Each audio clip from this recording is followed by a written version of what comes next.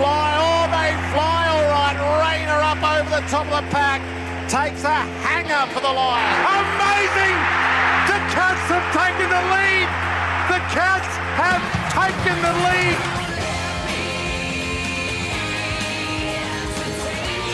The 2025 Toyota AFL Final Series. It's a thumping drop punt, and as if written by the gods, Nick Dacos kicks the opening goal of the game. Gunston good, swings onto the left, kicks another one. Amazing! The Cats have taken the lead. The Cats have taken the lead. Left foot snap, no way! Yes way!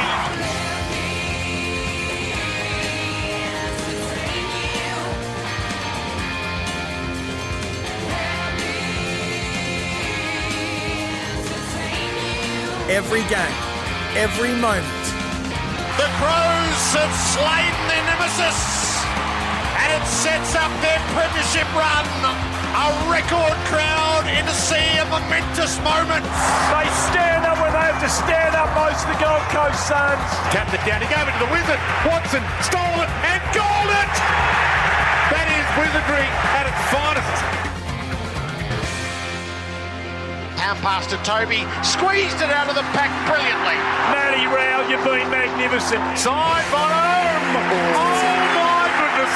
The superstars rise when the occasion comes.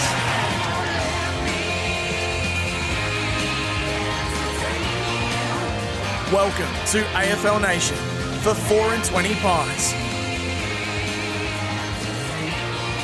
And so here we are, the final series of 2025, a stacked 8. It's been a season of haves and have-nots, and just the haves are left to battle it out over the next 4 weeks for the premiership. It starts at Adelaide Oval, and you can depend on this atmosphere to send the footy soaring. And two increasingly bitter rivals, if not inside the fence, then certainly outside.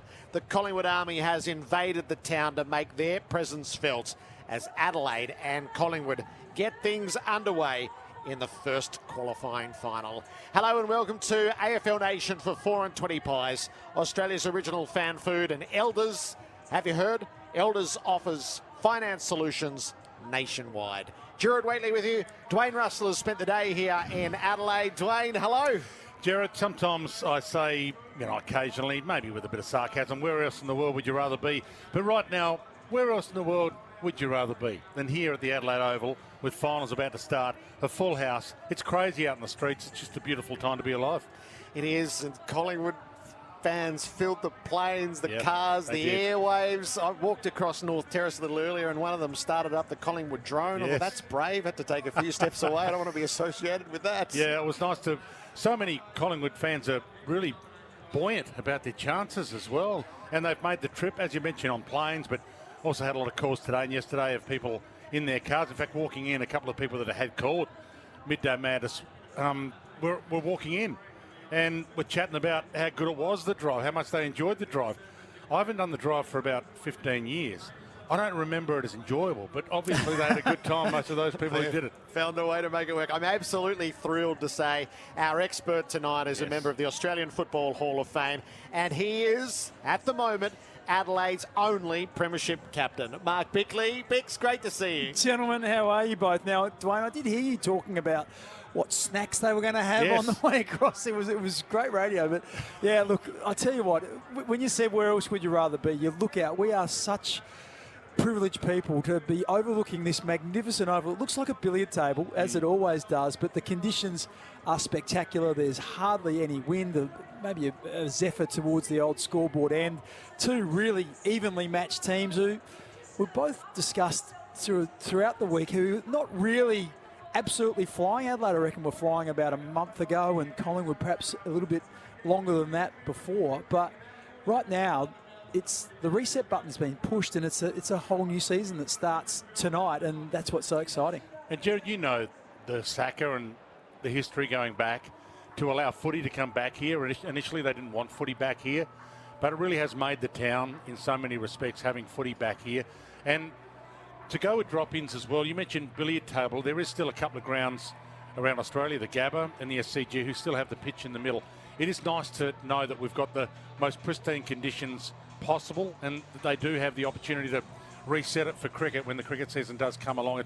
It's good that we've got the technology that we can do that now, and it's nice to be that far advanced that we can do it. It's the template for everything, Adelaide. Yeah. Proximity to the city, the way that they've modernised but kept the iconic nature of the ground, and then what they've done, which would have seemed sacrilege 20 years ago, and yet they have the best pitches in the country through the drop-ins that they've developed here. Compare this to the SCG right now, and it's just comical, isn't They it? should be so embarrassed Yeah. in Sydney with what's going on there. The turf. And hopefully they sort it out by the Ashes summer. But so in this town, what are you getting asked most frequently by Adelaide Crows fans? Is there a little trepidation? Is there raw excitement? What are you feeling? Well, a bit of both, I think. I think it's hard to be excited without having trepidation, but I think the biggest question is, unfortunately, has been around Isaac Rankin, and the question is, can Adelaide still win without him? I know they've got Josh Trichelli, who's been injured, is probably a week at least away, maybe 2, but he's such a pivotal player for Adelaide because he's a bit like a Swiss Army knife. You can put him in the middle when you need a lift in there. He goes forward and he kicks goals himself. He brings other players into the game because he draws opposition defenders, maybe 1 or even 2 at times, and that frees other people up. And so that's been the big question mark. And has it been a distraction over the last 10 days? And we probably won't know until probably 3 hours' time. And then the pulsating game that we did see 3 weeks ago, it feels like it was a disputed decision. The Crows got what they needed out of the night, but it was open to interpretation as to what had happened and what it would mean and how it will influence the rematch. Well, and if it plays out similar to that, you think Collingwood win that game 9 out of 10 times. 71 entries to 37. They won clearance convincingly. They just had, the ball was camped inside their front half. They just couldn't find a way to score, and that's been a little bit of their last month.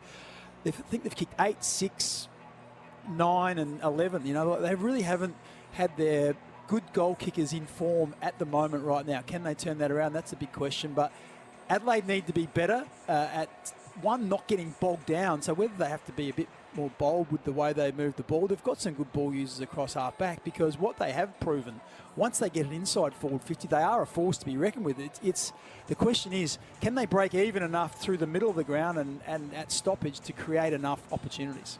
Footy's on, and BWS has got the deals. Get your game day bevies sorted with great value.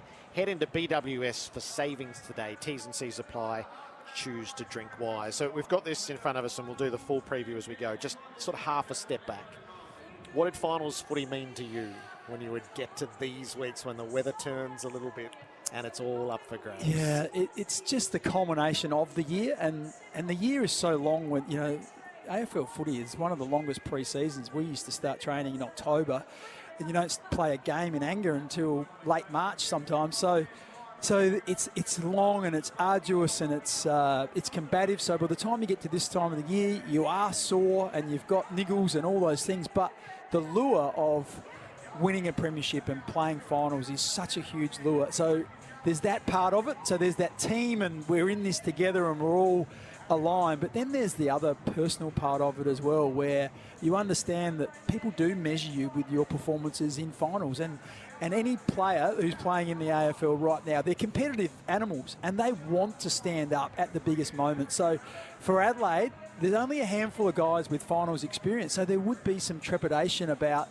the younger players. How are they going to handle the moment? Don't have those question marks with Collingwood, because they've got such an experienced side and they've been deep in the finals so recently. So that's another little X factor for teams like Fremantle, the Gold Coast and Adelaide, who have a whole stack of players who don't have much experience.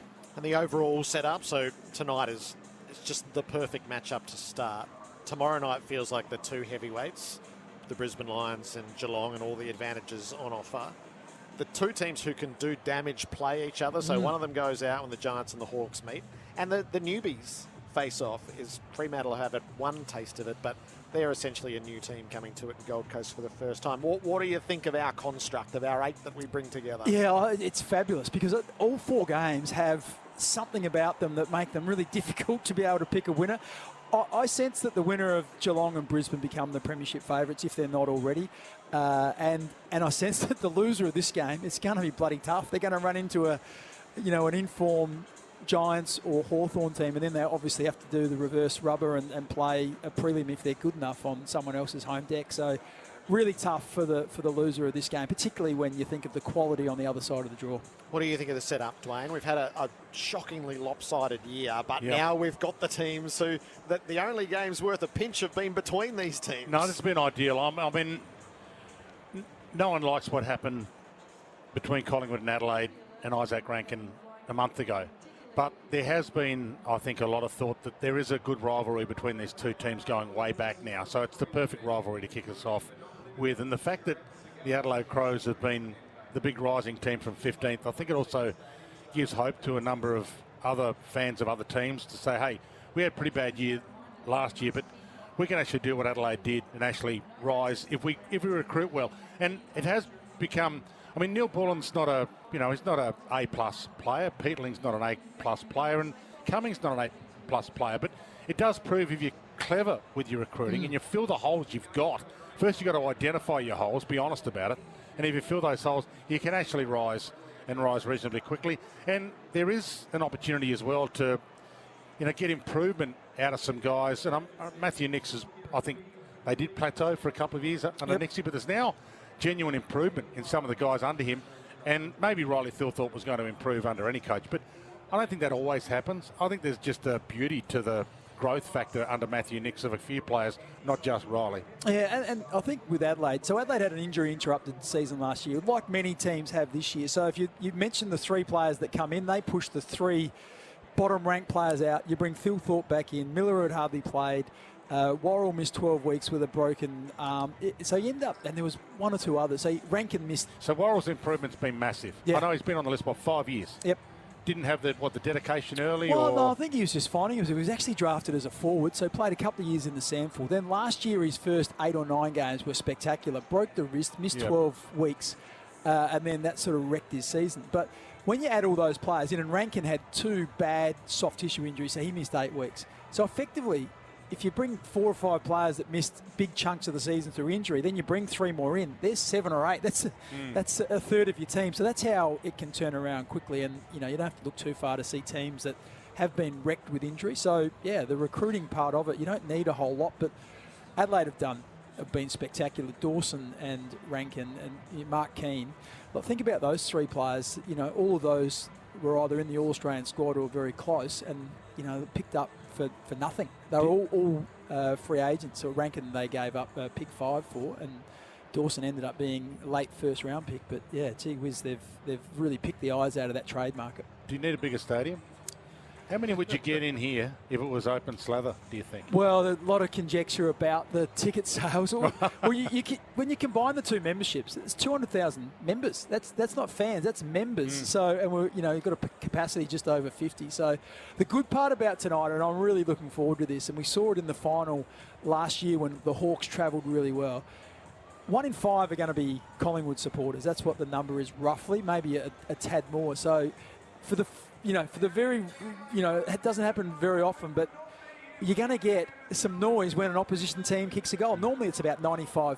Yeah. So if it's going to be something like 80, well, what is it? 80-20, they're still going to make some noise, and maybe even more because you've got some South Australian people that obviously barrack for Collingwood as well. So I'm looking forward to that part of the night as well. Yes, there's theatre to be had everywhere. Our travel partner is Signet AFL Club Power Banks, powering the SEN into finals, so don't leave home without your club power bank. The teams are as selected. The subs, Brodie Smith for the Crows and Rowan Steele for the Pies. AFL Nation, the pre-game show before every job. Search before you did it online every time. Warm-ups are finished, so the banners are out.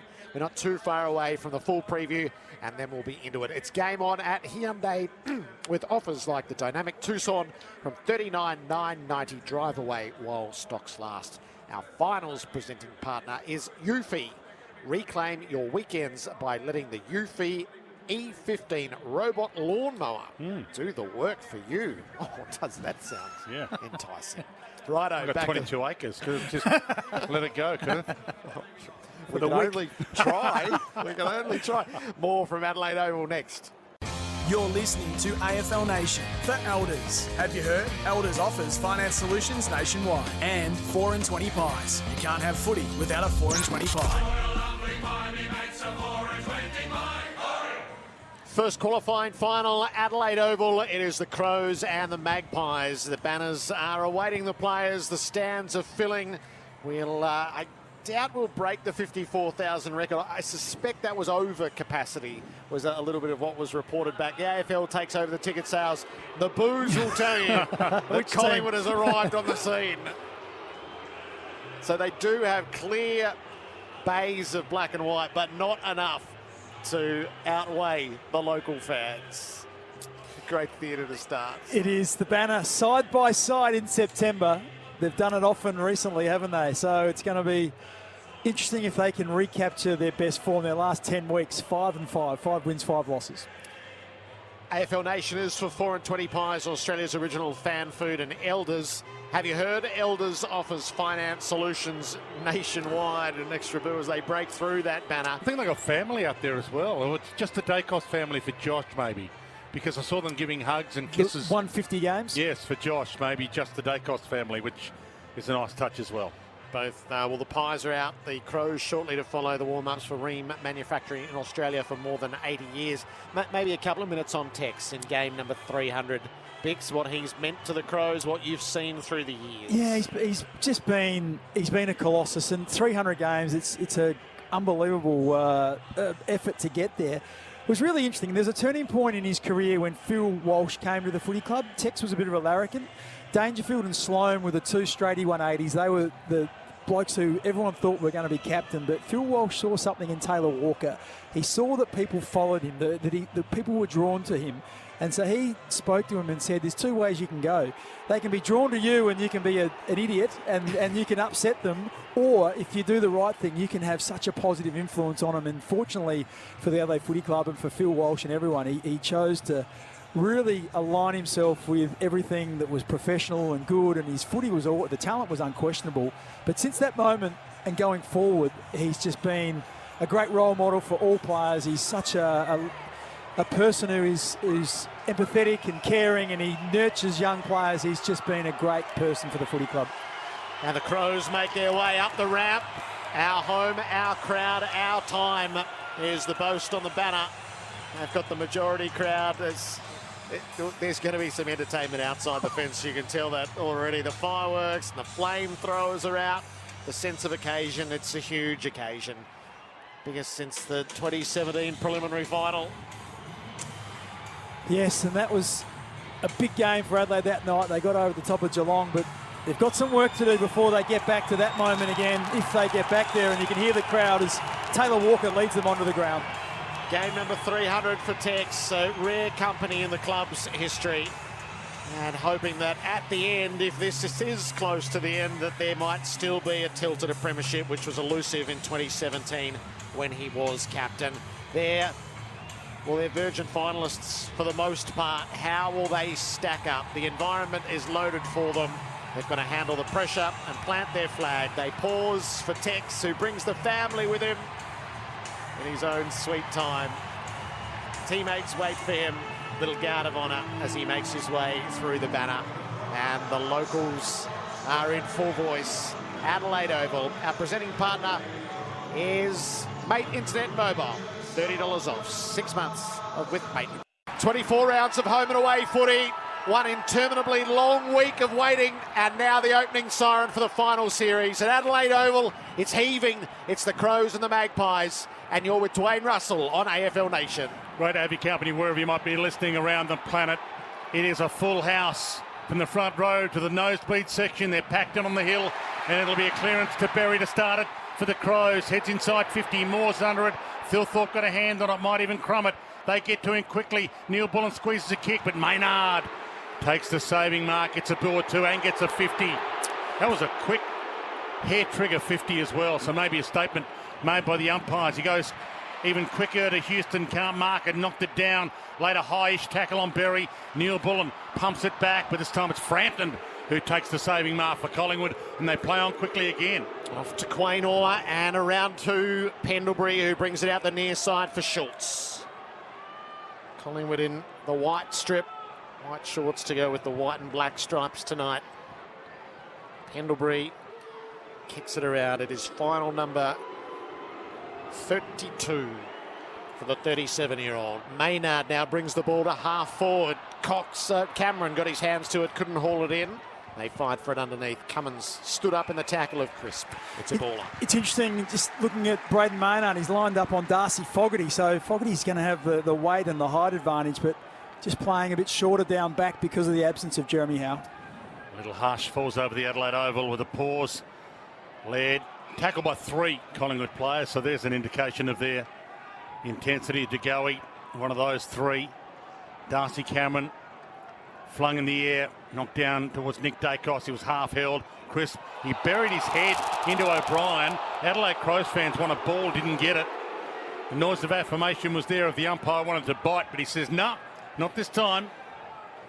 In close confines early under our broadcast position. Ball spills out the back. Nick Dacos walks it over the boundary. So he getting a boo, Nick Well, Dacos. I wondered whether they were booing. It started off, it might have been Quaynor, then it was Frampton, then it was Maynard, now it's Dacos. I think anyone with a Collingwood Guernsey on makes little sense.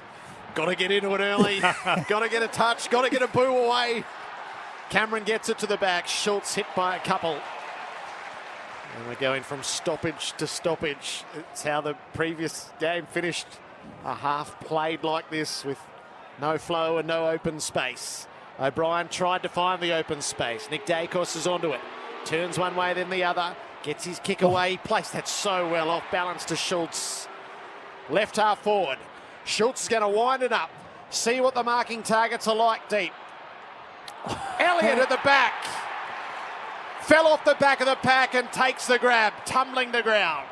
Well, one of the things we discussed before the game was Michaelini going forward. Well, Michaelini's played on Elliott the last couple of times they've played against Collingwood, except the last game when he was out injured. He's got a great record. Hugh Bond has kept his spot in the side when Michaelini's come back. And he's an experienced player, less than 10 games, and he's on a bloke who's arguably playing in his best year of his career. By far and away the best year of his career, 52 goals. Jamie Elliott for the first of the qualifying final. And it's Collingwood fans who roar first. It's a good win in method. It's a good win on the board. The Host Plus scoreboard, that's a plus. Collingwood a goal. And once again, just a little bit of an experience from Bond. I think he was ball watching. It looked like the 2 big men were going to fly for it, but maybe the little bit a zephyr of breeze. Not sure what we're booing for here, but a zephyr of wind just carried it over the back, and Bond was just standing next to Elliott, decided not to contest, and Elliott took a chest mark, almost uncontested. A little bit of a Collingwood chant ringing around the Adelaide Oval as well, so there's a battle between the crowd as well. But as the boys have mentioned, there's a large contingent of Collingwood fans here that have made the journey. Many Collingwood fans in South Australia as well. A bit of the fallout of Port Adelaide as well. Yep, no doubt. Magpies fans through and through. From the restart, O'Brien, Cameron. O'Brien's got a handball out to Soligo.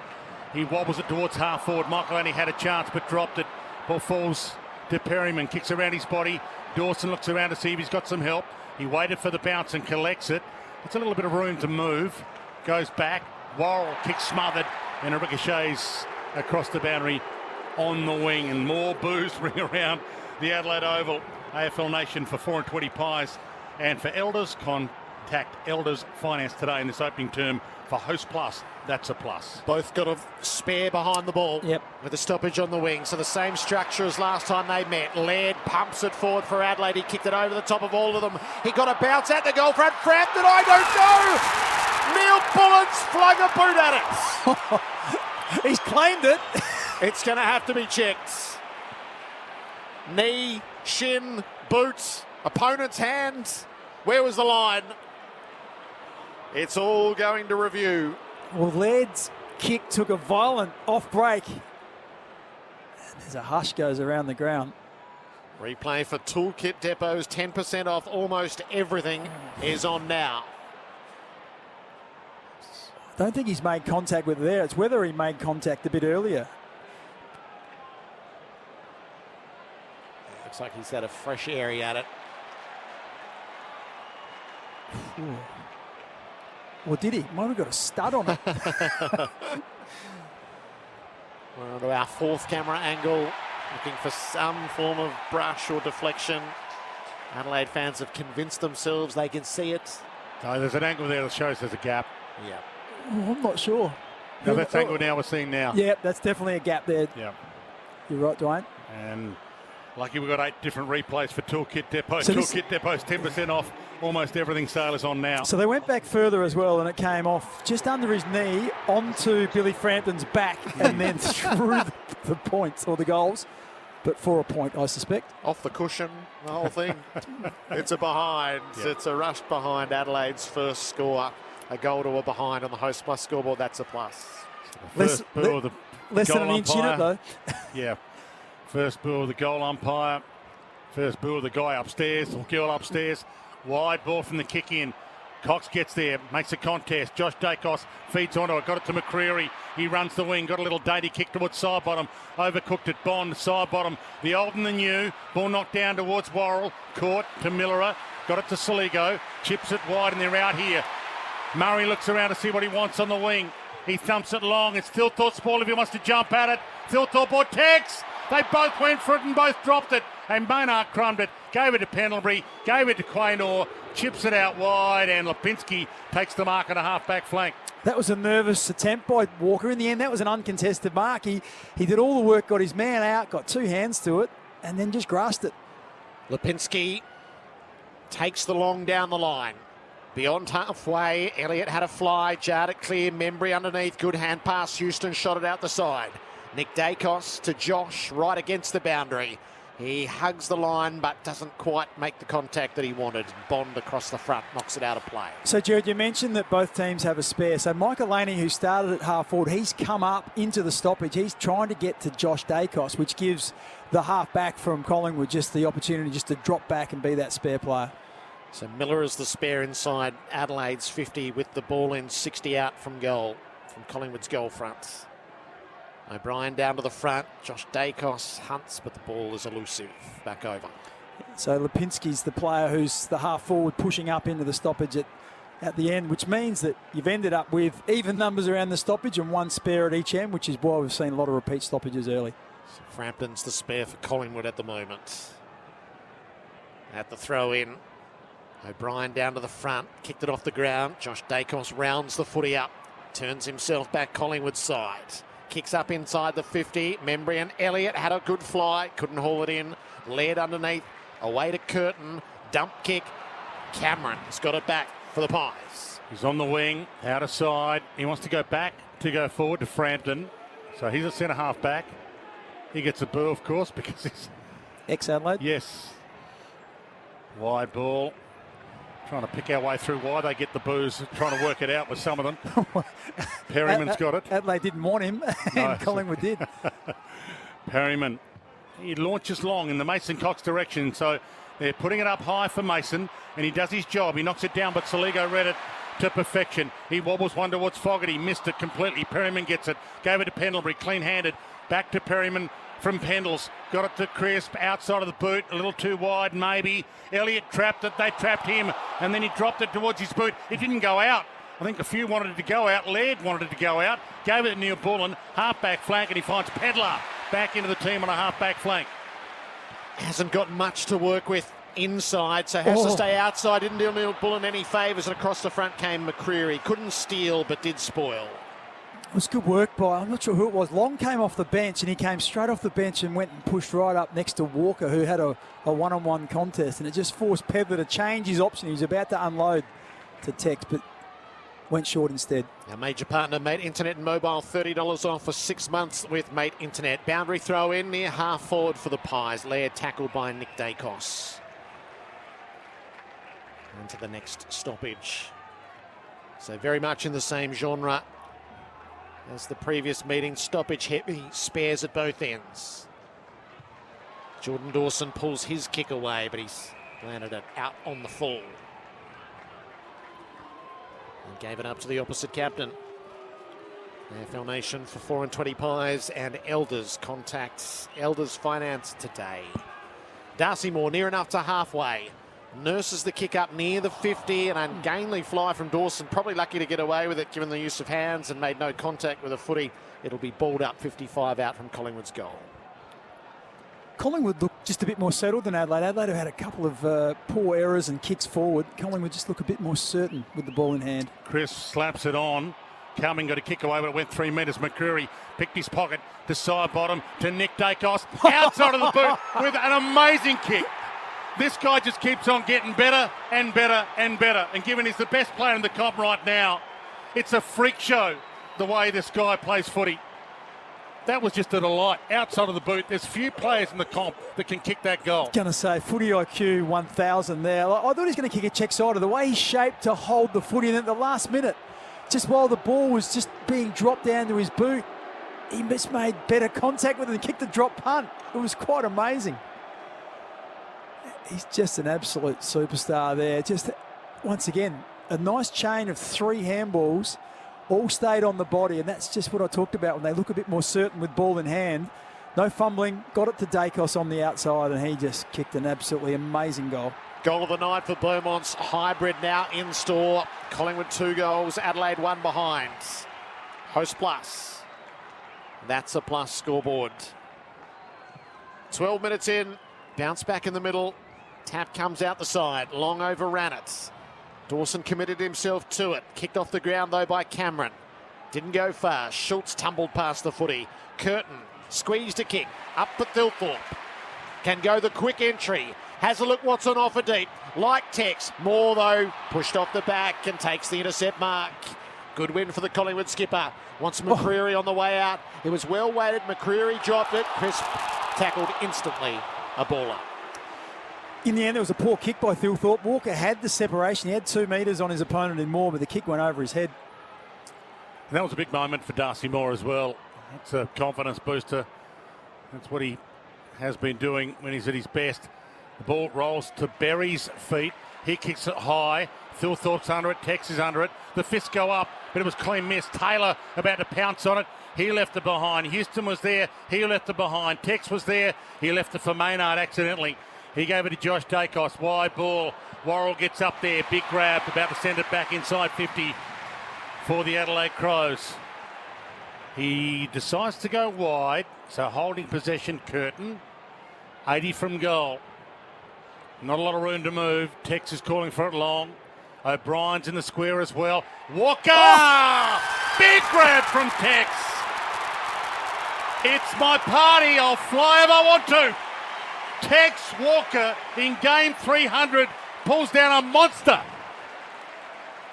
Got it on the way down, but just, I'll tell you what he did have. He had an unabated run at the footy. You just can't let your opponent have 6 or 8 steps and just launch at the footy like that. And he'll mark it every time if you give him that much space. And he's going to kick from about 15 metres out directly in front. And I won't need to tell you if this goes through or not. You will hear a massive roar here for Tex.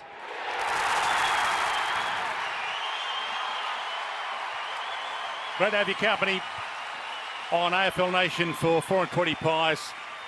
Our score for Host Plus, the official superannuation partner of the AFL. That's a plus issued by Host Plus Proprietary Limited.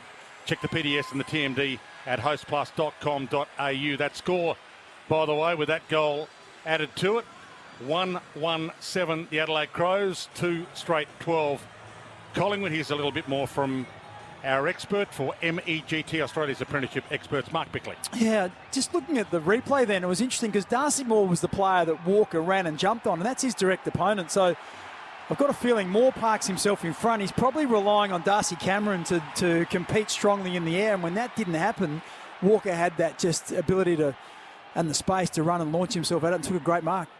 The Nick Dacos kick, the Tex Walker mark. How's that for starters in September? McCreary forged a path clear. He's been hunted, had to give it away.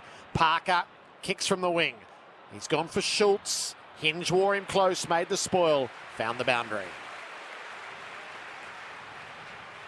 McCreary adds something, doesn't he, in the centre square. He's so dynamic. You just saw the pace and the burst speed out of that centre bounce clearance there. Really important.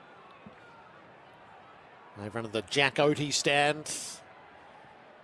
Approaching half forward for the Pies. Rucks nullified each other. Thilthorpe went and got the bouncing ball. Sends the Crows to half forward. More back with the flight. Looks terrific. Leaping for his marks and intercepted. Oh, he dropped the footy as he went to kick it. Gave it up. Fogarty away to the captain.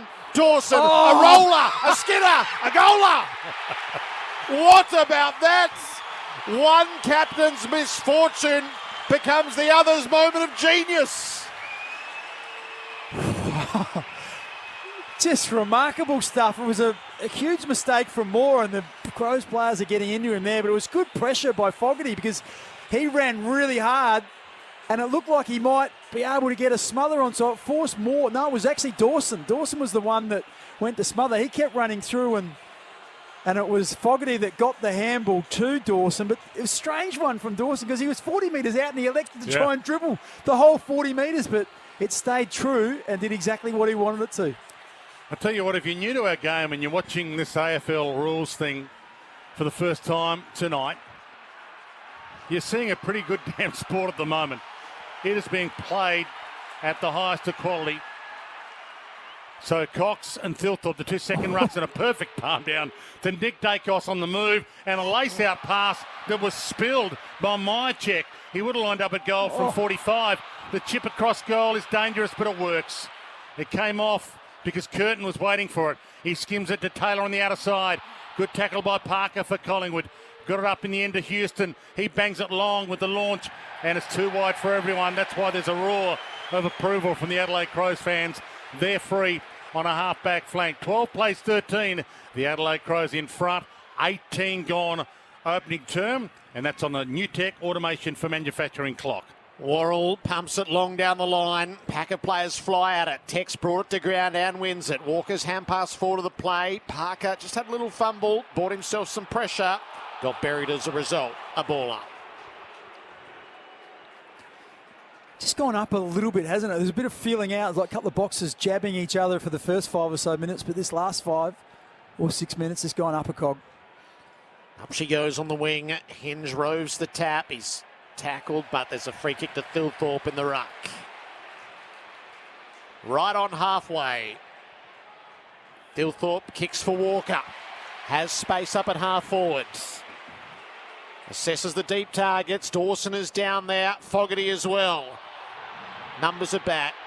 Perryman stood in the middle, took the intercept mark. They're appealing for a free kick to Fogarty.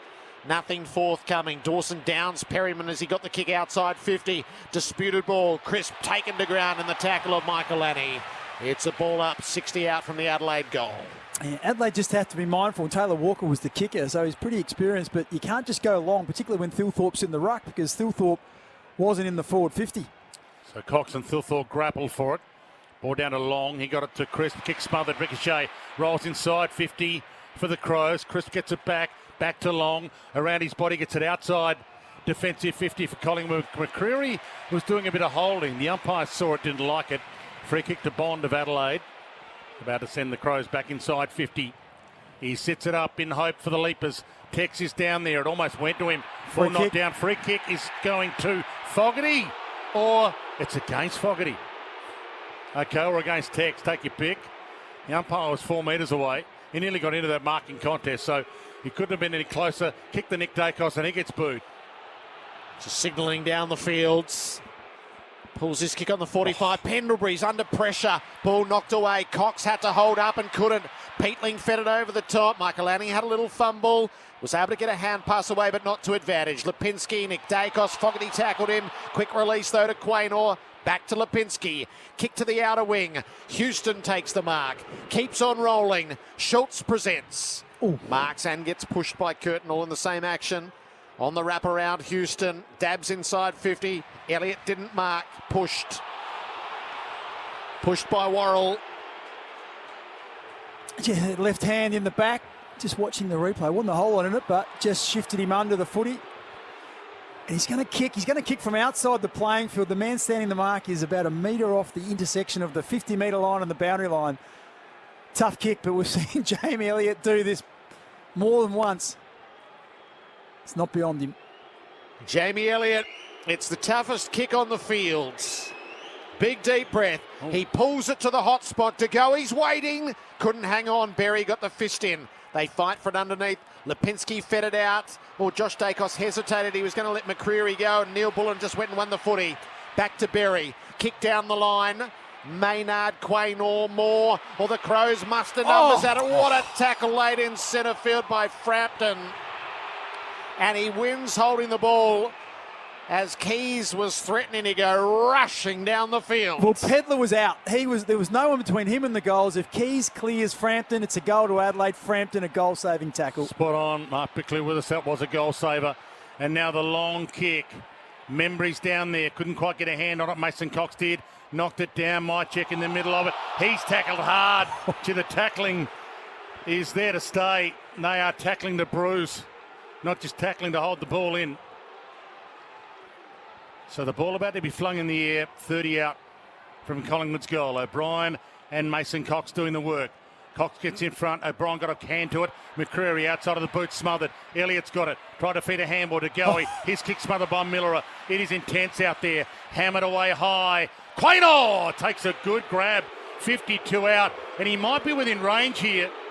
You can hear the boos. Unfair. Yeah, and it is disappointing, but that's the world we live in these days. We're about to see Quaynor launch this from 53. Both those shots that were smothered were on target. They were both going to be goals. And Adelaide just desperate to get it out of there. Kicked it out. 2-on-1, Quaynor marks. Well, this will silence them. He opens up the angle. He sends it long. Distance isn't a worry. And no, it is a worry. It was touched on the line. Didn't quite get there. Hit the post as well. I think it was knocked into the post. Hung in the air. So only 8 behind. So approaching quarter time, 23 minutes gone opening term. Brought to us by Host Plus. That's a plus. Scores are level, 13 apiece. One of the interesting stats, thanks to Milwaukee Outdoor Power Up, is Adelaide have had just 7 marks. They've got no control in this game. Everything's been contested. No flow from Adelaide. Keen to the centre square and a contested mark taken by Dawson. He gets going out the far side, like the look of Curtin. It just cleared him, so he takes a little while to get there on the second bounce and being pursued. Kicks Adelaide to half forward. Quaynor beats Pedler hands down. Just another example there. That was a chance to have a chain of 2 or 3 marks, maintain possession. Just haven't been able to put it to advantage of their teammates, Adelaide. Quaynor takes off, goes down the line. Crows had numbers in the air. They fight for it underneath. Mycheck, Dawson. It's fed out by Frampton around to Long, who bumbles it up to half forward. Elliott, he takes Worrell down. Worrell regains his footing and wins the ball. Steady in defence and a lovely kick, and Pedler does mark this time. He's hurt himself, Elliott, with that takedown of Worrell as well. He's hobbling. So the quick fire kick, Darcy Moore gets in front. Good hands. She started well. Yes, he was. Turn the clock back a bit to Premiership captain Darcy Moore. He holds it up here. And from half back, heads toward the wing. Mycheck got there from 3 deep, couldn't mark it. Long crumbed it, gave it to Schultz. Feeds it off to Lipinski. Ugly bounce, although a kind bounce because Worrell couldn't trap it. He knocks it inside, attacking 50. DeGoey, he was almost caught high there. He picked the ball up and was caught high, and the umpire cuts the tackler some slack and says ball up. Crow fans wanted ball. Collingwood fans wanted high. Which was it, Bix? Yeah, neither. Pendlebury, he hammers it towards goal. He got plenty on it and it's knocked through for a behind. So Collingwood lead by that behind with 5 minutes left on the New Tech clock in this opening term. New Tech, optimise your business with automation. It'll be the long kick in again. Keane, he's gone for Fogarty, had front position on Frampton, who chopped the arms. The advantage was initially paid and you can't pull up. Peatling forked the tackle, was able to get rid of the footy and needed to as well. Curtin guides the kick up to O'Brien, punched away by Cox, and Josh Dacos sees it over the boundary. That was a bit unfortunate because I thought that was a mark, and had that been a pay to mark, he would have actually got his kick, Yeah. as opposed to being forced to play on. They clear the benches on the interchange. The game is running hot for Ream, Australia's favourite hot water. An excellent opening term of finals footy. At the source, Saligo tried to make something of it. Ball back into dispute. Dawson's had a hell of a good term off the ground. He stabbed that ball hard and Houston was able to defuse it. Plays out wide to Quaynor. Has a look down the line. Perryman was the best of it, adjacent to the centre square. He can flare it out to Parker, who's got room to move. Long 60 out from goal. Can he find a target inside 50? He's held it up. He's held it up. Now he prods. Parker kept on going. He takes it at 48. So there's a chain of 5 uncontested marks. So they've gone from Houston, who was playing in front at indiscriminate soccer off the ground, and takes it just outside his own defensive 50. And then with pretty little risk, they've been able to find uncontested mark times 5. Centering ball from Parker. Myercheck got hands to it, got crunched. He'll get a free kick. Got crunched by Murray. Umpire said it was high. Myercheck is stung, but he will rise at the top of the goal square. Yeah, don't think there's too much doubt about that. The big punch came. That was Curtin in the end, was it? Or no, it was Murray. Yeah, yep. And just the bicep took out the top of Myercheck's head, knocked him clean off his feet. So not too much doubt about that. Late in the opening term, Brody Myercheck as good as point blank range. Builds Collingwood's lead by a point. He's missed to the right. Staggering from one of the best set shots in the game. That's awful. They're 2 points up instead of 7. Finals can do that though. Kick towards the wing. Cox went the fist, could have gone the mark. Ball knocked down to Saligo. He tried to take on side bottom. He did take him on 1. Josh Dacos nearly a mark. Then he nearly handballed it out, and he knew Nick was there somehow through telepathy. Oh. Nick's inside kick is amazingly aggressive. Who's going to win it? Berry got caught, nearly got buried. Umpire said free kick. So the Crows about to go forward here. Berry holds it up. Sends it long. Quaynor got up there, couldn't mark it. Ball hits the deck. Keys nearly crumbed it. And the umpire's going to have to sort it out maybe with the ball up here about 30 out from the Adelaide Crows goal. 15 plays 13. 2.5 minutes left to quarter time. That score for Host Plus, that's a plus. Adelaide's turn to attack in the goal mouth. Fogarty tries to pry it clear. He's tackled by Moore. Just haven't had enough clean ball to try and service their forwards at the moment, Adelaide. That's their big weapon. Haven't been able to unleash it. Cameron tapped out the back. Maynard with a clearing kick. It lands beyond the 50. Knocked away by Keane, gathered up by Lipinski. So Collingwood get a look. Lipinski was charged down by Laird, who made the smother. Oh, they haven't paid a mark, have they? Membry felt like Laird had touched that on the way through. It's interesting as well. Keane's on the mark. Adelaide would love him to be where the ball's going to land, not standing the mark on the half-forward flank. Membry's ball, left half back. Collingwood by 2, 2:02 to go in the opening term. Myercheck and Cameron are the targets up the line. No mark. Spoil over the boundary. Throw it in. Elliott was having a chat to some trainers on the bench, but he looks like he's up now and might be okay to come on, but he was being assessed. Beautiful sight it is. Full house here at the Adelaide Oval. Ball back into play. Long had a sneaky chance at it. Nick Dacos, he couldn't quite reach it. Then he tackled Laird, who got a roller. Quaynor, head tactic going one way, Fogarty the other. Darcy Moore, was that a handball? Umpire said yes, he got away with it. Penalty against the grain. He knew Thilthorpe was going to wrap him up. Thilthorpe should have probably delayed the tackle a beat because he had no prior. Or did he, though? He didn't actually try and do anything. He just, that's just experience, isn't it? Scott Pendlebury knew the umpire wouldn't be brave enough to pay it against him. He ran into his arms like a child running into grandma's arms. he just knew he was going to be wrapped up, Pendlebury, as soon as he got there. So he took the wrap up and was happy with the ball up. We've got 1:22 left in this opening term, but it's been a cracker. It absolutely has. Berry just didn't quite gather at the source, so he fights away, tried to paddle it out. O'Brien once, twice off the ground. Side bottom, though, picked it up. Adventurous hand pass going forward, and the race is on. Hinge got worked over. Worrell got caught. Hand pass up in the air. Collingwood's pressure is good. Hinge did well, though. Keys off the ground. Maynard's well set, though, in front of Thilthorpe. He took off. He slipped. He got out of a spot of bother. Maynard has a bounce. Comes away. Kicks up. Myercheck presented, lunging spoil made by Murray. Underneath is Worrell. The counter-attack comes from Adelaide. Fogarty has it. Cummings the runner on the outside. Fogarty held it up for a long time. Now he kicks. Still thought too strong for him. The moment passes as Cameron diffuses. Has not been on the same page at all, Adelaide's forward entries. 3 or 4 really poor kicks that have played right into Collingwood defenders' hands. So cautious kick wide to let the seconds peel down here with only about 15 left in the opening term. Great to have your company on AFL Nation for 4 and 20 pies and for Elders. Contact Elders Finance today. Our expert for MEGT, Australia's apprenticeship experts, Mark Bickley. And at the moment, this game in general is running hot for Ream, Australia's favourite hot water. It's been a fantastic opening term. Just a few seconds left, maybe a chance at a score for either team with a clearance here from the wing.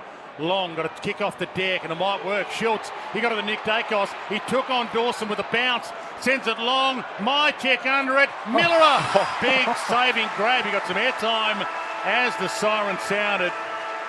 Quarter time, Adelaide Oval, full house, jammed in like sardines, and it's Collingwood by 2, 2-3-15 to Adelaide 2-1-13. Goal kickers Elliott and Nick Dacos for the Pies, Dawson and Walker for the Crows. This is AFL Nation for 4 and 20 pies and Elders. Contact Elders Finance today. It's Collingwood by 2 points at quarter time, 2-3 to 2-1. Mark Bickley for MEGT, Australia's apprenticeship expert. Yeah, we talked about it just in the back half of that quarter about the uncontested marks from Collingwood. Ended up looking at the stats, it's 26-10. So just controlling the ball by just shifting it, keeping it in their own hands. Adelaide just always under pressure, just banging it forward. Almost looked like they were just trying to take ground, get it forward any way they could to try and clear the congestion. But every time they did that and socketed it off the ground or just did the rush kick, it went straight to a Collingwood player. And the other one that jumped off the page was the marks from opposition kicks, or the intercept marks is the more common reference. And at the moment, it's the Pies who have taken 12 and Adelaide have taken just 2. And one of them was as the siren blew, which was Wayne Miller. And Darcy Moore's had 3. And it's just been one-way traffic in terms of that stat. Collingwood on top, but only leading by 2 points. Yeah, it's quite remarkable. That's a picture of a bigger lead than that. So Adelaide with some work to do. Long gets first possession in the middle. Hand passed out near side bottom. Had a fresh area at it. Goes back and gets it. Gives it to DeGoey in the tackle. Had to release in a hurry and turned it over. Laird kicks up the wing. Keys with a couple against. Josh Dacos the spoil. Cameron on the tidy up. Parker with the kick. It's an awkward ball for Lipinski. Gets past him. Laird rushes back. Lipinski stayed in the contest. Away to side bottom. Now to DeGoey. He kicks carefully inside 50 and Elliott presents wide.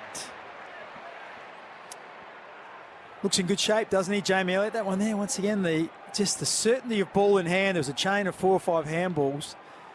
And it gets DeGoey out. Time and space. If you can look up and you've got time to scan the forward 50, you're going to find a player generally. There's going to be enough separation. And Elliott had 2 metres on his opponent in Worrell.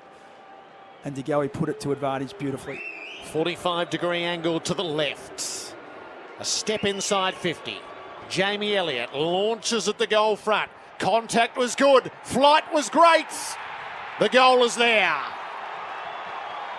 Elliott's got 2. Collingwood strike first in the second term. The lead is 8 points. Deutschfar Chakta's scoreboard 3-3 to 2-1. Got the first goal of the game. Got the first goal in the second quarter now. Kicked 2 last time these 2 teams met. He's got 2 already, so he's looking very ominous up forward. I'm sure the Pies fans will be reminding the All-Australian selectors, how about our boy?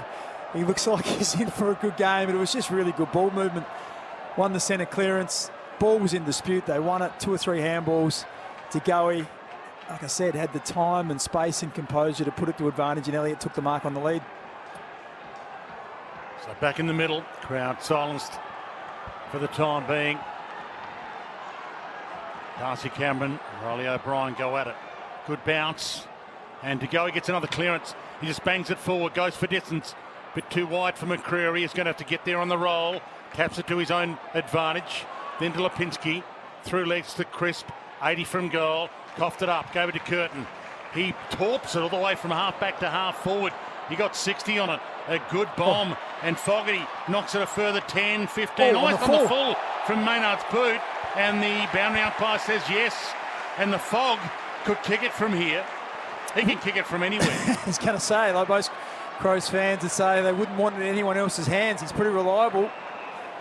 And that one there, And I understand we've got the arc if needed for decisions exactly like that. Yep, quick little check confirms that's what it was. Out on the full replay for Toolkit Depot. So Darcy Fogarty for goal. 199 of his career, but he's in the gutter. And he's going to kick from 50.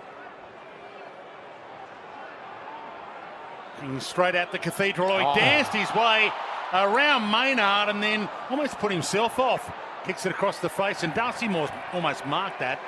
And it's a ball in forward pocket. That was a little bizarre. He's kicked those before. Yeah, it's interesting. I wonder if he just got too close to the man on the mark. As he ran out, that enabled the man on the mark to come forward a little bit, and he was worried about getting smothered. But as you said, he was then off balance, had the kick on the run. Deep forward for Adelaide at the throw-in. Tap went near Soligo. Didn't quite gather. Still in dispute. Keys has it for a moment. He's taken to ground by Long. It's interesting, there's a whole heap of players. Keys has had 1 touch, Michael Annie 1 touch, Peatling just 2, Pedler 2. So a lot of Adelaide players struggling to find the footy. O'Brien knocks it out to the left. Keys hand pass off the ground side bottom. Ricochet back to Josh Dacos, who just clears the area. It'll stop right on the boundary as Cox arrived, and thus it's a throw-in rather than insufficient intent. Nick Dacos, the leading possession winner on the ground. He's had 8. Lipinski, Perryman, Long 7 for the Pies. Worrell and Curtin both with 7 for Adelaide. Stunts for Milwaukee's outdoor power-up is now on. Right half forward for Adelaide at the throw-in. Going to the Cathedral end in this second term. Laird fed it up and then got it back. There was high contact and a free kick, so Laird's allowed to put it up inside 50. Thilthorpe flew, didn't mark. Underneath Fogarty, missed the hand pass to Neil Bullen. It allowed Pendlebury to arrive. He released to Perryman, works it out to Long and over to side bottom. Collingwood clear the area pretty artfully. Bouncing ball long down the line. Keane slipped the tackle of Myercheck, and he can set up for the Crows. Yeah, chips it back nicely. Laird took a half netball step, wasn't called to go. He's on the wing.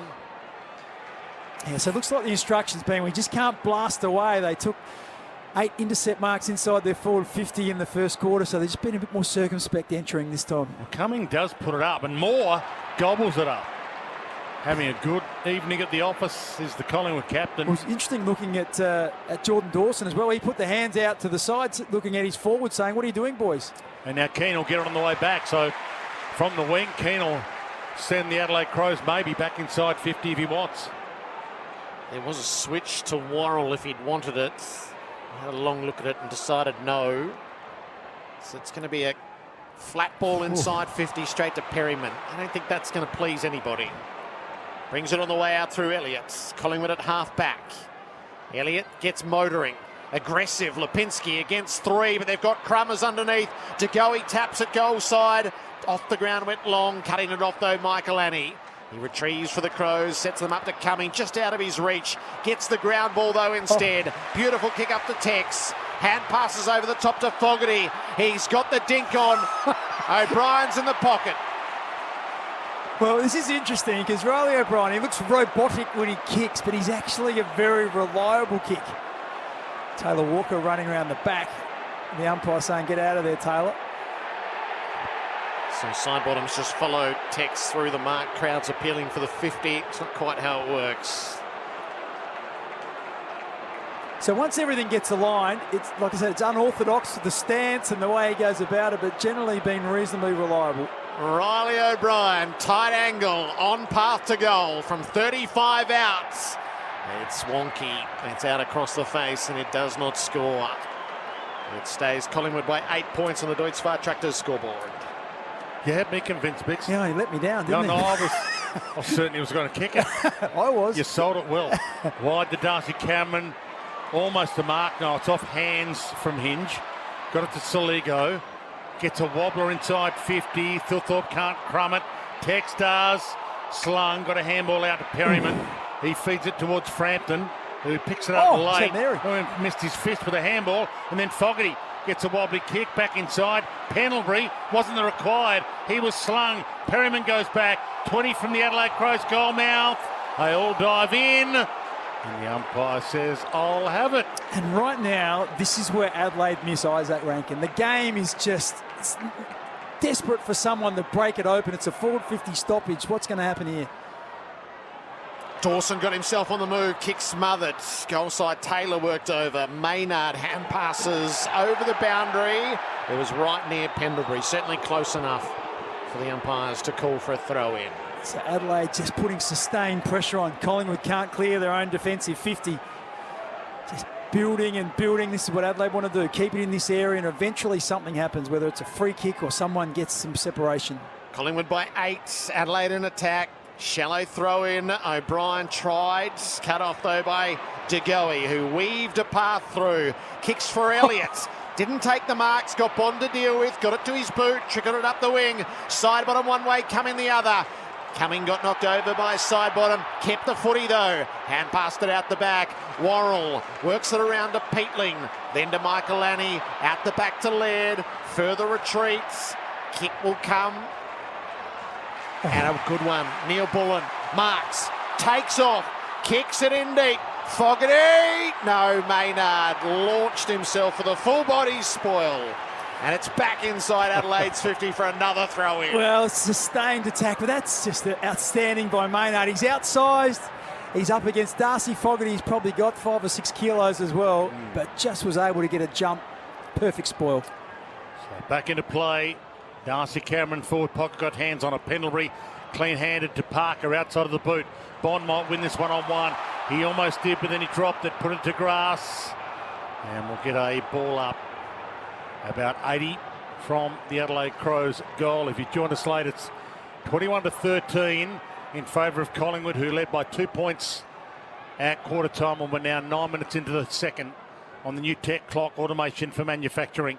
Darcy Cameron, second effort with his toe, knocked it towards the boundary, and Long lays the tackle, and the tackling has been intense. The umpire looks at the boundary umpire and says, is it out? You can toss it in, and we'll reset. Full house.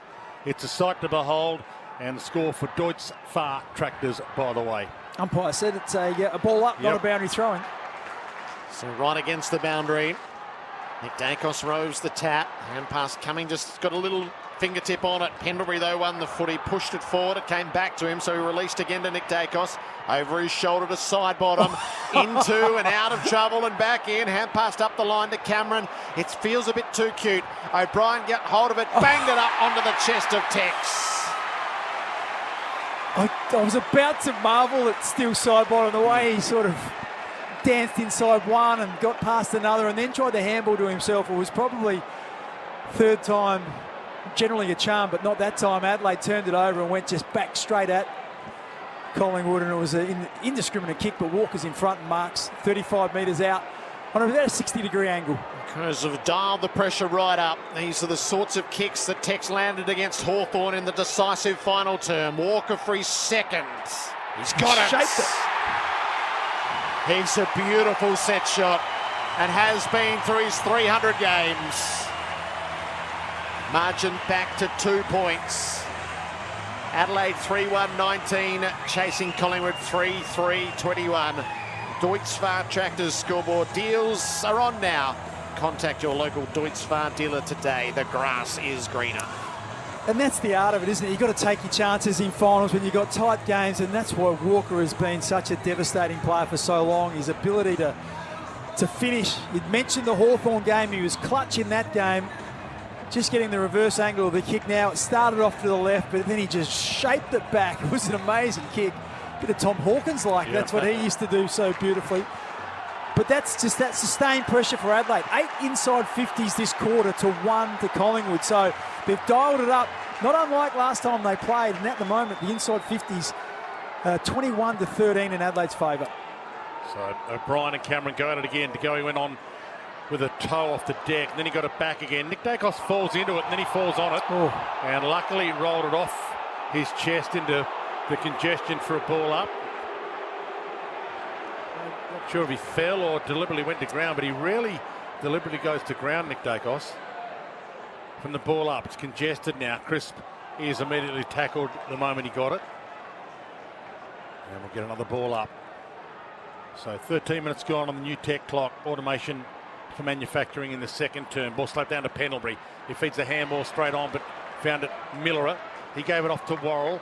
From half back to half forward, a big bomb. Frampton didn't get much of a fist on it. maybe skinned his knuckles to Moore. He gave it to Josh Dacos. Feeds it further on to Houston. He's got some room to move. Gets a bill or two.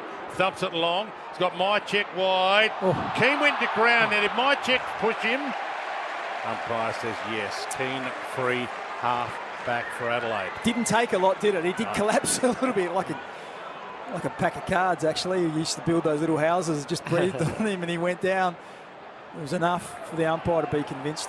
Back to Worrell, up to Miller. Michael Annie near centre half back. He's got a couple on the near side. Bond given right of way. Works his kick up the line to Neil Bullen. So this was what there was none of from the Crows in the opening term. Hand pass to Curtin. Took him on. Had to evasive action. Back to Neil Bullen. Caressed the kick beautifully for Pedlar. We talked about that at quarter time, didn't we, around Adelaide not being able to find any marks. I think they had 8 marks in the first quarter. They just had a chain of 5 just there. Just being able to change the direction of play, get it on the open side, then create the overlap. And then that was a deft little kick from Alex Neil-Bullen. Great composure. Finds Pedlar at 50. 7 games, 9 goals this season. Comes back for September. Luke Pedlar winds it up from 50. Oh, that's pure. What a glorious kick to put Adelaide back in front. 4-1-25 to Collingwood 3-3-21. The purest of strikes from outside 50. And that's why Adelaide like Pedlar. Look, he's a very high draft pick. He was picked number 10 in the draft, but he just hasn't been able to get his body right. Coming back from a 2-week hamstring. And he's got explosive power, so he's got burst speed off the mark, but he's also got that thumping left foot. And we saw him just move off the mark, arc out a little bit to the left, but as you said, Jared, he hit it pure. Kicked it from 50 and cleared the fence. Could not have struck that any better. 1 metre inside the left-hand goalpost. Make a certainty of your goal for DLF Seeds. Innovative forages for farmers, delivering certainty through science. And our flexible player for Flexalt, the only flexible oral lice treatment for sheep. Riley Thilthorpe into the ruck now for the Adelaide Crows against Mason Cox, who's just off the bench. And Thilthorpe rips it out of the air. Cox had him. That's a throw. He one-handed handballed it, and the umpire said he was already being held by and 50 against Mason. So it was a one-handed handball, but the umpire deemed that Mason Cox had his hand first. So it was holding the man, and then Mason Cox looked at the umpire and said, "What are you kidding me?" And that's 50. Well, here we go, watching the replay. Yeah, so what the umpire's saying is he was juggling it, Thilthorpe. He hadn't taken control of it, but Cox had grabbed him by the arm. And then he made the fatal error of arguing while he was holding the foot. He should have given the ball back first and then pleaded his case. So Riley Thilthorpe to give the Adelaide Crows their biggest lead of the game.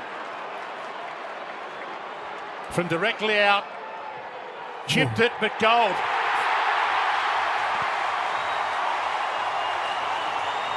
So Big Filthy gives the Adelaide Crows their biggest margin of the game at the 16-minute mark of this second term. The clock for New Tech Automation for Manufacturing. Our expert MEGT, Australia's apprenticeship experts, is Mark Bickley. Adelaide Crows now running hot for Ream, Australia's favourite hot water, and that replay that we're watching at the moment kind of backs it up. For Tool Kit Depots, 10% off sale. Almost everything is on sale right now. Adelaide Crows 5-1. Collingwood 3-3. Inside 50s 10-1 to Adelaide, and the disposal efficiency Adelaide are going at 75% after going just over 50 in the first quarter, and the Pies are going at 48%, so it's almost a carbon copy, reversed. Crows by 10. Cox leaps early, puts the tap out in front of McCreery. Shot the hand pass out to Houston, charged down by Berry. Great smother. Berry's after the footy, Houston's after him. Berry gets there first. Away to Millerer. Kicks the Crows up the line. Cox is coming back. Fills the hole and takes the intercept mark. So he's got a bit of work to do to make amends. Mason. High stakes gamble to bring him in. His first real involvement was to give away a goal. Kicks up to half forward. Thilthorpe over the top of Cameron. This is the beauty of Thilthorpe being able to play in the ruck. He hasn't really had any impact on the game as a forward. He goes in the ruck, gets a free kick and a goal. Oh, high risk centering ball picked off by Membry. Options are plenty. Side bottom. A step outside the 50. Still some possibilities shallow. Side bottom. Has he got the journey? If he runs out, the man standing the mark on 50, still side bottom is as smart a player as you'll get. I think he might get close to the man on the mark and then just at the last minute wheel out to the right, not kick over the mark and almost get the journey. Like he did grand final day. Yes. How could you forget if you're a Brisbane fan? So a couple of years on in final number 27, side bottom from 55, leapt into it. It got to the line. Cameron got a piece of it, couldn't hang on, banged his head on the post. Keane's hurt his shoulder, and the ball's trickled through for a rush behind. Yeah, Keane's coming off, I think. Yeah, he looks in real trouble, doesn't he? Yeah, although he's turned and he's staying on now. So the quick kick into Texan. Big Tex with some airtime again. Turns and goes and heads out wide. He's trying to hit, well, he hit Quaynor in the end. He was trying to hit Peatling, but Quaynor takes the mark on a half-back flank. You feel like Adelaide had all the momentum going their way until that turnover from the Phil Thorpe kick. And now Collingwood on the rebound. Mason Cox gets there, makes a contest. Lipinski, he pokes the pass to Schultz. We took the netball set to play off. Umpire said he did go, and he goes to side bottom, and this time Sidey's going to be close enough. He's had a sider, but this time he's 10 metres closer. And his last shot, if Darcy Cameron could have got out of the way, would have actually been a goal. Well, that's what I was about to say, is that there was no problem with the accuracy. It was just the journey. The journey won't be an issue this time. And what a finisher, what a player he's been for such a long time. And that was what Mason Cox has been brought in to do. Bring the ball to ground. Lipinski fed on it. Contest it, bring it down. So Pendlebury and Nick Dacos off now. DeGoey and Elliott back on. How's that for 2 on, 2 off? In the meantime, Sidebottom's being asked to wait here. Must be a blood rule, is it? Darcy Cameron, potentially? Oh, right. Yes. Yeah. Good spotting, Vince. So is that going to work in Sidebottom's favour or not? Yeah, I think it does. I think Adelaide kicked a goal at the 11-minute mark, one at the 14-minute mark, one at the 15-minute mark. The crowd was up, the energy was high, and then this last minute, everyone's just had a chance to catch their breath for Collingwood. Now have a shot for goal. With ticketed time on second term, Sidebottom had to use a bit of body language, and he caught it there. If not for the body language, that hit the post. He got it there by a coat of paint. That's about it.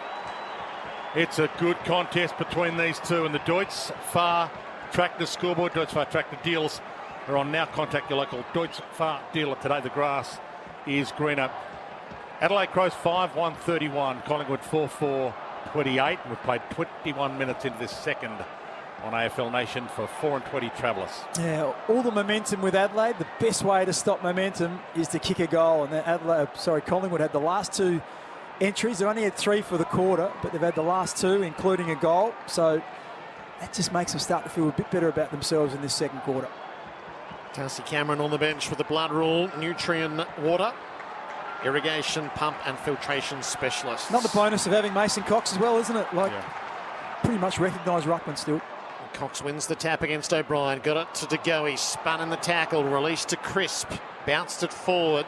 Neil Bullen came the other way. DeGoey overran it. Saligo's got access. Put the hand pass to the wing a little indiscriminately. Josh Dacos arrives. Worked his hand pass to Schultz. Tackled by Miller. Dragged off it. Taylor gets it for the Crows. Tosses it up to half forward. Moore flies over the top. His timing is good tonight. Another intercept mark for the Pies skipper. Doctor's been out to Keane and giving him the all clear. And Myercheck just had a bit of work from the physio and from the doctor down on the bench as well before returning to this contest. Knocked away by Murray. He ended up with 4 against him in the air, Myercheck. Over the boundary for a throw-in. When Darcy Moore and Collingwood can get the pressure up the ground and just force that indiscriminate kick, he's such a force to be reckoned with. It's when the pressure isn't there and teams are able to have time and space, that's when he gets caught out. But tonight he's been exceptional. Crows by 3. O'Brien clear tap. DeGoey, though, wins the footy out the front. Hand passes to Long. Links it up to Josh Dacos. Kicks Collingwood inside 50. Myercheck and Keane link up. Membry and Murray arrive. Murray the spoil. Dawson dragged off it. Neil Bullen onto the spillage. Away to Murray, who's got 2 targets on the way out. He didn't find them, and it bounces away from Tex for a throw-in. I think they'll take that. Adelaide didn't get to Tex on the chest, but ball in on the wing. They were under siege there. Just a tight game. Has it just tightened up again? Adelaide had a little moment. And now Collingwood back in this game. 3-point game. Short throw in. O'Brien got there. Cox got there late.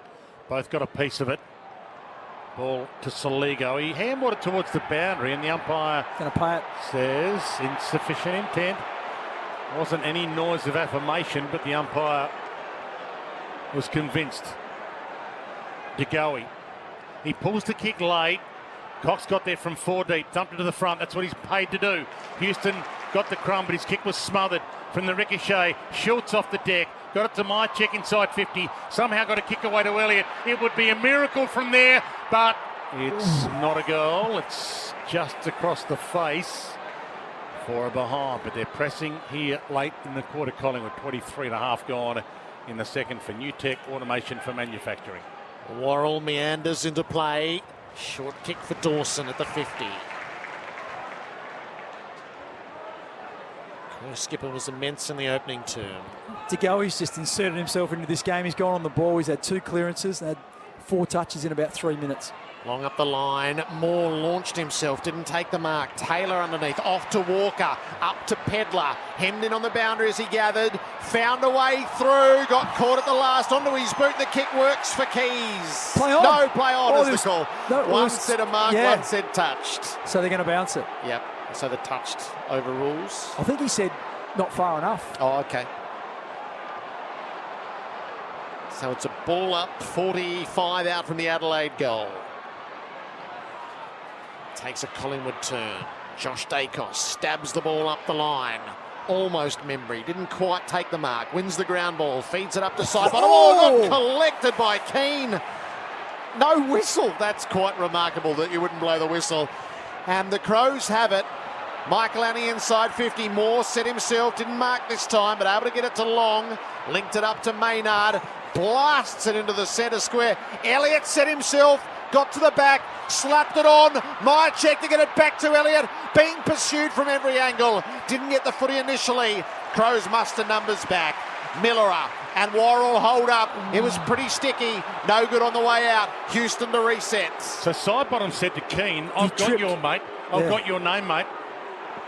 Or whether he was saying to Keane, you're about to get reported for that. Chip kick inside 50 to Crisp is delightful. Keane's been reported about 4 or 5 times for tripping. Right. And it just looked like he threw a leg out, didn't it? Whether the leg made contact a bit higher up, still Sidebottom's leg, but it knocked him off his feet. Sidey wasn't happy. He didn't actually go at him physically, but he went at him with a finger in his face. He got an elbow to the head, and we all saw it. I thought he threw a leg out as well. He might have everything going, but the elbow to the head was pretty obvious. So this kick from Crisp for the lead in the shadows of half-time. It won't make the distance, and the Adelaide Crows have the numbers. O'Brien on the goal line takes the mark. You don't want him kicking it. Someone will be running past. You just backed his kicking in before. You told us it was a great kick. That's when he's steadying. It can take 30 seconds to get everything aligned.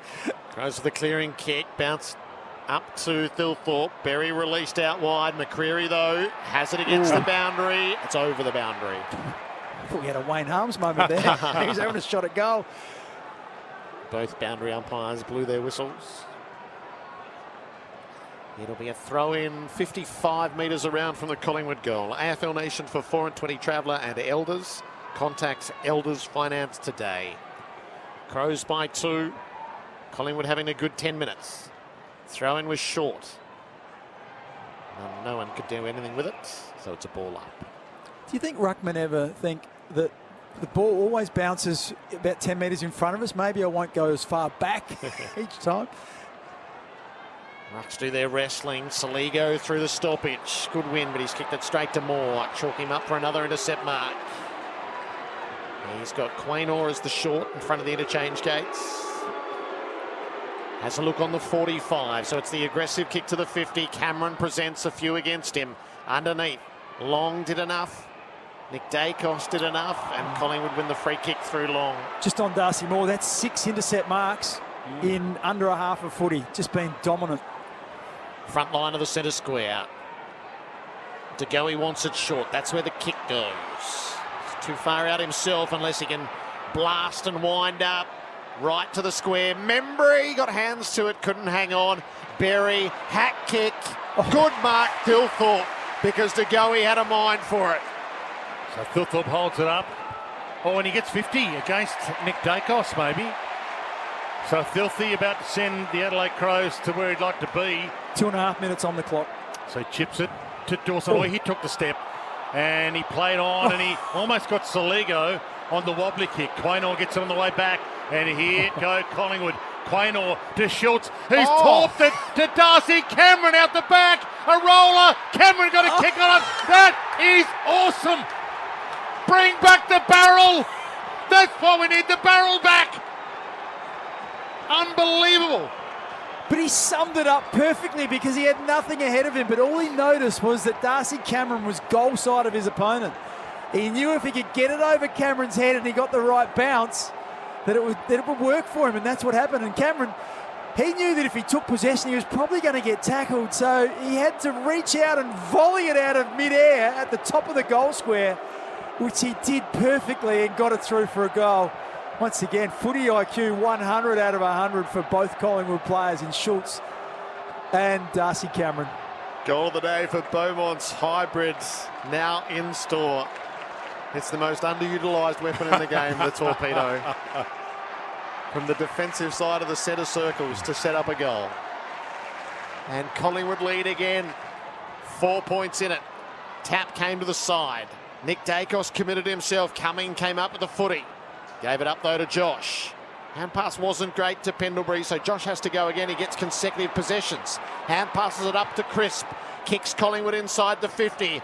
Myercheck and Membry. Myercheck has it. Stabs the ball goal side and hit the posts. He just needed a bounce in the square and it slid on into the padding. Collingwood by 5. That was on target for a lot of that kick of Myercheck. I thought he might have been just about ready to celebrate, but it just, as you said, skidded left and brushed the padding of the goalpost. So a minute and 40 left. Side bottom to the bench. Chip kick wide is good to Hinge. He's got it in the back pocket for the Crows. Seconds keep ticking. We've played 31 minutes now. In this second term, Hinge gets the kick towards the wing. Thilthorpe's there, Dusty Cameron's there, O'Brien's there. They all flew. Ball to the front. Hard tackle by Crisp on Neil Bullen. We'll get a ball up on the wing. Time enough for a score for either team here. Flung in the air to take some momentum in at half time. Almost a free kick. Umpire put the whistle away. Said keep playing. Thilthorpe got there late. Couldn't mark it, couldn't crumb it. Long picks it up, clean-handed. To Pendlebury, clean-handed. To Josh Dacos, who's playing some sort of game. Weaves his way past the couple. Floats a handball past De Goey. Had to go and get it. Ball knocked away from him by Keane. The cavalry arrives for Collingwood though. Houston left it behind. Seconds keep ticking. Parker got it in front. Knocked it to McCreary. Handballs it out wide to Crisp. Gets inside 50 by a metre. And the mark to Myercheck. 49 from goal. And he might have the last say of the half. Still got 40 seconds to play with here, Brodie Myercheck. So if he takes his 4:30, he might leave a few on the clock, but it'll make it impossible, you'd think, for the Adelaide Crows to add any score. Just depends on what Brodie does. 45-degree angle, 52 metres out. Huge kick, isn't it? Huge kick for Collingwood. So Collingwood lead by 5 with this kick to come. He has struck it pretty well. He brings it back. It's across the face. Only a behind, and he leaves enough seconds on the clock for the Adelaide Crows to have a think about what they want to do here. 15 left to half-time. I'm sure they're holding one of those big signs up with a funny picture on it or something. They won't be taking too many chances. I'd expect him to run out and kick it as far as he can. He's kicked 3 behinds, Myercheck. Long is the play from Hinge up near Thilthorpe. Underneath, Crisp has run over the boundary. Just an interesting tactical battle in the coach's box. I thought at one stage Matthew Nicks thought he might have had the upper hand. There's a spare at each end. And then this last little bit, it's worked for Collingwood again. Moore was still intercept marking and sending them back the other way. So neither coach comfortable at the moment. Peatling at the stoppage, dragged down by Moore, who wins holding the ball by Long, I beg your pardon, but nothing will come from Have a shot? What do you think? Push and 100 shove. metres away. There's Push. a little bit of a push and shove in the aftermath. Oh, there's just a little bit escalated more a bit. than a push and shove. Just out of interest, who kicked the ball sideways to the umpire rather than giving it to Long notionally? Sure. Still they fight. It's not full-blooded. Maynard and Pedler, I reckon, are two instigators of this. Should we be surprised? They're all Both fiery characters. still right at the core of it. Calmer heads are about to prevail. It's Collingwood by 6 points at the main break. Hang on. It's still on. McCreary and Thilthorpe. Oh, yeah, Maynard doesn't want to finish it just yet. I reckon Michael only lost his Guernsey as well. He's had that ripped off his back, and it's going again. Yeah, Frampton and Keane. So seconds has become thirds now. Well, now they're running. They were running to the race. Now they're running back They're to the gonna middle of the ground. They should hold these Little League kids off here for a second. Do you know what? There's a bit going on. They're pointing to Keane going, 2 weeks, mate. Yeah. 2 weeks. You're getting 2 weeks. Well, he might only get one. Depends on whether Andrew steps in, of course. So now they part company. It's Collingwood 5-7-37 to Adelaide 5-1-31. Elliott's kicked 2 for the Pies. Cameron, Sidebottom and Nick Dacos 1 apiece. 2 for Walker with singles to Thilthorpe, Pedler and Dawson.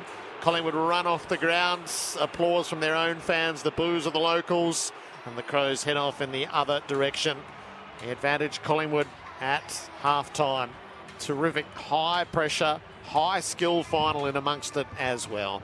Pies by 6.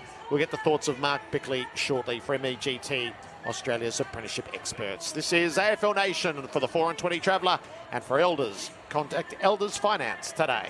Second half underway. Great to have your company on AFL Nation. DeGoey gets the handball out of the middle, got it to half forward. Saligo tackled by Nick Dacos, and a pretty good tackle at that. Ball.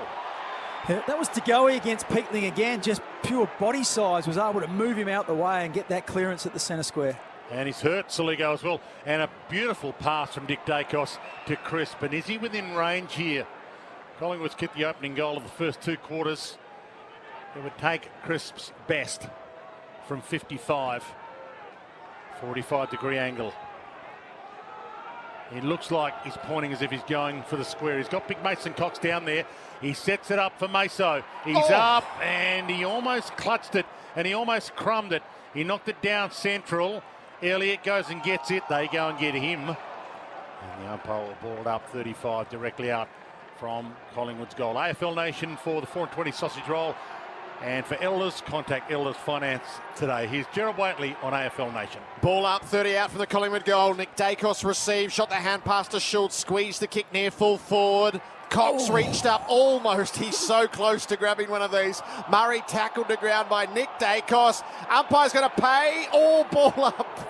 You know when they wait and pause and blow, you go, I reckon he's going to do it. No, he's not doing it. Thought he spread the legs as well. I thought he was going to get down low and pay that. Bounced off the head of O'Brien. Long to Sidebottom. Floats it for goal. Remarkable. And again, Collingwood get the first of the term. The lead goes to 12.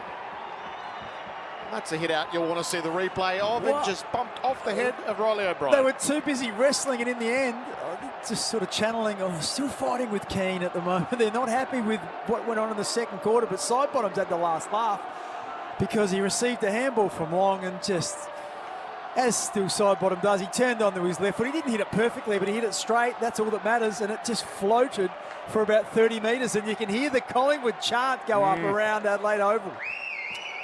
Yeah, he can get some distance in his kick sidey from a standing start. So back in the middle, and there is some tension out there. They're not happy with Mark Keane, a few of the Collingwood players. Darcy Cameron in the ruck against O'Brien. Saligo side by side with DeGoey, who's having a good night. Wobbly ball up. Darcy Cameron got his own ball and he was tackled, then he dropped it. Could have been ball, he got a handball away. And now Ned Long is away. Arched it back. Got a couple of metres and dumps one long.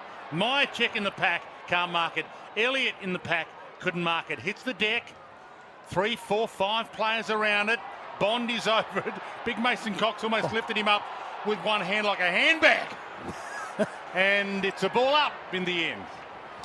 A couple of big clearances, centre square for Collingwood. First 2 of this second quarter really put Adelaide under pressure. 12-point leaders, Collingwood, and pushing. Schultz roved the tap, kicked out across the face of goal. Curtin had to wait. Lipinski sticks the tackle. Curtin had to release. Laird's in the tackle of Houston. Ball in dispute. Worrell cleaned up. Bond got tackled. Or he got caught there, Curtin. Miller got dragged off his kick. The pressure's desperate around the footy. Collingwood are going to win out. Lipinski to Long, to De Goey, to goal. Yes! What a snap from De Goey, 40 outs. And Collingwood's relentlessness wins out. They have an 18-point lead as they make their move. Just, you called it. It's relentless, the tackling pressure. Adelaide, you thought they were out a couple of times, but there was just desperation. And it just kept coming until the ball spilt free and they found De Goey on the outside. Long again, he's had a nice start to this third quarter, a couple of influential clearances, and that's a goal assist to him. But De Goey, he was good in the first. We talked about his impact in the second half of the second quarter. Well, he's picked up where he left off. And Adelaide now, they've asked the question, what do you got? And we're about to find out. A few Crow fans not even in their seat yet from half-time and got back with their pasty. Collingwood running hot for Ream. They're scorching hot for Ream, Australia's favourite hot water. And that could be a crucial moment for New Farm, Australian through and through. That little bit of relentless pressure from Collingwood. Now, they're checking this to see if it's a goal, are they? They're taking a long time to bounce it in the middle. Yes, they must be studying replays for Toolkit Depot. If it hit the post, that would be the only thing you'd say, wouldn't you? The post, perhaps? So that's the one definitive piece of technology we have. We've got Snicko, so you would think that shouldn't take this long. So I don't think any replays at the moment. It's all good. So the AFL, whatever they're doing here, if they're checking it, they've ticked off, and we're about to get underway again. Elongated breather for the players. Darcy Cameron and O'Brien. Ball knocked down to Soligo, quickly caught by Long, dispossessed, ball. Gee, they're hot right now, Collingwood. Long. They are tackling ferociously, tackling for keeps, as if every tackle is the last one they'll ever lay. Long pumps it long, big Mason Cox, can he get there? He can, can't mark it, side bottom off hands, bang, bang, bang! They have landed 3 massive blows in a blink to start this third term, Collingwood. Wow. And Mason Cox, he hasn't marked one, but they've all been soft drops. If you're a small forward, you know where it's going, and there's value in that. But, geez, how good's Ned Long been? He's had 2 clearances out of the middle, and he's had a goal assist, so he's just been phenomenal. So, questions being asked. Your point, Adelaide has to change that midfield mix. Yeah. Peatling and Soligo are getting slaughtered. Too light. They got Curtin out there who's a man mountain. I know he's inexperienced, but twice Long has caught Soligo once and Peatling the other time, holding the ball, just ragdolled them with the tackle. Mark Bickley from EGT, Australia's apprenticeship experts. This game is on the line right now. Collingwood by 24 points. Tap came to the side. Peatling gets there, throws it onto the boot, wobbles it to the 50. Tex made the spoil on Moore. Moore gets the push away though. Crisp tackled by Neil Bullen. Legal hand pass? No. Holding the ball. It's Neil Bullen's footy, 60 out. Thought Perrin was going to kick the ball, which would have been a 50, but fortunately he didn't. Crows need to find a marking target. Up into the pocket she goes, and up goes O'Brien. Oh, no. From behind, Cameron gives the hand pass to Keys, who takes the snap and misses across the face from deep in the pockets. The robot didn't want to take the shots, but Keys has been stone cold. They're down by 23. You feel like every moment's a Bendix Breaks big moment right now. Put your foot down with confidence, Bendix Breaks. So Maynard hammers the ball towards the wing. Darcy Cameron and big Cox. Mason Cox got there. Handballs it to Crisp. Handball to long ball towards De Goey, who's been brilliant. Oh, he's about to get caught. He shrugged the tackle. Got it to Crisp. Got it to Nick Dacos. Dainty kick to Quaynor. They can smell blood here, Collingwood. Quaynor's got it on the wing. Next 5 minutes are critical for Adelaide and for Collingwood. Quaynor's got the short to Nick Dacos. He can run and go. And who does he want? He pulls the kick late and he's turned it over. Peatling takes the saving mark for Adelaide inside defensive 50. Sideways with the kick to Laird. He's only 25 from defensive goal. Full switch to the outer side for Bond. And he'll link it up to Worrell. Looking for a target up the line. Presenting is Taylor. Zach Taylor, left half back.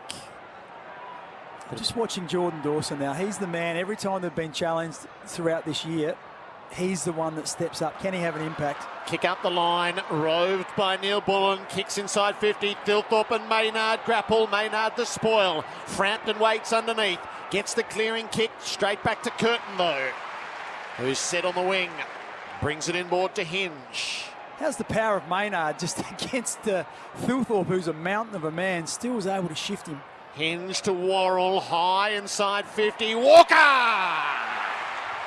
The big Tex planted himself and takes the mark.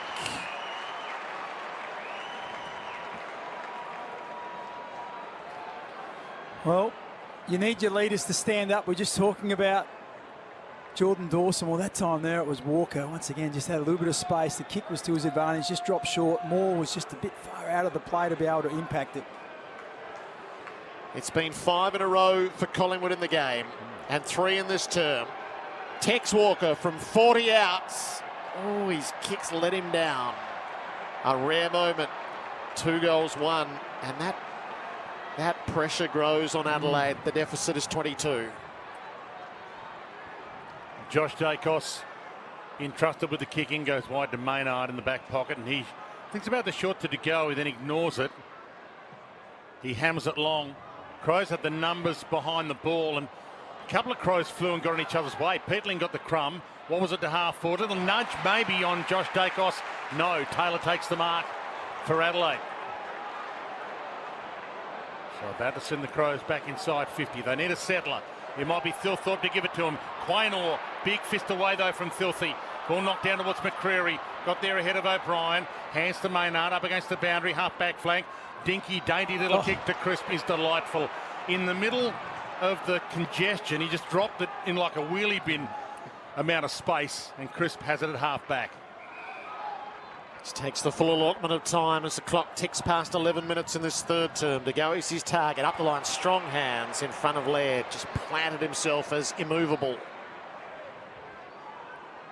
Side bottom comes from the bench. Sneaks around the back. To go, though, is going to follow through where he pointed. Up to centre half forward. Elliott! Just didn't quite time the fly. Keys underneath. Release to Peatling. Squirts a kick into the middle. Frampton, though, is going to cut it off.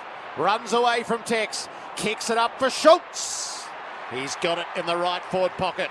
He centres it up, and Nick Dacos will take the shot. Just the pressure again. It was Peatling, I think it was, who received the handball, but it was about to get tackled. Just threw it onto his boot, and it just went straight to Frampton, who's 25 metres on his own, and there's the rebound, there's the turnover, straight back inside 50, a mark, and then Schultz unselfishly just brings it inboard by about 15 metres, and Nick Dacos, man of the moment. He kicked a goal on the run in the final term to this end when last they met. This is the set shot. 45-degree angle to the right. Every bit of 49 from goal. Nick Dacos hoiks it up at the goal front. It's across the face. And I imagine it's through for a behind. It looked like a behind from here, Jared, I reckon. I'm not sure why the goal umpire couldn't have made this decision. The boundary umpire and the goal umpire both had the perfect view looking down the line at it. I'm 140 metres away, I reckon. It is a behind. We'll see that on the replay for Toolkit Depot. I suppose an abundance of caution, but really, it's once you're in a final, you've got to be able to make those calls. 23-point leaders, Collingwood. That does help Collingwood set up their defensive structure here for the kick-in, because it's delayed Adelaide's chances of bringing it in quickly. Bring back David Roden. Didn't get a game this round, we're told. Good kick in to Curtin, though. Brilliant pass, lace out Curtin on the boundary where the 50 meets the boundary line, out of side half-back flank. Chips it up. He's going to go for it. Frampton did from 3 deep, couldn't mark it. Ball to the front. Houston got a handball back towards Quaynor couldn't collect it. Keys does. Gave it to Berry, and now the Crows are out. They need a settler. Short to Thilthorpe. Couldn't mark it. Maynard crumbs it. He goes inside aggressively. Lipinski. He scoops it to Quaynor, and they are out here, Collingwood. McCreary. It's a goal for the begging here. If they can just sneak their way through it. He goes long to Schultz. Marked it, dropped it. He put it down. It was theirs. Elliott lays a tackle. And Bond comes up with it. Gee, they dodge a bullet there. The Adelaide Crows. Frampton thumps it back though. Nick Dacos, a rare fumble. He couldn't collect it. Bang! Laird cut in half. Huge tackle. Nick Dacos inside to Elliott. His touch is so beautiful to watch. Nick Dacos. If you look at the origin of every Collingwood goal, though, it's just on the back of their pressure. That one there again. Yeah. Ball's in the hands of Laird. All of a sudden, big tackle comes from Josh Dacos. Nick Dacos picks it up and just pivots. You mentioned netball a few times. He spun on his on his pivot foot and just directed that 20 metres inboard to Jamie Elliott. So can he finish it though to keep the Adelaide Crows against the ropes? In he struts. Oh, does he like it? Oh, he does like it. Act like you've done it before. That's what he did there. He's kicked 3 for the game, Jamie Elliott, and he casually walked over to his teammates and said, "Did you expect anything else?" Critical time of this game now. So on the new tech clock, automation for manufacturing, we've played 14 minutes into this third term, and Collingwood have pushed this out to the best part of a 30-point lead. It's 29 points, 9-8-62 to Adelaide 5-3-33. Here's a little bit more of Mark Bickley on AFL Nation for the 4-20 sausage roll. Yeah, just looking at the third quarter stats in isolation. 3-1 out of the middle in Collingwood's favour. The inside 50s are 8-4. And just everything's coming up roses. 41 possessions to 31. So they've had 25% more touches, or actually 30% more touches, 10 more. And just look more assured. And their pressure, more importantly, is through the roof. 4-1 to 2 behinds in this term. Collingwood by 29. Thilthorpe wins the tap. Berry was after it. Laird got it, so a change of mix. Keys, Laird and Berry went into the middle. Still Collingwood are going to win out though. Nick Dacos, McCreary forward. Lipinski's onto it. He pulls his kick. Elliott's his target. Spoil was made against him by Bond. Elliott kept going. Lipinski's followed all the way down and he'll kick the goal. The surge is on. The Magpies proving unstoppable. 35-point leaders, 7 in a row. Deutz Far Tractors scoreboard, 10-8-62. Make it 10-8-68 to 5-3-33. And it was the bullocking work in the centre square again. Adelaide had first hands on the ball, but the pressure, the tackle, the ball spills free. It just goes forward. Lipinski did really well. He was part of it. I guess 55 metres out. He got it forward and then just kept going, and the ball was just fed back in front of him. Picked the ball up and ran to the goal square and kicked the goal, and they are electric at the moment. Not sure what the champion data pressure rating would be for Collingwood in this quarter, but just to the eye, it looks like the most pressurised quarter of football we've seen from any team this year. Yeah, I'd agree. So from the restart, Thilthorpe, Cameron, ball slapped down towards Keys in there to try and stop the rot. He couldn't do something with it. McCreary got a handball out of the middle, got it to half forward, and he hunts it back again. Berry the other way, got the handball to Keys, got the Laird, but it's a hurry kick, a rush kick. It might work. Walker scoops it up beautifully, handed it back to Keys. He feeds it further on. Big moment this. Taylor, he ran the full arc, goes long. They need a hero. Pedler could be it. Pedler on his bike goals. That is a massive reply. He's got a couple, and the Crows have their hope back. Well, didn't they need that? That breaks the run of 7 goals, and it was just, well, it wasn't through method, was it? It was just a rush kick again forward, but this time it went to the advantage of Taylor Walker, and he was just clean below his knees. He picks it up, got it on to Keys running through the middle of the ground. It started a chain of handballs. In the end, there was a really intelligent kick by Taylor. Kicked it over the head of Maynard. He turned him round. He was running back without being able to look at the footy. And Pedler was able to take a good mark. And then when Maynard went to ground, he just walked in and dribbled it through from about 1.5 metres. So can Adelaide now throw a punch back in the other direction? They need to. Pressure's 230 Collingwood in this term. 230. Dwayne, stats for Milwaukee, outdoor power up. 29-point deficit the Crows are staring down. Cameron took it out of the middle, got stuck with it, dropped it. Land's hand pass taken though by De Goey. Fed it up to Pendlebury, straight out the front. It's Lipinski again. He's through the 50. Big sticks in his eyes. And missed to the right. Had Dacos running shotgun with him, calling very loudly for it. Crowd not happy with the Cameron took it out of the ruck. Yeah, geez, he had an eternity to get rid of it, then just dropped it. He took it the liberty, though, taking it out of the ruck. Something else has to happen for it to move into holding the ball territory. Well, look, as long as you've had a opportunity to get rid of it, I think that's the key part of it. So Worrell kicks it up in the air. Josh Dacos got a fist on it down to Hinge. Tried to thread the handball through the traffic. Frampton stood in the hole. Took the contact. Parker to Pendlebury. Inside to De Goey. They're taking it on at every cost. Strength. Absolutely. De Goey with the speed, the strength, and the know-how to Cameron. Goes wide. Frampton, good grab as well. Had a couple against him, including Tex, and he backpedals. Huge couple of minutes coming up here. 19 gone, 8 left in this third. Frampton kicks Collingwood to the 50. It clears the pack. Myercheck's a chance at the back. He got a kick away. It is behind. It's his second poster and his fourth behind. There's only a breath in that too. I tell you what, there's a breath for the collective Adelaide fans. They all exhaled at the one time. If that goes through, very, very difficult.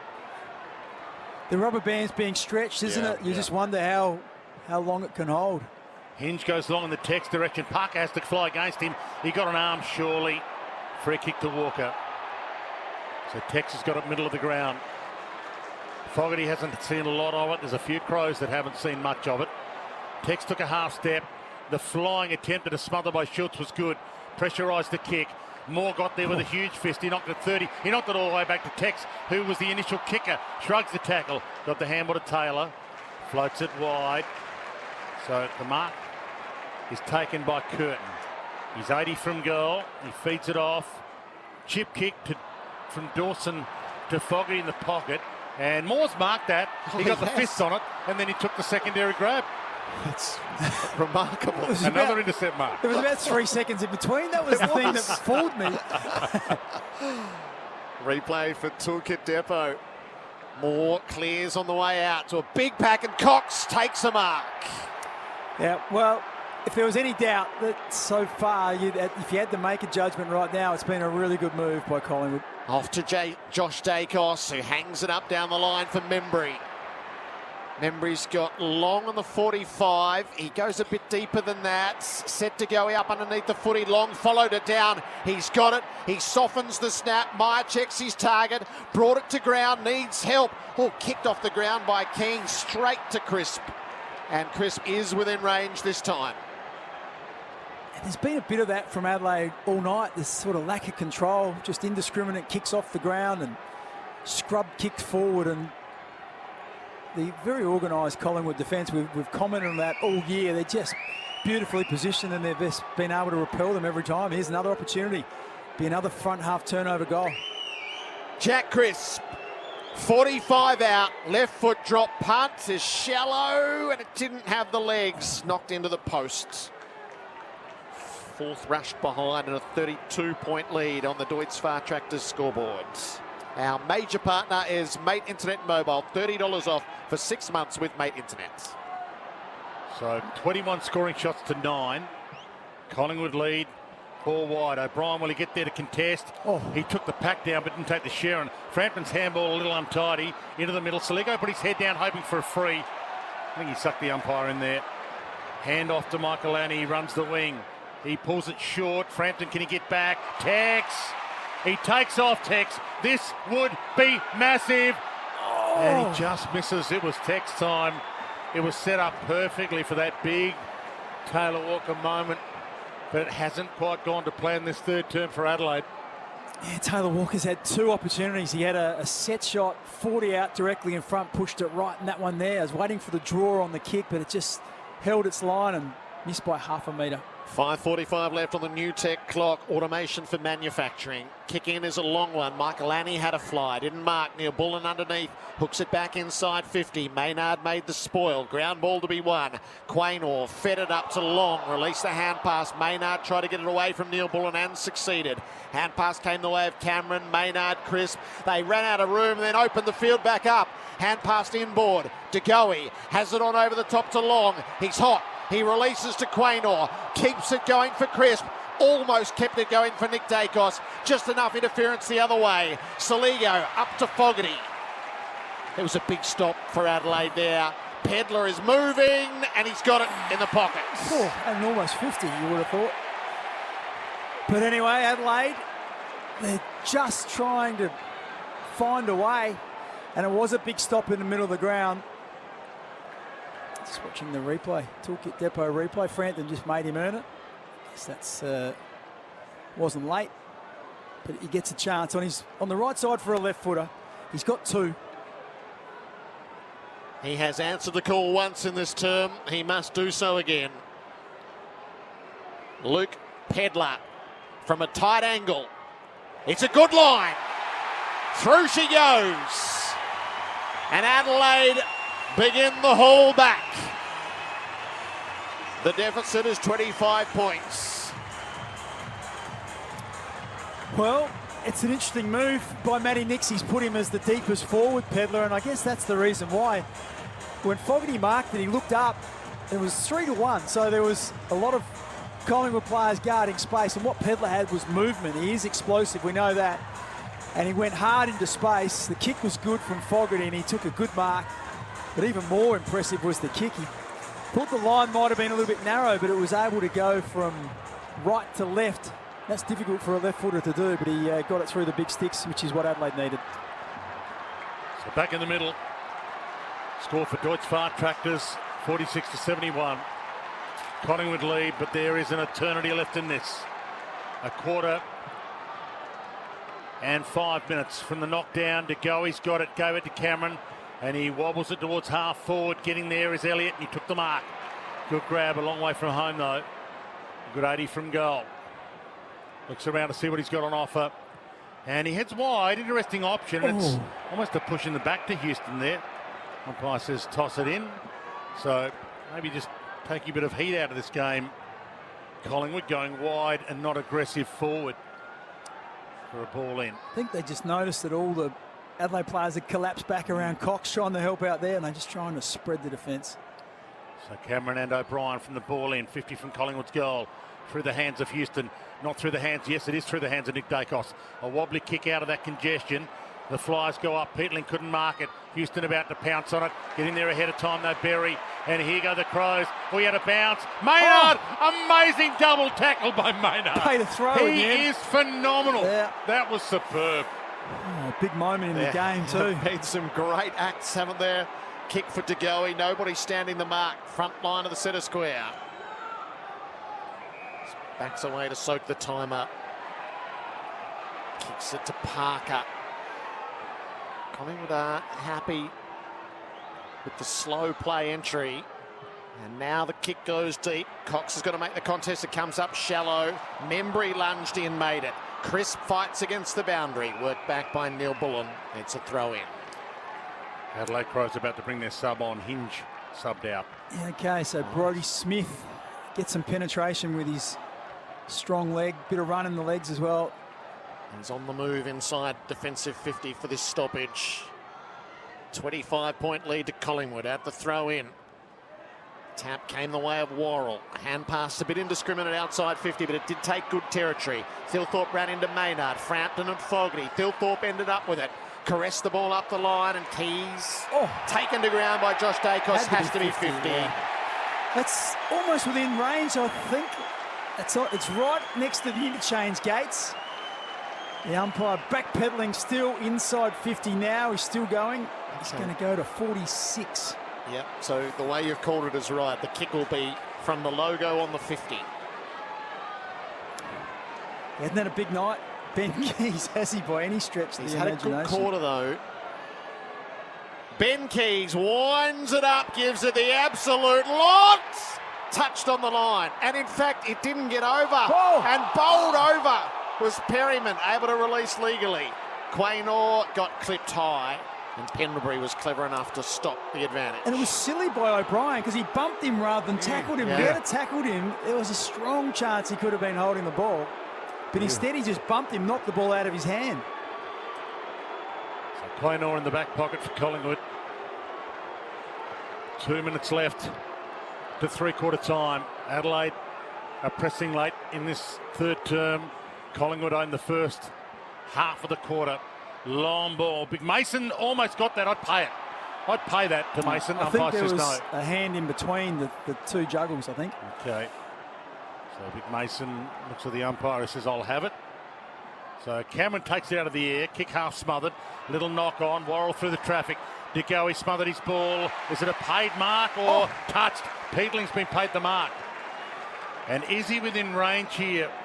Mason Peatling. He hands it off to Dawson. Jordan Dawson, who has hammered it goalward. No, bring it back.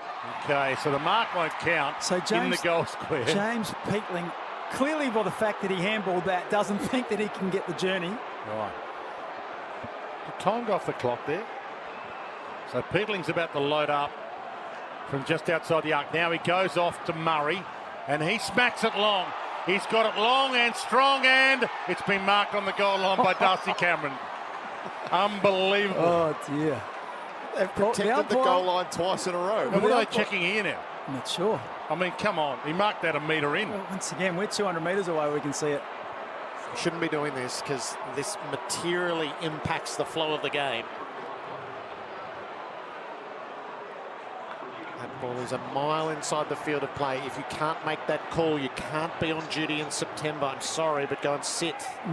Bring someone in who can make that call. Cameron has every right to be off and gone if he wants to be, and instead we have a meaningless and stupid score review. Hand pass to Pendlebury, who clears the area. Cox with a big bounce, knocked away by Murray. Worrell underneath, tackled to ground by Long. A ball up. It got to 35, it's back to 25. There's a minute 24 left on the new tech clock, automation for manufacturing.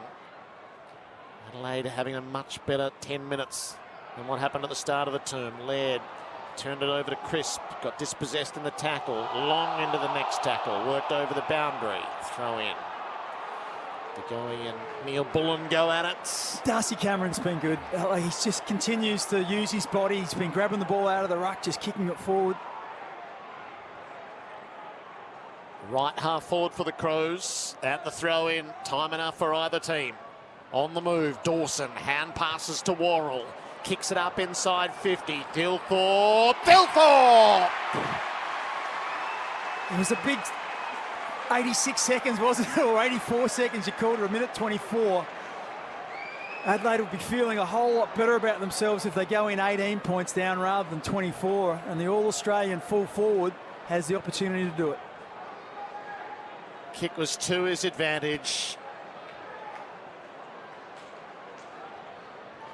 And now to finish the job. Right of centre, 50 outs. Riley Dilthorpe thumps it at goal. Perfection. The game has changed. The Crows have kicked 3 in a row. And it's manageable. Heading to three-quarter time. 19-point deficit. Well, it's been a bit of a trademark of Adelaide that they've been able to be mature enough as a footy team when the momentum's gone against them. And we saw it the first quarter against Hawthorn, it was 5-1.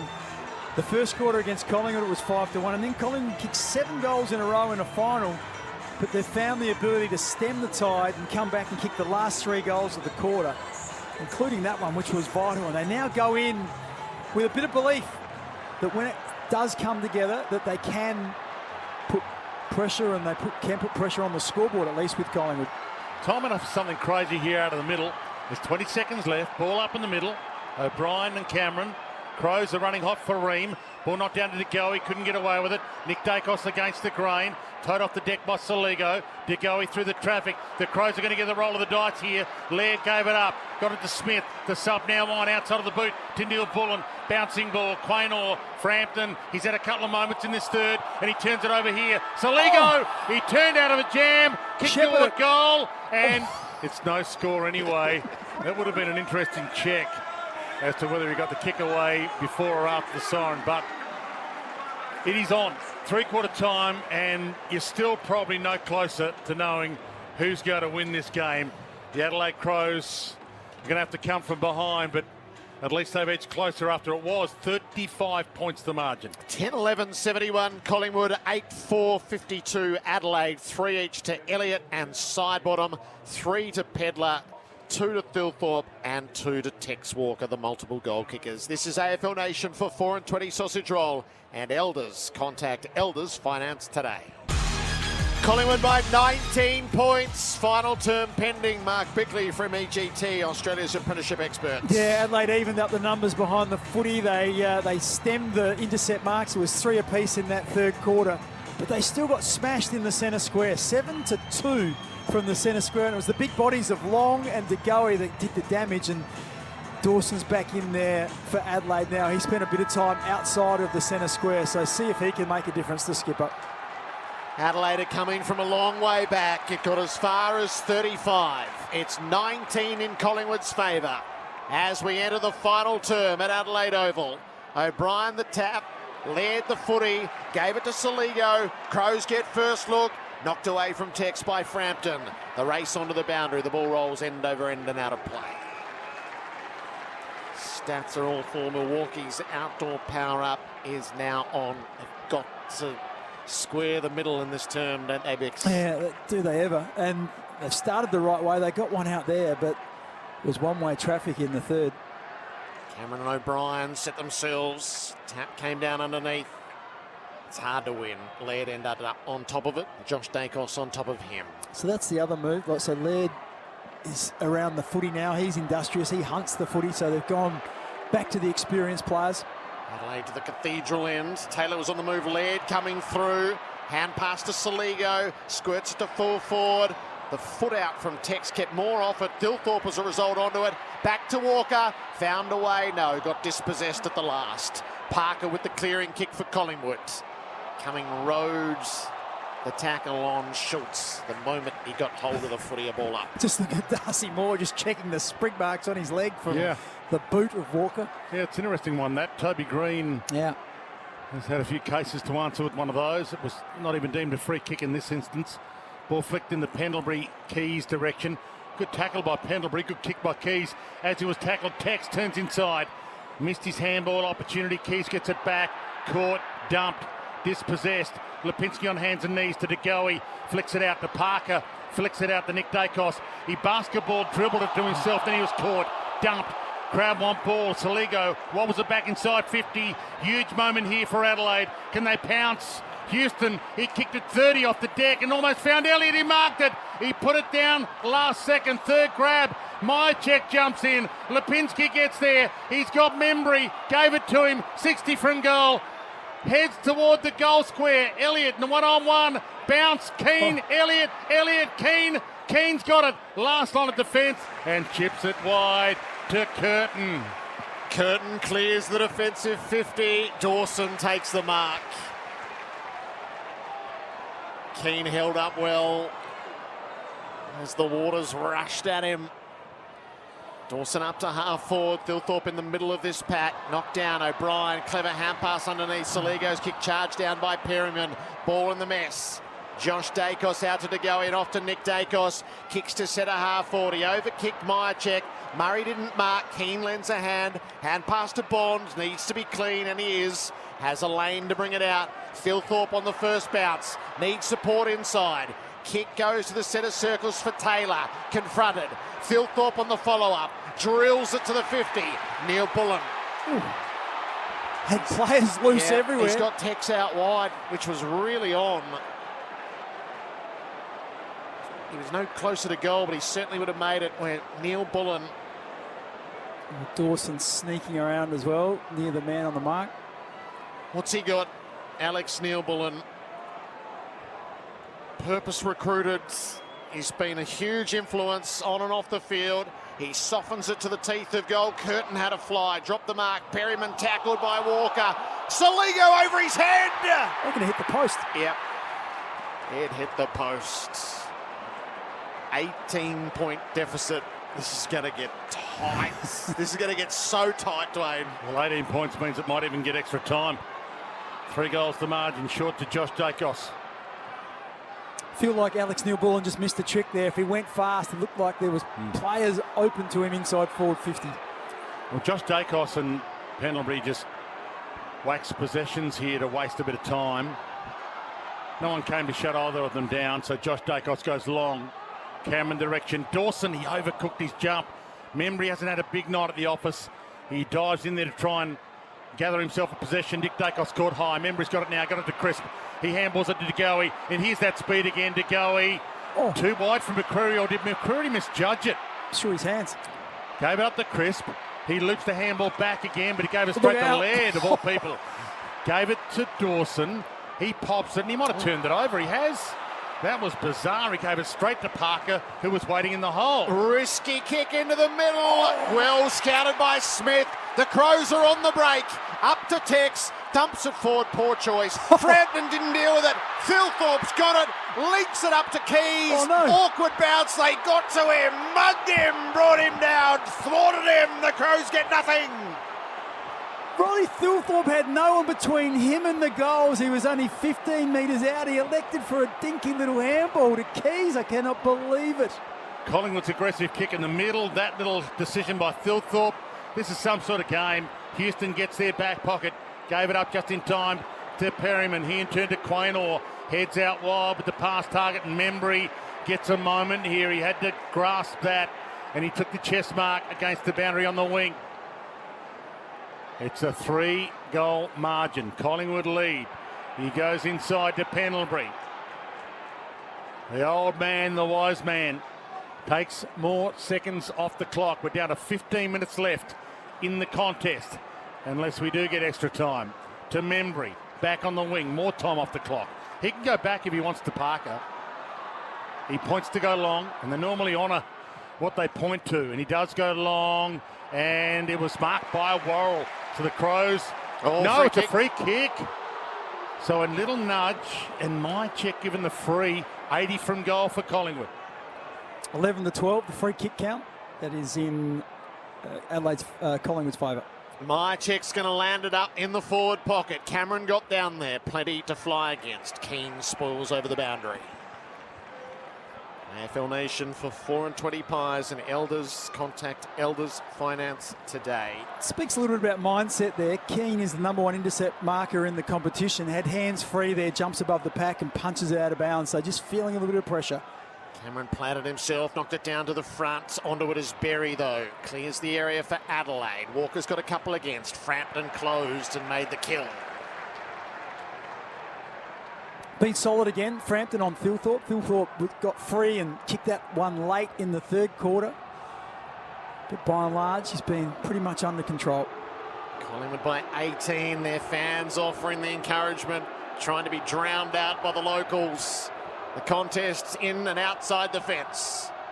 Schultz at the stoppage. Feeds it out the back. Pendlebury back to Schultz. Kicks it up to full forward. 4-man pack. Elliott underneath. Taken down by Murray. A ball up. So much consequences in there now. An error. A bit of spectacular play that can lead to a score.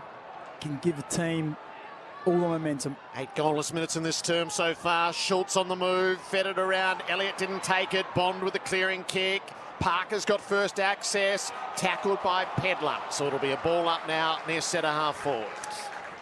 Once again, Collingwood have manufactured Darcy Moore spare behind the play. That suits them perfectly. Adelaide have to try and even up these numbers. Nick Dacos and the umpire bump. Nick Dacos held Berry. Umpire saw it and free kick to the Adelaide Crows. And he hands it off. Dawson hunted down from behind. Got a long ball. Frampton edged out. Quaynor got a fist on it. Knocked it down to Parker. Stolen by Laird. He gave it to Walker. 80 from goal. He spears it to Pedler. He's been the man, and he can cut it back to a 2-goal margin with an eternity left. We talked about the move and how it just changed the complexion of it. Pedler going forward, what it did is it forced Darcy Moore not to be the deepest defender. That time there he was, but with the speed and explosiveness of Pedler, just doesn't really suit Moore as his matchup. So he's got a chance to shoot for his 4th goal. So from a 45-degree angle, from 48 metres out, to cut it to a 2-goal game, he heads toward goal and it looks offline. It's a behind. So they're now 3 goals from the lead with 13 minutes left in the contest. This term, the 4th quarter, brought to you by Tyre Power and the Power Up sale and the clock for New Tech Automation for Manufacturing. 9 goalless minutes in it, and Pendlebury is taking the kick in. He finds Cameron beyond the defensive 50 out near the boundary. So the Pendlebury move to the kick in worked in that desperate scramble against Melbourne in the last home and away game. Cameron plonks it down the line. O'Brien is there. Cox arrives, brought it to ground. Crisp found a way through. Incisive hand pass to Lipinski. Tried to get it to Pendlebury out the back and did. Crisp on the follow-up. He's the kicker inside 50. Just didn't get it where he wanted. And Worrell across the front of Membry. What a big mark. He's been pretty solid again tonight, Worrell. Yep, great Australian back pocket. Oh, that's right. Didn't make the team. Oh, has he hit Murray there? It's on the full. Oh, my goodness. Oh, can they go to the upstairs? This is what it was. I don't think they can for that, can they? Well, for an out on the full off the boot? Yeah, they can. They can. Yep, they could quickly check Would that. have been worth a check. You wouldn't be able to see, though. It's What if McCreery plays on quickly here? Can they bring it back? No, Right. that's it. McCreery plays on quickly. Top of the goal square. Thilthorpe gets up, got a fist, and he knocked it to the back to the boundary and will get a ball in. Just for what it's worth, Jordan Dawson came hobbling off the ground towards us just in the last minute for nutrient water, irrigation pump and filtration specialist. I'm sure he's not out of the game, but he's feeling it. And speaking of which, Collingwood haven't jumped with their sub yet. Rowan Steele yet to come on. Deep forward for the Pies. Thilthorpe knocks it out the back. Laird pushed away the tackle, so had to get rid of the footy. Schultz underneath to De Goey. Kicked it straight into Cox. The ricochet could go anywhere. Lipinski spins into 2 tackles. It'll be a ball up. Yeah, it'd be a hard game to come on now as the sub, wouldn't it? Try and pick up the speed, Well, it's the all right if intensity. he played 150 games, but he's only played 3. Yeah. Rucks go to work, 40 out from goal. Marchek feeds it goal side. McCreery trying to get onto it. Has company, kept it alive. Has it now in the tackle of Murray. He's a slippery fellow, McCreery. Yeah, he's like a jack in the box. It is now 15 out for the Collingwood goal. They lead by 17 points. Cox out the side. Nobody really there for it. And Curtin slides it out over the boundary. Everyone takes a breath while they can. Halfway through this final term, 11 gone, 11 left. And the New Tech Automation for Manufacturing clock. Full house, Adelaide Oval, back into play. Thilthorpe knocks it down. Big Mason Cox, he got it up to Nick Dacos. He could have gone for goal. He spins one way, then the other, and he chips it to Membry. Well, he ran a little arc, one way and the other. He probably just ran about 12, but the umpire allowed him to go. We'll count the steps here. 1, 2, 3, 4, 5, 6, 7, 8, 9. Yep, okay. So Membry, this is maybe the biggest kick of his Collingwood life. He can settle things down here. It's 10-11 to 8-6. He can make a 3-goal game, a 4-goal game with 10 minutes left. In he struts. It's heading goalward. Has it got the carry? Hasn't got the accuracy. And it keeps Adelaide well and truly alive. It's interesting. Adelaide are playing 6 forwards ahead of the ball, but Collingwood have put a 7th down there, so they want to keep manufacturing the spare. Keane brings it in, kicked it for Pedler. Spoil made underneath, taken high. Schultz, his free kick. Worrell went the bump. Got him on the chin. Schultz is limping. He's going to give it to Houston, who's going to unload across his boot. Came Peatling. Pedler on the ricochet. Peatling hasn't got it. Houston does, but he's giving ground as they all reset. Frampton called to play on, confronted by Walker, brings it inboard to Cox, needs to mark and does. So back on the wing, Collingwood, to set it all up again. Jordan Dawson's back on the field. He's had an ankle tended to that got stuck underneath in a tackle. He'll run the game out. Josh Dacos, Darcy Moore in centre fields.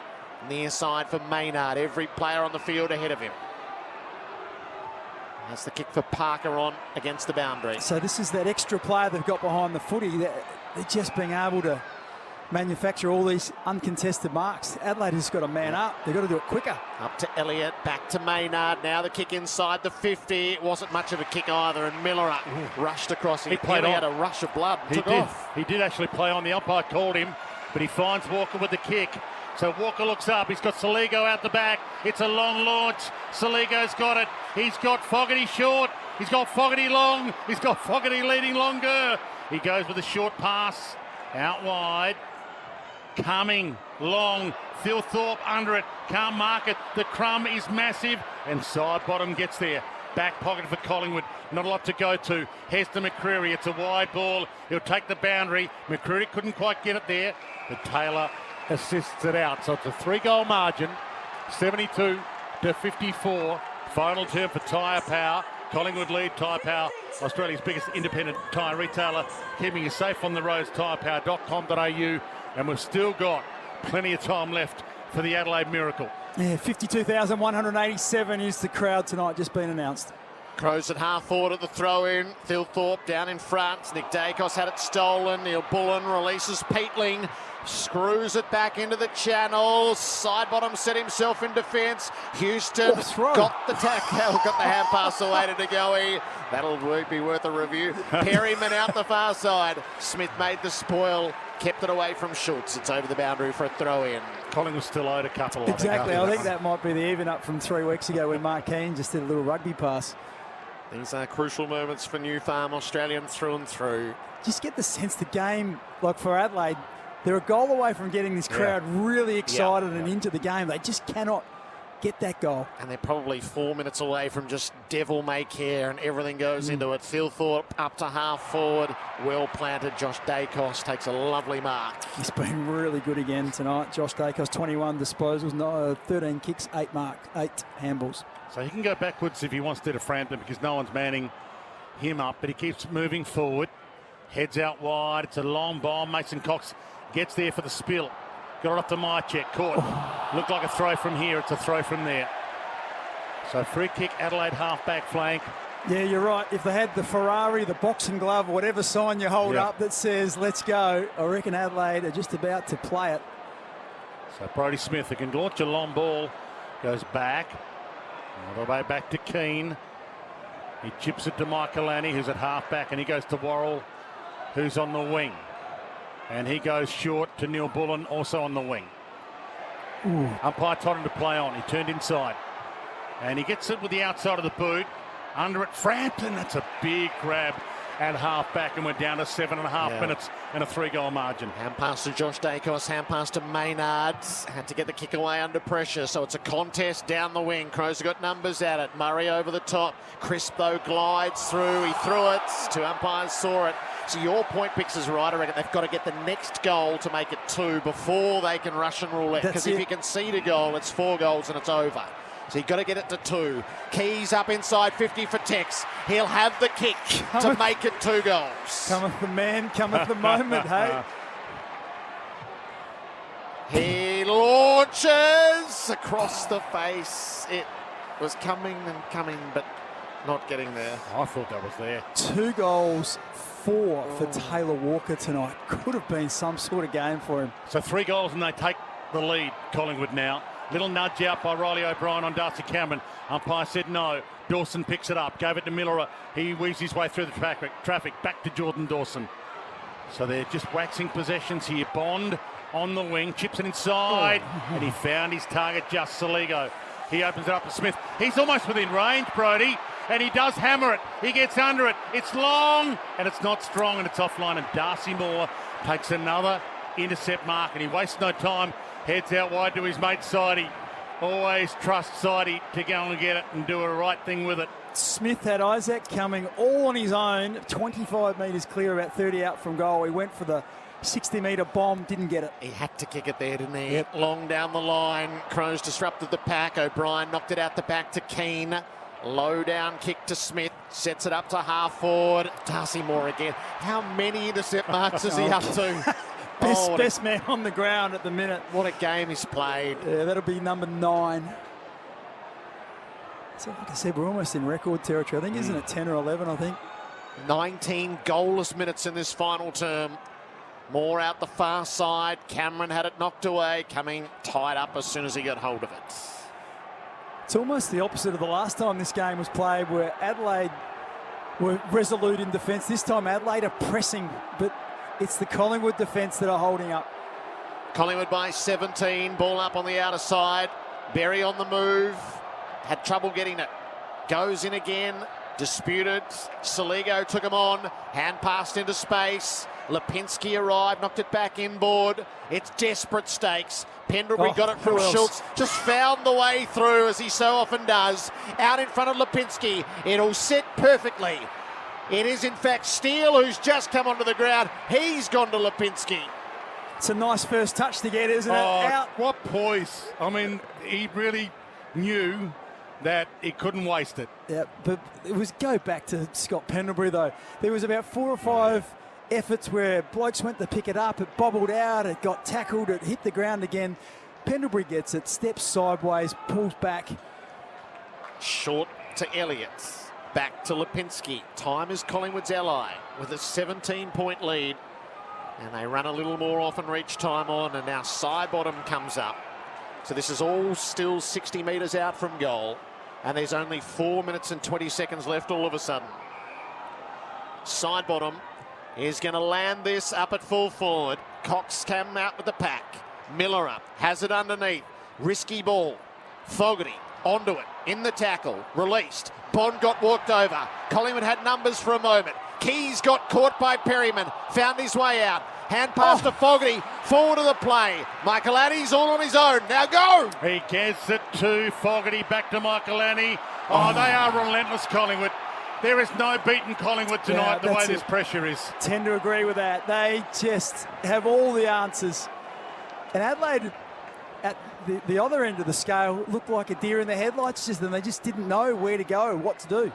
And Maynard is a tackle and hit and bump and harass machine. And he's enjoyed every minute of this. O'Brien tried to kick it out of the air. Side bottom on hands and knees. Got it to Darcy Cameron. He sweeps it to Smith, though. Hunted down with Jordan Dawson. Barrels it towards attacking 50. Almost Maynard front on contact. Could have been a free to Maynard, surely. Had to be. Crow fans won't like it, but I reckon that was there. And he can settle things down with 3 minutes left. Crisp, loose at half back. So every kick mark takes 8, 10, 12 seconds off. The clock is running on Adelaide's hopes. The new tech clock, automation for manufacturing. Long up the line, plenty fly. Cameron toted out the side. Nick Dacos found the way through. Oh, and his kick is perfect. Schultz marks 40 outs. Take your 30 seconds, young man. I think that's the instruction. But how good was Dacos? We talked about Pendlebury and how he was just able to step sideways, step back to get himself out of trouble, to then put it out in front of Steele. Well, that time there, it was Dacos. He just stepped inside, sold a dummy, poised, composure, put it onto the chest of Lockie Schultz. Lockie Schultz to hammer the nail in. From 50 out, winds it up. It's offline, it slews out into the pocket, and it is intercept marked it by O'Brien. Your point would have been better than that. At least it would have made it impossible for Adelaide to win in normal time. But they could win in normal time now. They need 3 goals in 2 minutes. And they'll take the lead. Wide ball. Pendlebury gets there and he knocks it down. He just got a hand on it, Pendles. Good spoil from the old man. He had the ups to get there in time. 2 minutes left. 72-55. Collingwood lead. They did lead by 35. It's been a phenomenal quarter for a quarter with barely any scoring. Back into play. The Collingwood chant rings around the Adelaide Oval. Second start rolling again. Picked up and swept forward by Long. got it to Nick Dacos, the genius, lace out to Mychek, and that is game over. Brodie will take the full 30 here, and there'll only be a minute left in the game when he kicks a goal, and a point makes it an even 3-goal margin. In a game that's been so much rough and tough and tackle and smother, just the class of Nick Dacos. His last 2 deliveries inside forward 50, the player did not break stride. How many points, Mychek? 4. Could he kick a 5th? He does kick a 5th point, but that's good enough. It's a 3-goal margin with 1:16 left. So it has to be straight into the middle, long and strong from Murray, who loads it up. Thilthorpe and O'Brien. Thilthorpe takes the mark. Backs away. The runners get going. He plays it out near the wing. Neil Bullen cuts back inboard. Kicks inside the 50. Keys and more. Up they go. Quaynor underneath. Knocked it to Crisp. Back to Quaynor. Hand pass to Pendlebury. He just let him come at him, sidestepped them, gave it away to Crisp. His kick wasn't great. Miller had got a hand in, but the Pies will still win out. Maynard to McCreery. Gives it off to Nick Dacos, trundling up the wing. Back to McCreery. Full throttle late in the game. Has a bounce. Ran his full measure. Sets it up for Elliott. Couldn't get there. He'll kick it off the ground, and that's the winner! She's all over now. Magnificent from Collingwood. The last goal of the game with 20 seconds remaining. Their first of the final term. Jubilation on the faces of their fans. They've travelled for hours, some of them, and boy, it's worth every second of that. And Elliott's had a great game. He's been phenomenal. He's recaptured some form. There was the discussion around 5 goals in 6 weeks. Well, this evening it's been 4 goals, 1 to Elliott. He's been absolutely fantastic. That is the game sealer for Loctite. Fast, strong and reliable adhesives that go beyond the bond. So the Collingwood chant rings around the Adelaide Oval. AFL Nation for 4 and 20 Pies, and for Elders, contact Elders Finance today. The bounce with a matter of seconds left. Take us home, Jared. Laird has it for the Crows. He steadies his kick. Quaynor flies in, makes the spoil. Curtin dispossessed under the pressure. Quaynor's kick ricochets up in the air. Pendlebury's on the scene. Ball spits Adelaide's way. Maynard, spearing tackle. The final act is a brutal one. Steele kicks out for Elliott. It's another heroic chapter in Collingwood's storied history of finals wins deep in enemy territory. The Magpies down the Crows by 4 goals and book a home preliminary final. Adelaide's return to finals footy is a misstep on home soil.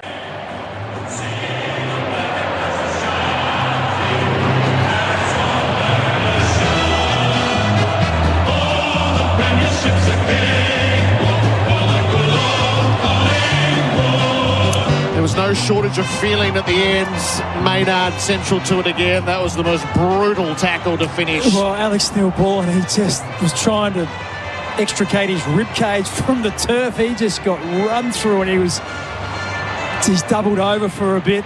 But that just indicated the ruthlessness, the brutality of the way that Collingwood arrived tonight to play, and it was evident all night. And they won the tackle count comfortably. They won so many elements of the game, but it was just about the way they went about it. They would not yield at all. And as you said, how many times have they done it? They've gone on the road.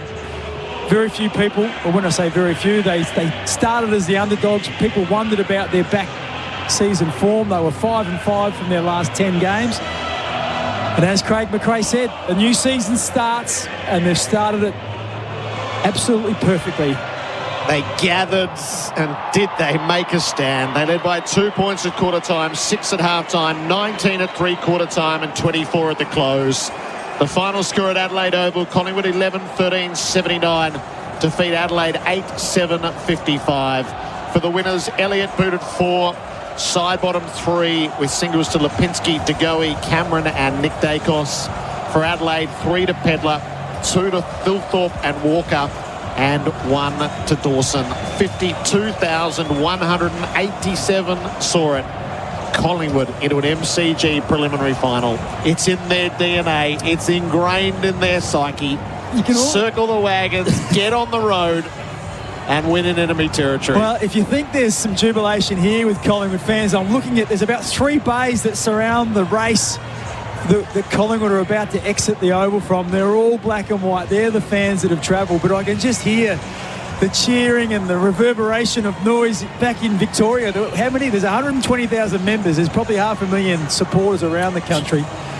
And they would be standing up at the moment and applauding their team because they were great tonight. They would not be denied. And Adelaide had some chances, but they just weren't able to take them. I think of Thilthorpe running into an open goal. He chose the handball. That would have made it, would have been 4 goals in a row for Adelaide, and it would have got it to within 11 or 12 points. But instead, he tried the handball. And from that moment on, I just felt like Collingwood hardly looked troubled in a real sense, because Adelaide could put no scoreboard pressure on them. They'll head down to form the guard of honour for Taylor Walker at the end of game 300. So that's bigger than what's just happened. But what's just happened flavours it all. It's the long way round for the Crows. They'll host another final here, but matters just got immeasurably more difficult. It's just a small thing. I'm just watching Josh Dacos, Nick Dacos and Darcy Moore.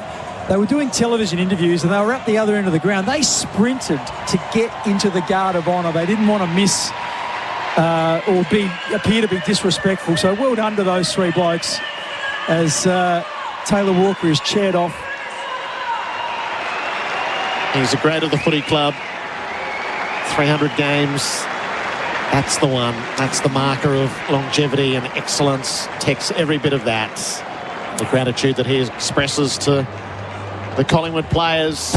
And one of his sons Louis, got the Nick Dacos jumper on. Well, he started off with the Crows Guernsey tonight, and he's finished with the Nick Dacos Guernsey, but chaired off by Darcy Fogarty and Isaac Cumming. Of course, Isaac Cumming from Broken Hill, just like Taylor, so they're good friends, but not the way he would have liked to finish his 300th game. But I guess they get a double chance. They get a chance to regroup. But boy, it's a long road now, and I can hear some people saying, well, there is one positive. If Adelaide are good enough to go through, Isaac Rankin will be available if good enough, if they can get through to the grand final. I'm not sure if that's good, bad or indifferent, how you view that, but I'm sure people are thinking that. There's a lot to take in, isn't there? But it's just the admiration you have for Collingwood. Yeah, their relentless aggression, their tackling. I'm not sure what the numbers will say, but I'm not sure I've seen a team as aggressive, relentless for 4 quarters like Collingwood was tonight. And they've got the skilled players as well. Yeah, they've got the brilliant ball users, but Adelaide got no time and space. Nah, at all. And then the referred pressure, when they did have time and space, they just weren't able to make the most of them. But I was about to say, the power of Maynard and Quaynor, the speed they get at the opposition, that was breathtaking. If you're, the footy purists will love it, because it's an art form as well, to be able to put the pressure on. And the amount of times that Adelaide just scrubbed the ball forward because they were under so much pressure.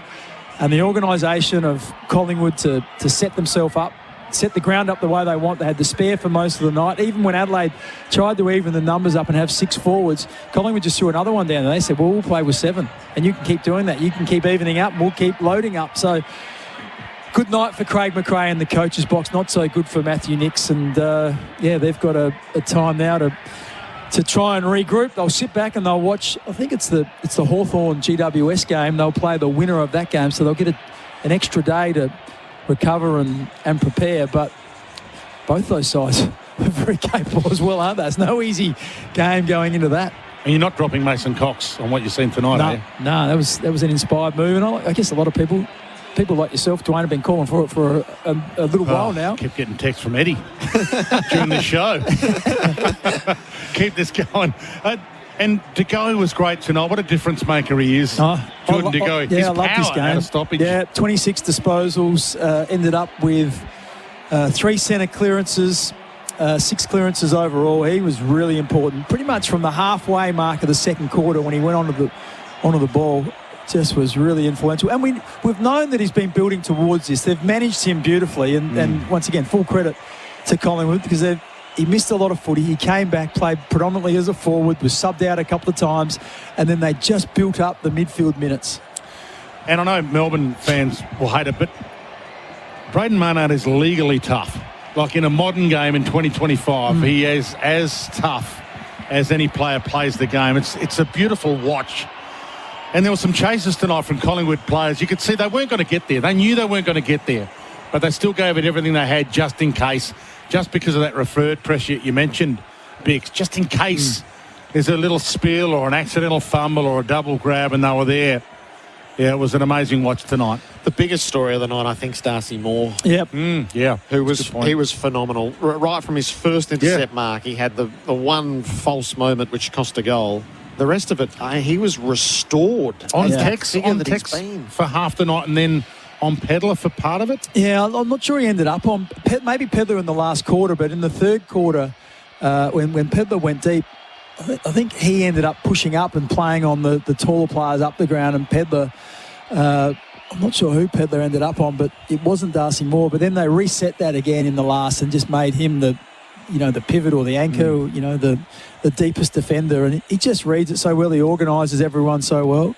But it's all dependent on what is happening up the ground. And when the pressure is on up the ground and you haven't got a chance to look up and direct the footy in any way, shape or form, and you're just banging it long, then that's what gives him the opportunity to be able to play off his man, to be able to do those intercept marks. And his positioning, the way he did it, was absolutely fantastic tonight. And yeah, Jamie Elliott was another one who was sensational. 4 goals from him, just continues his great year that he's having, and once again just shakes him out of a little bit of lethargy that he may have been feeling in the last 4 or 5 matches that he's played. But he was great again tonight with 4 goals. So they gather in the rooms, and these are the best ones in enemy territory. It's just your group. They do travel well. I know there's people that'll say they don't travel much, but they do travel well as a group. They're still side bottom, front and centre. 3 goals from side bottom. Pendlebury fantastic in the last. They're too old, they say. They're not too old at all. Needed the breather. And now they get another breather. There's 2 games potentially left in their season. Both will be at the MCG. And I think Craig McRae's calling every member of the Collingwood player and staff and entourage into the circle. An oversized, giant circle. The room's not big enough for that. I know this room.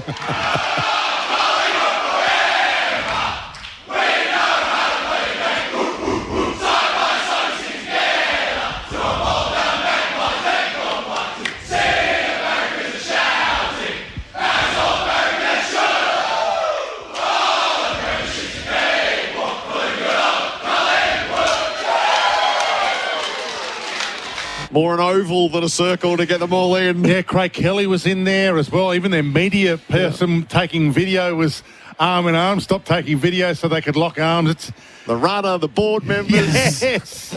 Yes. You mentioned one, Ned Kelly. Ned Long was important tonight as well. He ended up with 5 clearances, a number of centre clearances. His size...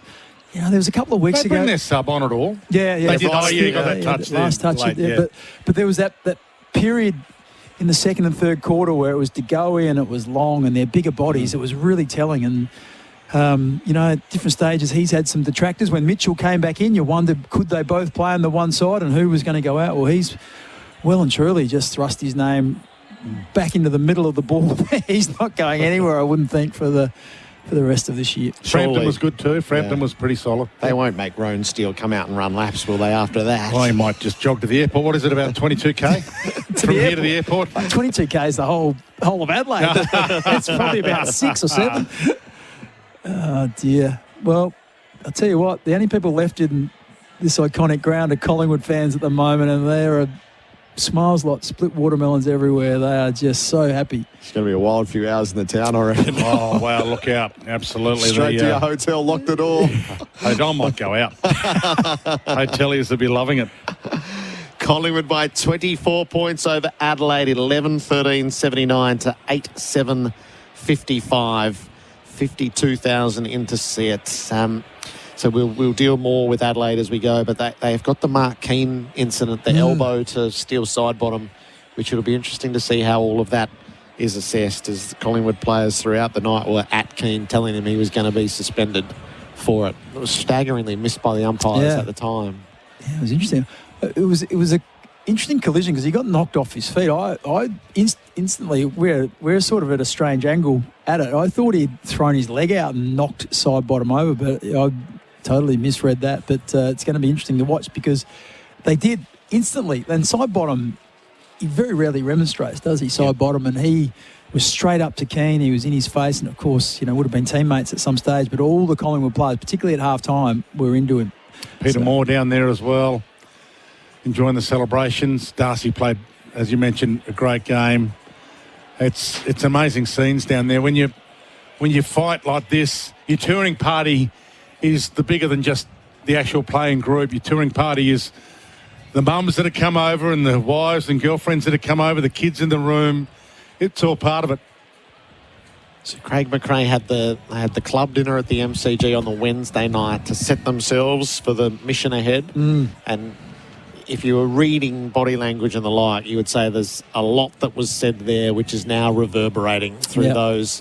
It's clearly a coaching triumph for him, as well as everything else that we've referenced so far. And what about the belief that generates from here as well? Like, not that they would have been short of belief, but that just emboldens them even more, you would think, to be able to come across to, Adelaide. They've only lost one game here at Adelaide Oval this year. That was to Geelong in gather round. But since then, it's been a perfect place for them. But they ran into a side tonight that was just hell-bent on not leaving this ground until they had what they'd come for, and that was the win, and they did it in spectacular style. Gee whiz, that's just fired a shot across the bow, hasn't it? I was here thinking, you know what, the winner of the Geelong and Brisbane game probably is the outright favourite for the flag. But I'll tell you what, how could you discount Collingwood after that performance? Yeah, they're right back in the reckoning. The 5-goal surge at the start of the third quarter that's the lesson. That's what finals football looks like. So if Adelaide are going to learn from tonight, there'll be a bit of time to study that, as they got caught in the headlights straight after the halftime siren, and Collingwood just came at them ferociously. Belted them out of the middle, one field position, just muscled some of those goals through. Yeah. Do you know the latest with Bobby Hill? Is Bobby going to be available at some stage or not? You think it's too late now to leave your run at this late? Yeah, it's one of those things you shouldn't pretend to know. But on Craig McRae's words, the answer was no. They're trying to keep him viable and keep him dialed in, but he misses once a week, and it's not about footy and fitness, is it? That was what Craig McRae told us. So Rowan Steele won't have played. Can he play in the twos tomorrow? So will he get is there a twos game tomorrow for him to play in? Do they make finals? I'm not sure, but that's the other thing. So they've got a week off now. So they just had a week off. They've got a week off now. He's just played 8 minutes. Do they consider bringing McStay back in as a sub, or maybe playing Ed Allen or someone like that as a sub instead of Rowan Steele? It would be harsh on Rowan Steele. Steele's no worse off than Allen, is he? No. Whatever they do, they'll do together. Unless there's a twos game that Allen plays in, that's all. Well, I'm guessing tomorrow morning he might have an early night tonight, Rowan, and then tomorrow he's got the GPS in the back of the jumper and away he goes. But Tom Mitchell's the other one. He's got the experience as well, but he probably doesn't. Well, he's still got the ball winning ability, but does he have the speed that they want to bring on as well? But look, this is Collingwood round 10, round 8 from this year. This is Collingwood of a couple of years ago. Collingwood we saw tonight. This isn't the Collingwood we saw in the last 7 weeks of the season. This is the Collingwood that fought back after opening round when they were demolished by the Giants, and everyone wrote them off. And now they get the dream run, home prelim final at the MCG, where they're going to be really tough to beat, and regardless of who they play, they get a home ground grand final. Yeah, interesting as well. We've spoken a lot about Collingwood. When you think about Adelaide, there's just some players that didn't really show up. Isaac Cumming, I don't really remember calling him all that much. He had 7 touches for the night. Peatling, up until half-time, hadn't had a kick. He ended up with 9 disposals as well. He generally averages, between 16 and 20 possessions per game. Hinge was subbed out. Fogarty didn't really impact. He kicked, didn't even kick any score, so he was disappointing. Keys ended up with 15 disposals, but had no real impact on the game at all. And Dawson ended up with 19. And one stage, sort of early in the last quarter, he'd had 12 disposals. This is a guy who's been so dominant throughout the year, but he just wasn't able to really get himself into the game, and even finished with 19. And he went at 53%, so didn't really have the impact that he has been having throughout the year. Who was your better Dacos tonight? Oh, well, geez, Nick finished really strongly, didn't he? He did those two amazing kicks, and he did some other nice stuff. I probably think, look, you're splitting hairs. I think Moore was the best player. I actually think DeGoey was probably the second best player on the ground. I just loved the way he went about it. Then as Maynard, some of his footy work was magnificent, but just I tend to agree with you. He sets a tone, a certain tone that is so powerful and important for his teammates. So he was great as well. The two Dacos boys were excellent. We mentioned Long was good as well. Elliott with 4 goals in a team that kicks 11. If you kick 4, that's not bad, is it? And I love the Schultz. He attempts to smother like Superman. Like, he doesn't give up. Some guys, it's only a half-hearted smother. They're not prepared to cop the ball in the face. But Schultz is prepared to cop that ball in the face if it means to smother. The other thing as well, Schultz is acting a bit like a conduit between the sort of middle of the ground, and he's the one often that's getting it between 50 and 70 and entering it in. And often what you don't want to be kicking from the wing and landing it, a shallow inside 50. So Schultz is just presenting up all the time. So he's always giving you that option. If you want to go short, you can get it into that launch zone, and he's either having a shot or he's kicking it deep inside forward 50 and allowing his teammates to get set up behind the footy. So he definitely plays a really important role. Collingwood, not in the VFL. They got knocked out in the wild card stage. So just the seniors going. So whatever they're doing for extra work, they're all doing together. That will be it. Celebrations in the rooms for Tobin Brothers Funerals, celebrating lives every day of the year. Isaac Quaynor is going to join us in a few moments' time to mark this Collingwood victory at Adelaide Oval. What did the intercept marks finish at? Let's just had a look before. I know Darcy Moore ended with 9. It ended up 28-11, so it was 20-3 at halftime. So it ended up 8 apiece in the second half. So Adelaide improved marginally, but boy oh boy, in the that second quarter, they just were dominant. It was 10-1 at quarter time, 20-3 at halftime. Got that all wrong. Now, some of it was, we talked about the pressure, but Adelaide, their ball use early on was poor. I remember Phil Thorpe kicking the ball into Walker, where Walker had some separation, but just overcooked the kick and kicked it straight to Darcy Moore. But, his ability to read it and then, once again, obviously mark it. But he had 9, Quaynor had 3, Cameron had 3. There were some others that had a bit of it as well. So, Maynard had 2 as well. So that whole defensive unit were very, very good tonight. Walker was the one that probably would feel a little bit flat with his inability to finish. He ended up with, I think he ended up with 6 shots on goal. And we know that he's generally a clutch player. In the third quarter, he missed 2 shots. He had 2-3, so he had 5 shots on goal. But, we generally expect him to kick at least 2 of those 3 that he missed. So, yeah, he'd be a bit disappointed that he didn't have his kicking boots on. He kicked his first 2 and then missed his next 3, I reckon. And there were just those moments that late in the third quarter when they were getting back into the game. He had the long-range shot, which he would normally shape in, and it just wouldn't shape for him. No, that's right. And then he had the set shot 30 or 40 out directly in front, which is generally his pet distance, because the further out he gets, the more he kicks through the ball, and generally it's that suits him. But that one there just poked out a little bit and pushed it out to the right. So had some opportunities, Adelaide, but geez, if they'd have won tonight, they would have stolen it. In the end, the scoring shots tell a really good story. It was 11-13, so 24 shots to 15. That's probably where the game sat in my eyes anyway, and Collingwood absolutely deserved to take the spoils tonight. Those 9 intercept marks are the most taken by a player in a final. There you go. So, yeah, the home and away record's higher, but in a final, Darcy Moore has set a new mark. Right from the outset. He took the first intercept mark of the game and all the way through. So, well, you talk about walking taller.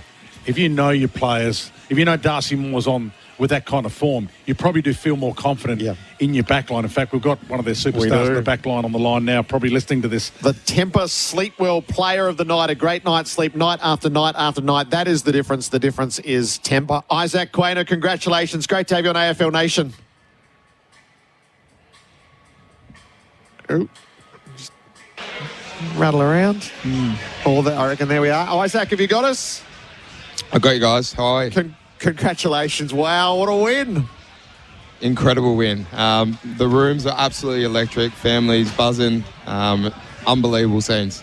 So we've spent the last 20 minutes going to the how. How did you do it? Give us your hot take. I'm going to say it was based off of our defence. I just thought the way we were able to defend behind the ball, and then we were able to just play freely. I thought our big boys in Darcy Moore, Bill Frampton just controlled the air back there, and our forwards fought all day. So it was just honestly an incredible all-round team effort. Yeah, you left Braden Maynard out. We were just talking about the brutality of some of his attacks on the ball and body. We just set the tone, and it was just fantastic. Might have gone a bit quiet there. We've lost him for a second. Yeah, just be patient. There's a lot going on down there at the moment. There's a lot of there is. Competing lines and phones and she's a pretty great room. So we just started Braden Maynard. What do you think of his game? Yeah, he's just a warrior, isn't he? He's just someone that kind of drives the standards and in physicality and effort, and then has so much polish that kind of gets thrown under the table a little bit. I reckon he's an unbelievable player, and I thought it was one of his better games tonight for sure. Isaac, you talked about the defensive part of it. Your pressure at one stage, the pressure meter was 230. It was sustained. It was just amazing. And when your midfielder doing that and not allowing Adelaide to be able to direct the ball when they're going inside forward 50, you must be licking your lips as a defender. 100%. Yeah, the way the boys were hunting in that midfield was incredible. I mean, for exactly what you said, for us as defenders, it just makes our job a lot easier because all those entries are a lot more pressured. So it gives us an opportunity to kind of play to our strengths and be interceptors, which is what a lot of us are. So, a big hats off to always in the engine room tonight. So through the generations, this is what Collingwood does so well, is go on the road as a band and in these big games in heightened environments. How did you set yourself for this one? I thought it was a good question, yeah. Just be patient. It'll come back. Yep. It'll come back. You'll hear it just buzz in the background and come back. That's a little bit frustrating, isn't it? It was just awesome to be able to kind of come together and get that dub. So sorry, Isaac, you dropped out. Could you just give us the start of that answer again? How did you set yourselves for it? Yeah, I just said that, we had a bit of unfinished business, obviously coming back here, 3 weeks ago, I reckon it was, or 4 weeks. And we thought we played really well, played to our strengths and just couldn't quite capitalise on the scoreboard. So it was really good to come back over, knowing that the Magpie Army was going to travel over with us and come out, really firing. We knew Adelaide were going to come out firing too. A lot of their players hadn't played finals and it's a different ball game. So I just love the way they were able to steady the ship and then kind of, put the foot down in that third quarter when it really mattered. Gives you a great chance, doesn't it? Most definitely. Well, now it's, a week off and, straight into a prelim, which is so exciting. So, two more wins and you can be a premiership player is pretty crazy to say. So for now, we're going to rest up, enjoy it with our families and then to work. How did you have any trepidation coming here tonight, Isaac? It was fairly predictable what was going to happen, regrettable though it is. How did you find the environment when you got the footy for the first couple of times? I did hear, a little bit of it, but to be honest, I get so locked in games. I don't really pay much mind to anything else other than what's on the field. So, to be honest, what I paid mind to was the Collingwood fans with the Collingwood chant and the incredible noise that they were making. So, I honestly just didn't pay much mind at all. Yep, that's the best way to approach it. Isaac, congratulations. Hey, the temper, it's a great night's sleep with temper. The difference is temper. The pillow is all yours, although I don't know how much sleep will be had tonight. Well done. Thanks, guys. Appreciate it. Terrific. Isaac Quaynor in the Collingwood rooms with us. 24-point winners over Adelaide. We have some awards to give out next as we bring it all to fruition. The AFL Nation post-game 4 and 20 pies and Elders. Contact Elders Finance today.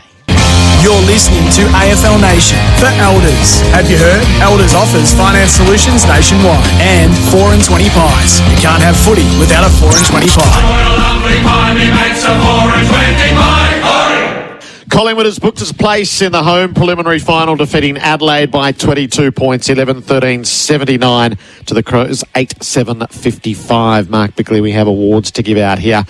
What do you reckon the key stats were for Milwaukee Outdoor Power Up? Well, the big one was the intercept marks from Collingwood. It ended up 28-11, which is just a phenomenal, unbelievable stat. And in the end, it was 20-3 at half time, and that was just so telling. And apart from that, it was probably just the Collingwood, their efficiency with ball in hand. In the end, they were 71% disposal efficiency, in Adelaide just 66. The pressure just forced Adelaide to give the ball back to Collingwood. Toughest player of the day for Truckline for your truck and trailer parts. Visit truckline.com.au. I love Jordan De Goey's game. I thought he was one of the better players for Collingwood, whether it was clearance or tackle or just doing that, using his bigger body. I thought he was outstanding tonight. The tackler of the game for Bar Crusher Boats, Australia's ultimate fishing weapon.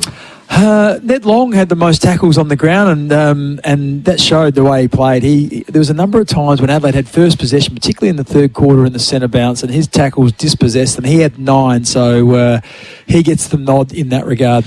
The unmissable moment for Drinkwise. You won't miss a moment if you drink wise. They're a good set of these. Yeah, well, with Nick Dacos with the kick on the outside of the boot, but I had to go with Lachie Schultz and just how quickly he summed up that Darcy Cameron was goal side of his man. He was running through the bullseye in the middle of the ground, and he went the big torp. He kicked it probably 65 over the head of Darcy Cameron, who then ran onto it and socketed it out of midair from the top of the goal square. It was fantastic. Game sealing moment for Loctite. Loctite, fast, strong and reliable adhesives that go beyond the bond. Jamie Elliott kicked the last of the goals with 24 seconds remaining. It was won by then, but just that one piece to finish it all off. Loctite adhesives beyond the bond. Power play rankings. Red Energy for 100% Australian electricity and gas. It was interesting because Riley Thilthorpe was the highest ranked player on the ground. He took a number of contested marks and also kicked 2 goals. He had 119 points, but it was Braden Maynard 115, Ned Long 114, along with Jordan De Goey, Nick Dacos. So you can see with the amount of Collingwood players up there, they had many good players across the night. Switch to Red Energy. What was the key matchup today for Seek for the best job matches? Download the Seek app. I actually love what Craig McRae did with Josh Dacos. He was pegged down at half-back. Last time they played, he was easy to nullify his influence. They put him through the middle of the ground, and he ended up with 24 disposals, 4 clearances.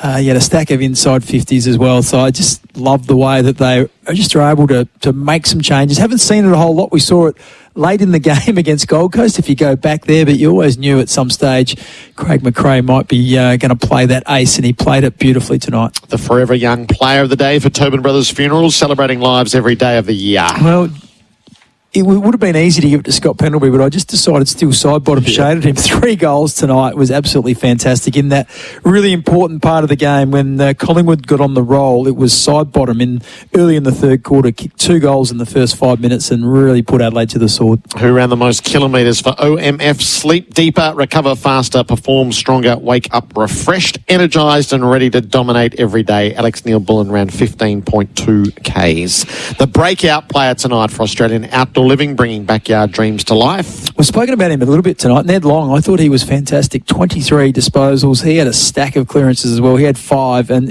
importantly, in that third quarter when things were happening for Collingwood, he was one of the prime movers and really consolidated his position for the rest of this final series. Australian Outdoor Living. And the defender of the game for Athena Home Loans, kick even more goals at Athena Home Loans. Well, it had to be Darcy Moore. He had a record amount of intercept marks in a final, 9, which was absolutely outstanding, and just his poise, composure, positioning, everything. He was just fantastic.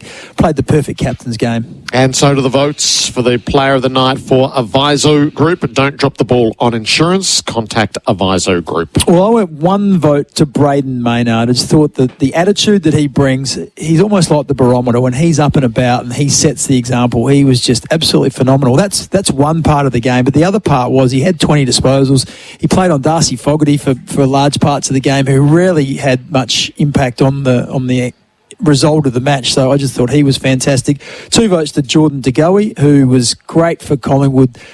All started pretty much in the back half of the second quarter when Collingwood got on the roll. They kicked the last 2 goals of the quarter, and De Goey was involved in both of them. And then in the second half, spent predominantly all of that through the middle of the ground and was really impactful, both with his size and his power and his strength. And it was a great return to form for him in, just at the right time in a big game. And 3 votes to the skipper, Darcy Moore. Like I said, 9 intercept marks, led from the front. He was the general back there. He was positioning. He was telling players where to go. And you just get this sense of when he's in control of his game, Collingwood look like they're in control of their game. 3 to Moore, 2 to De Goey, and 1 to Maynard for Aviso Group, trusted insurance brokers. Collingwood by 24 points over Adelaide.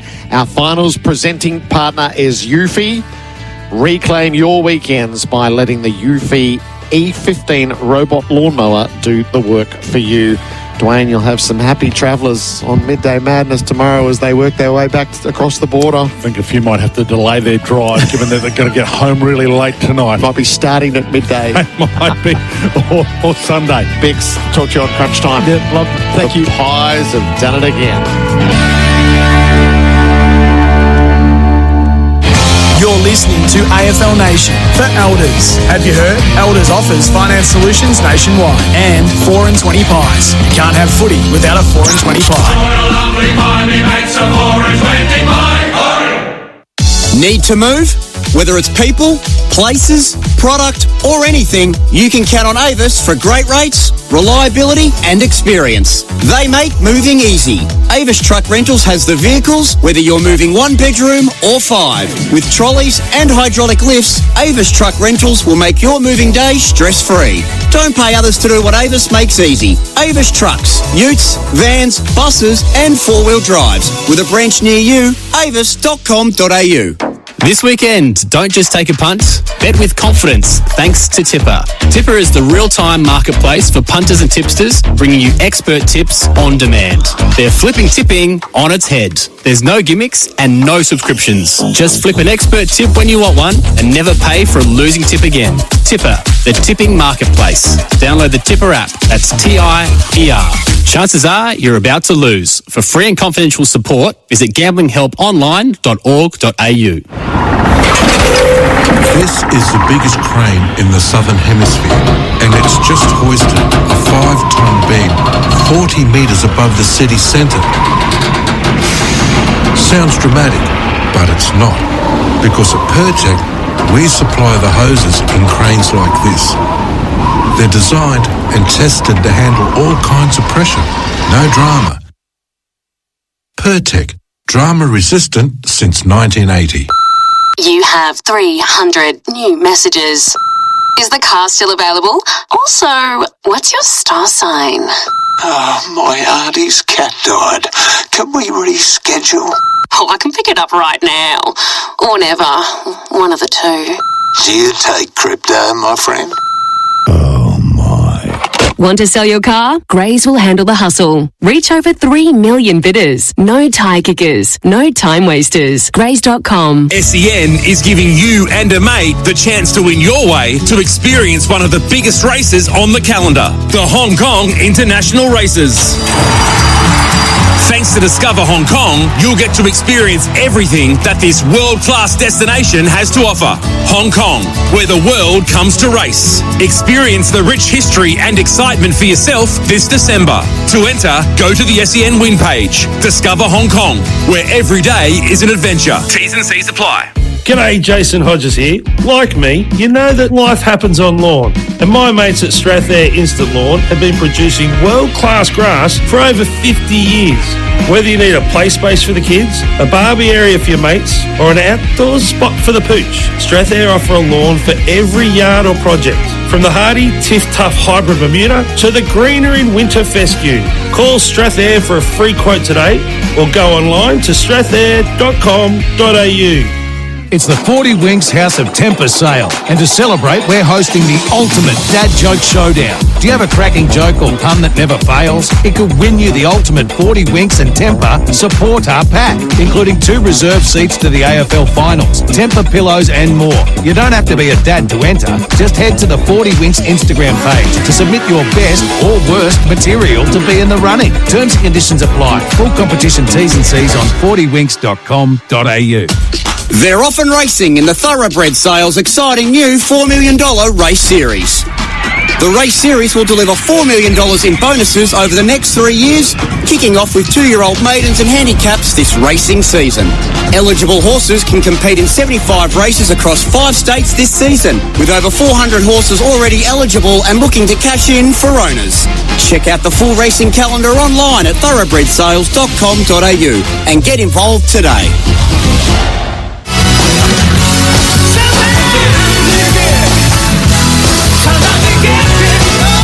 Come into Alamance Kia Footscray to test drive the all-new Tasman Ute. It's unbelievable. Finey's Final Siren on SEN.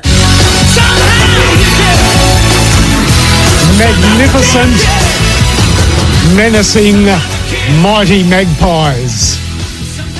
Collingwood show exactly what it takes to win a final. Brutal without the ball, brilliant defensively in the air, and with that polish, the brilliance of Dacos around the ground, record a fantastic victory over the Adelaide Crows on a night where Collingwood once again put their hands up, as they had done for the first part of the season, as a genuine premiership threat. What a great night for the Collingwood Football Club. They started the pressure gauge at boiling point and it never went down. Absolutely magnificent tonight, Collingwood. And as for the Adelaide Crows, well, there's a fair bit of soul-searching to be done before they play the winner of GWS versus Hawthorn. The midfield was thin, Jordan Dawson disappointing, and it seems as though if you can keep a handle on their brilliant skipper, there might not be a heck of a lot there to win the ball out of the middle. The forward line didn't function. Credit where credit's due. Taylor Walker, Big Tex in his 300th game, was productive all night. The best of the tall forwards. Thilthorpe, a disappointing game, and Fogarty was absolutely unsighted. So well done to Tex, but one man couldn't do it on his own. Rankin sorely missed. Pedler went forward and provided a spark. But for the Adelaide Crows, a heck of a lot of soul-searching between now and next week. So a very tough night for Adelaide and a harsh lesson learnt. It's been a great season for the Adelaide Crows as they've climbed from 15th into top spot on the ladder. But AFL finals are a different animal, is a different animal, and boy, oh boy, tonight they learnt that lesson the hard way from one of the most hardened professional finals teams I've ever seen. Of course, filled with experienced players, Collingwood tonight was simply brilliant. 1300 736 736 on this special edition of the Final Siren. A great night for Collingwood supporters. I'm hoping to hear from plenty of you, hoping to hear from Adelaide supporters, and then supporters of all clubs. Your analysis, your take on what was a magnificent game of football orchestrated by Collingwood. I mean, it was superb. The way they handled that last quarter with assuredness, confidence and ferocity made it impossible for Adelaide to mount any sort of challenge, get their home crowd excited and build up any momentum in the last quarter. Brilliantly snuffed out by Collingwood, brilliantly set up in the third quarter and made tough for Adelaide from the first bounce.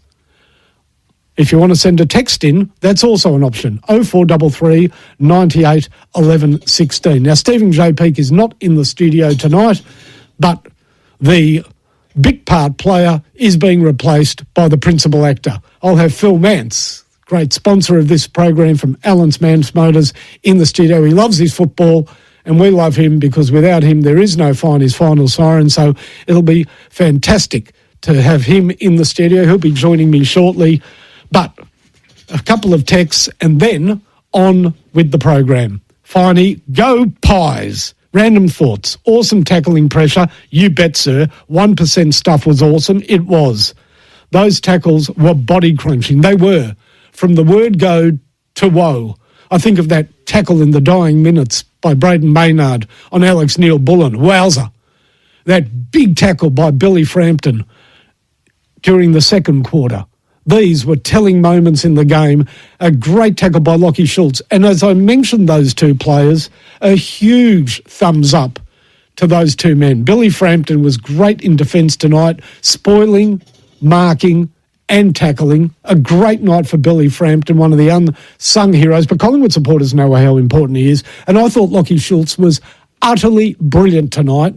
Whether he was tackling, whether he was up on the lead or kicking that amazing torpedo that was finished off by Darcy Cameron with a kick off the ground just out the goal square. It was a great night for Lachie Schultz, and the time and money invested in him. Sure, his first season from Fremantle didn't hit the heights, but this year he's been invaluable, and tonight showed exactly how important he is and what a great finals footballer he can be, because all of those elements of the Lachie Schultz game absolutely reek finals football. So great effort by that player. Also off the text tonight, I've got to absolutely give a thumbs up to this one. Isaac Quaynor was absolutely fantastic tonight, despite the crowd, stuck it right up him. The Adelaide crowd lack some sort of intelligence or nous or finesse. It's not an observation I hand out lightly, but it was confirmed tonight with their booing of Isaac Quaynor, the man on the receiving end of the Isaac Rankin slur. Why they are booing Isaac Quaynor can only be explained by them, but then again, I doubt that they've got an explanation in them, given how absolutely boorish and unacceptably stupid the booing was. So don't ask them why, because they're too bloody stupid to answer. Let's go to our callers. Mel is in Ringwood. We'll kick off with you, Mel. Good evening. Hey, Finey. I'm actually walking from the ground as we speak, and what a game. Finey, what a game. Perfect. A perfect game of finals football. I'll say this. If Collingwood can bring that pressure from the first bounce for the next 2 weeks of finals football, you will be celebrating another premiership. It's not always easy to do, but they were absolutely unbeatable tonight given the pressure they applied. I mean, Adelaide wilted, but what team wouldn't under that pressure? It must have been fantastic to watch, because as a supporter, there's nothing we love more than the rousing tackle, the smother, the desperation, and you got that for the full 100 minutes. I've been to most of the games the last 6 weeks, and I saw them lose the confidence.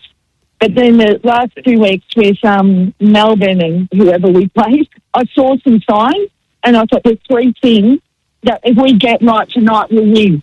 One was team defence, one was Geordie off the leash, just let him off the leash, and one was Billy Frampton. If he should just nullify Riley by 50%, we'll win. And then we had all this other stuff, Finey. It was just one of those, we were back. Like, our confidence each quarter just rose, and it was just awesome. Yeah, that's a really great observation, because that confidence just grew and grew, and it grew on the back of some brilliant defensive intercept marking. Darcy Moore was brilliant tonight, one little fumble, but besides that, played a great game. I mean, Tex Walker was a hard opponent, but for all the value that Tex Walker added with some forward presence, Darcy Moore countered that by repelling so many attacking moves with his marking. It was a great game by Billy Frampton. Dan Houston had a much better night tonight. That's why they got him to the club. So, I mean, Isaac Quaynor, we've already discussed. That back line was confident, was from the get-go confident in their ability to outmark what most people think is the biggest, tallest, most dangerous high-marking forward line in the competition. Credit to Collingwood. They took them on at their own game in the air and beat them. And we didn't go away, and that's what I think Adelaide was expecting, and that's what I think their crowd was expecting. So we didn't go away. So as the boys played better and better, the Collingwood army just started to rise as well. And then by the end of the game, we were on top. We were the winners, Finey. It was a great game. You sit and wait now. It's a great position to be in for Collingwood because given what we've seen, the week off is exactly right for this group of players. So you get another week off now. That'll be appreciated again. They'll be cherry ripe to come out like raging bulls in that preliminary final. You're from Melbourne, so enjoy the night in Adelaide, enjoy the trip back and enjoy the rest of the final series, Mel. Thanks for the call. Let's head to Sam in Adelaide. Good evening, Sam. G'day, Finey. How are you, mate? Very well, thanks. Hey, I'm a North Melbourne supporter first and foremost, so growing up in Adelaide, the way you just conversed about the crowd is burnt into my mind about how they used to treat Carey in his prime. And as a young fella, when I would be there, we were the 2% of the crowd, and you'd cop it, and it was demonstrative and aggressive. And I haven't seen that for a long time, but geez, it came out tonight. It was spicy. Ironic that he would end up going on to play for Adelaide. Shows you got to be careful who you boo. But yeah, they did themselves no good service tonight by booing Quaynor. I mean, it's an embarrassment, absolutely embarrassing, and I just can't believe it took hold and continued right throughout the game. Incredible. Yeah. It wasn't just Quaynor, though. Maynard copped it. They were throwing it out left, right, centre. But I'm going to be real with you because I'm hiding down the shed because my partner's 8 months pregnant and she's a mad crowd supporter. I couldn't do this from upstairs because I wanted to want to shake the natives. But Nick's got outcoached tonight. You know, you look at that there. They started Michelini as a forward. He's their best small defender. He should have gone to Elliott. He played on Paul Curtis earlier in the year and just blanketed him. And they started Bond on Elliott, and he got off the leash early, got space. Did a few things that just put pressure on him in that back half. Hinge being sub for Smith. They chose 9 defenders tonight. That's a like for like. It didn't change any structure. Probably should have subbed Fog off to get a bit of a different mix, but he got out coached. He didn't give that squad the opportunity to play to their strength, and they got smacked for it. Yeah, I don't know whether they were allowed to play to their strength. I mean, the coach will have a look at a number of aspects of what happened tonight and certainly look to get some more run through the midfield. I actually thought when Brodie Smith came on, he provided something that they didn't have, which was more daring out of the backline. So I'd be very surprised if Brodie Smith doesn't start next week against GWS or Hawthorn.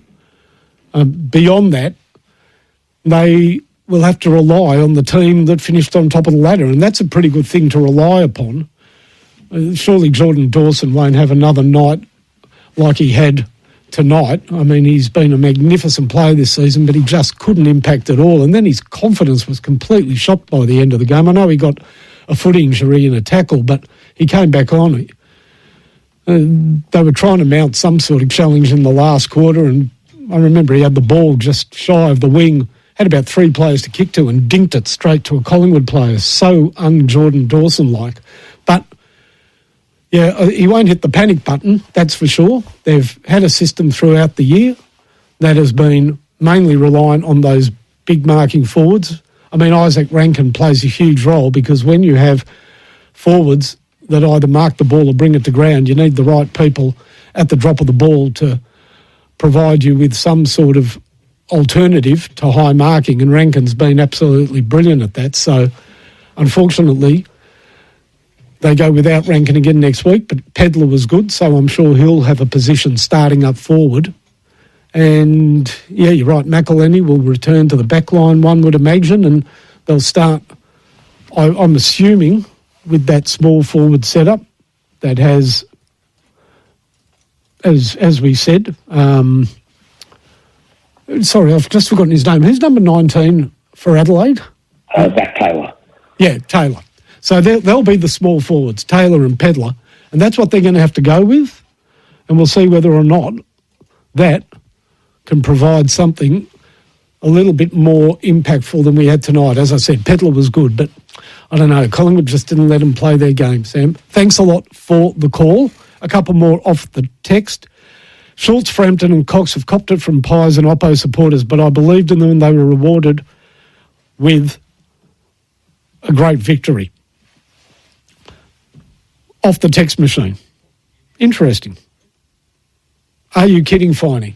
It was a terrible game and the crowd can boo whoever they want. Well, it wasn't a terrible game. It's actually a great game of football. High-pressure game of football and a real lesson in how to do it by Collingwood.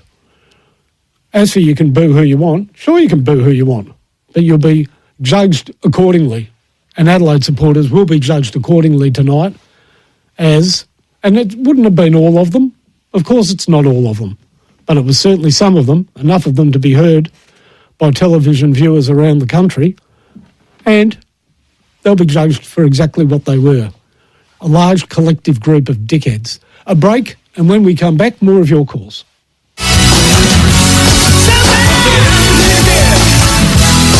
Win big with the Pub Plus Big Footy Score Scratch and Win promotion. There's $500,000 in prizes to be won, like instant prizes including merch, surfboards, food and beverage vouchers, plus the main prize of an ultimate international F1 experience for two. Visit your local on game days after 12 p.m. and spend $15 or more on food and drinks for your chance to win. Venue list and T's at pubplus.com.au. Oz residents only. 18 plus. One entry per transaction. Drink responsibly. Capital.com, a real-time trading platform. If you are familiar with the frustration of consistent delays in the presentation of market data which prevent you from making informed trades, check out Capital.com. With real-time market data, lightning-fast order execution and rapid withdrawals. Because if you're an experienced trader, you already know that time is money. So go to Capital.com and start trading without delay. Trading on leverage is high risk and is not suitable for everyone. Refer to Capital.com Australia's PDS and TMD, AFSL 513393. You've seen Trojan tools on the block. The same tools trusted by the blockheads for the toughest DIY challenges. Built tough, built to last, and built for everyday DIYers. But the real game winner, Trojan offers a broad range of quality tools you can trust, backed by lifetime warranty. Whatever the task, Trojan tools are up for the job. Trojan, tools built tough. Available in store or online at Bunnings Warehouse. Need truck parts? Get expert service from the team that knows their stuff at Truckline.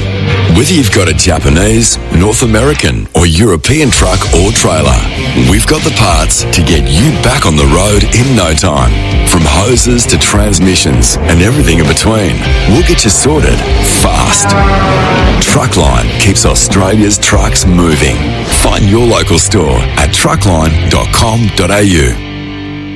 Living with diabetes? Ditch finger pricks with Freestyle Libre. Freestyle Libre is a small wearable sensor that monitors your glucose levels and trends and bangs them straight to your phone. Instant up-to-date feedback. No finger pricks. How good is that? And you can trial Freestyle Libre for only $15.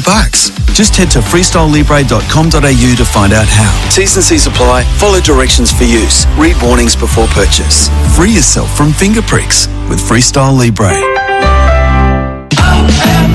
Turn over a new leaf with OMF Spring Sale. Buy any base bed, frame or bedding and get great deals on selected mattresses. Get the Revivify Support Mattress for under $800 or the Mornington Mattress for under $1,300. This week, get 2 bonus pillows when you buy any modern, family or signature mattress. And get up to 20% off selected bedroom furniture. Spring's the season for fresh deals. Upgrade your bedroom today. End soon at OMF, the home of mattress, bedroom, bedding and furniture. So just what backyard sports does your family excel at? Cricket, footy, classic catches in the pool? Is your grandstand, we mean outdoor living area, up to scratch? Speak to Louver House and transform your outdoor area with an Australian-made opening and closing roof. Louver House do everything. Planning, design, council approvals, manufacturing and installation. Get your home ready for next summer now with a free design, measure and quote. Bring your outdoor area to life and see the light with Louver House. louverhouse.com.au. At Brighton Homes, they're letting life in with standout homes. No matter if you're new to the game or looking to upgrade, Brighton Homes has the perfect home for you. Where every front porch is a front row seat to the good stuff life throws at you. So come and find the home you've been dreaming about. Drop into a display home today and discover how better begins with Brighton.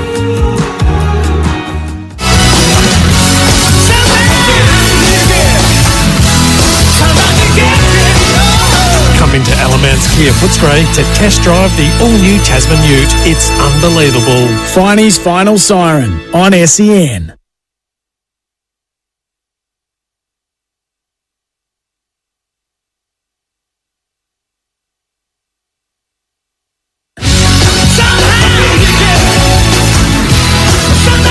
Welcome back to the program. The Final Siren in full swing on a night when Collingwood booked a spot in the preliminary final.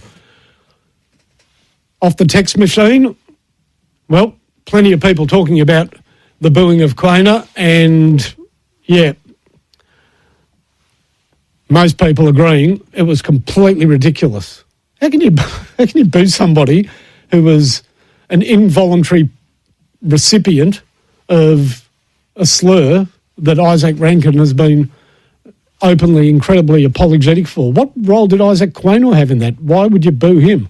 Makes no logical sense to me. And as for the person who says, you are part of the woke media ruining the enjoyment of the game for everybody, well, yeah, go and enjoy the game however you want. And you're allowed to boo who you want at the football, but you'll be judged accordingly. And booing Quaynor was simply idiotic. End of discussion. Not really interested in talking about it anymore. I will not be swayed, nor will anybody with a modicum of intelligence be swayed on the fact that it was just embarrassing for the Adelaide crowd to be booing Isaac Quaynor. Made no sense. Ridiculous. Absolutely redonkulous. Let's go to Zach in Mount Waverley. Good evening, Zach. Good evening, Finey. Just want to give Darcy Moore and Lockie Schultz their flowers. They've been criticised pretty heavily in patches this year, and I think they both played out of their skin tonight. Absolutely. I mean, I said earlier, I thought Lockie Schultz was brilliant tonight. The opportunities that come the way of a small forward are limited, but he made sure that he impacted the game every time he was in the vicinity of the ball. Sure ball handling, solid, great tackling. There was that brilliant tackle on the outer wing that resulted in Nick Dacos centering the ball. And it was simply a beautiful piece of play by Lockie Schultz, a bone-crunching tackle. And as for the not only sense of mind, but the ability to go over the top with a torpedo punt on the run, that is skill personified. Up the other end, Darcy Moore, supreme in the air. Confidence from the minute he went for the first mark and took it. His marking was second to none. And it was a pretty impressive effort by Darcy. Look, he's not always the most negating or effective of defenders. And look, he did play on Tex Walker, and Walker got off the leash. But as I said earlier, whatever Walker did was counted double by the intercept marking and the rebound play of Darcy Moore. So they both had great games, Zach. Yeah, I feel like Shooter can be a bit of an easy whipping boy, and he's really starting to show why we made the move to get him across. And Darcy Moore led from the front tonight, and I couldn't be proud of him. It was unbelievable. Yep, great stuff, and thanks for the call. Let's go to John in Berwick. Good evening, John. Good evening, Mark. What an absolute sensational performance by the boys. But I think it needs to be called out.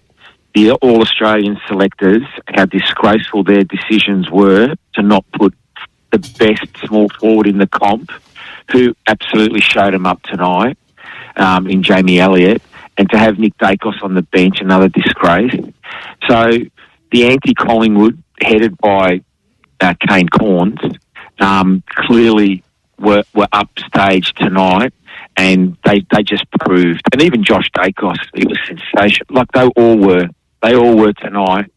But I think Billy was stung by that omission in the AA team, and he proved tonight that he was clearly the best small forward in the comp.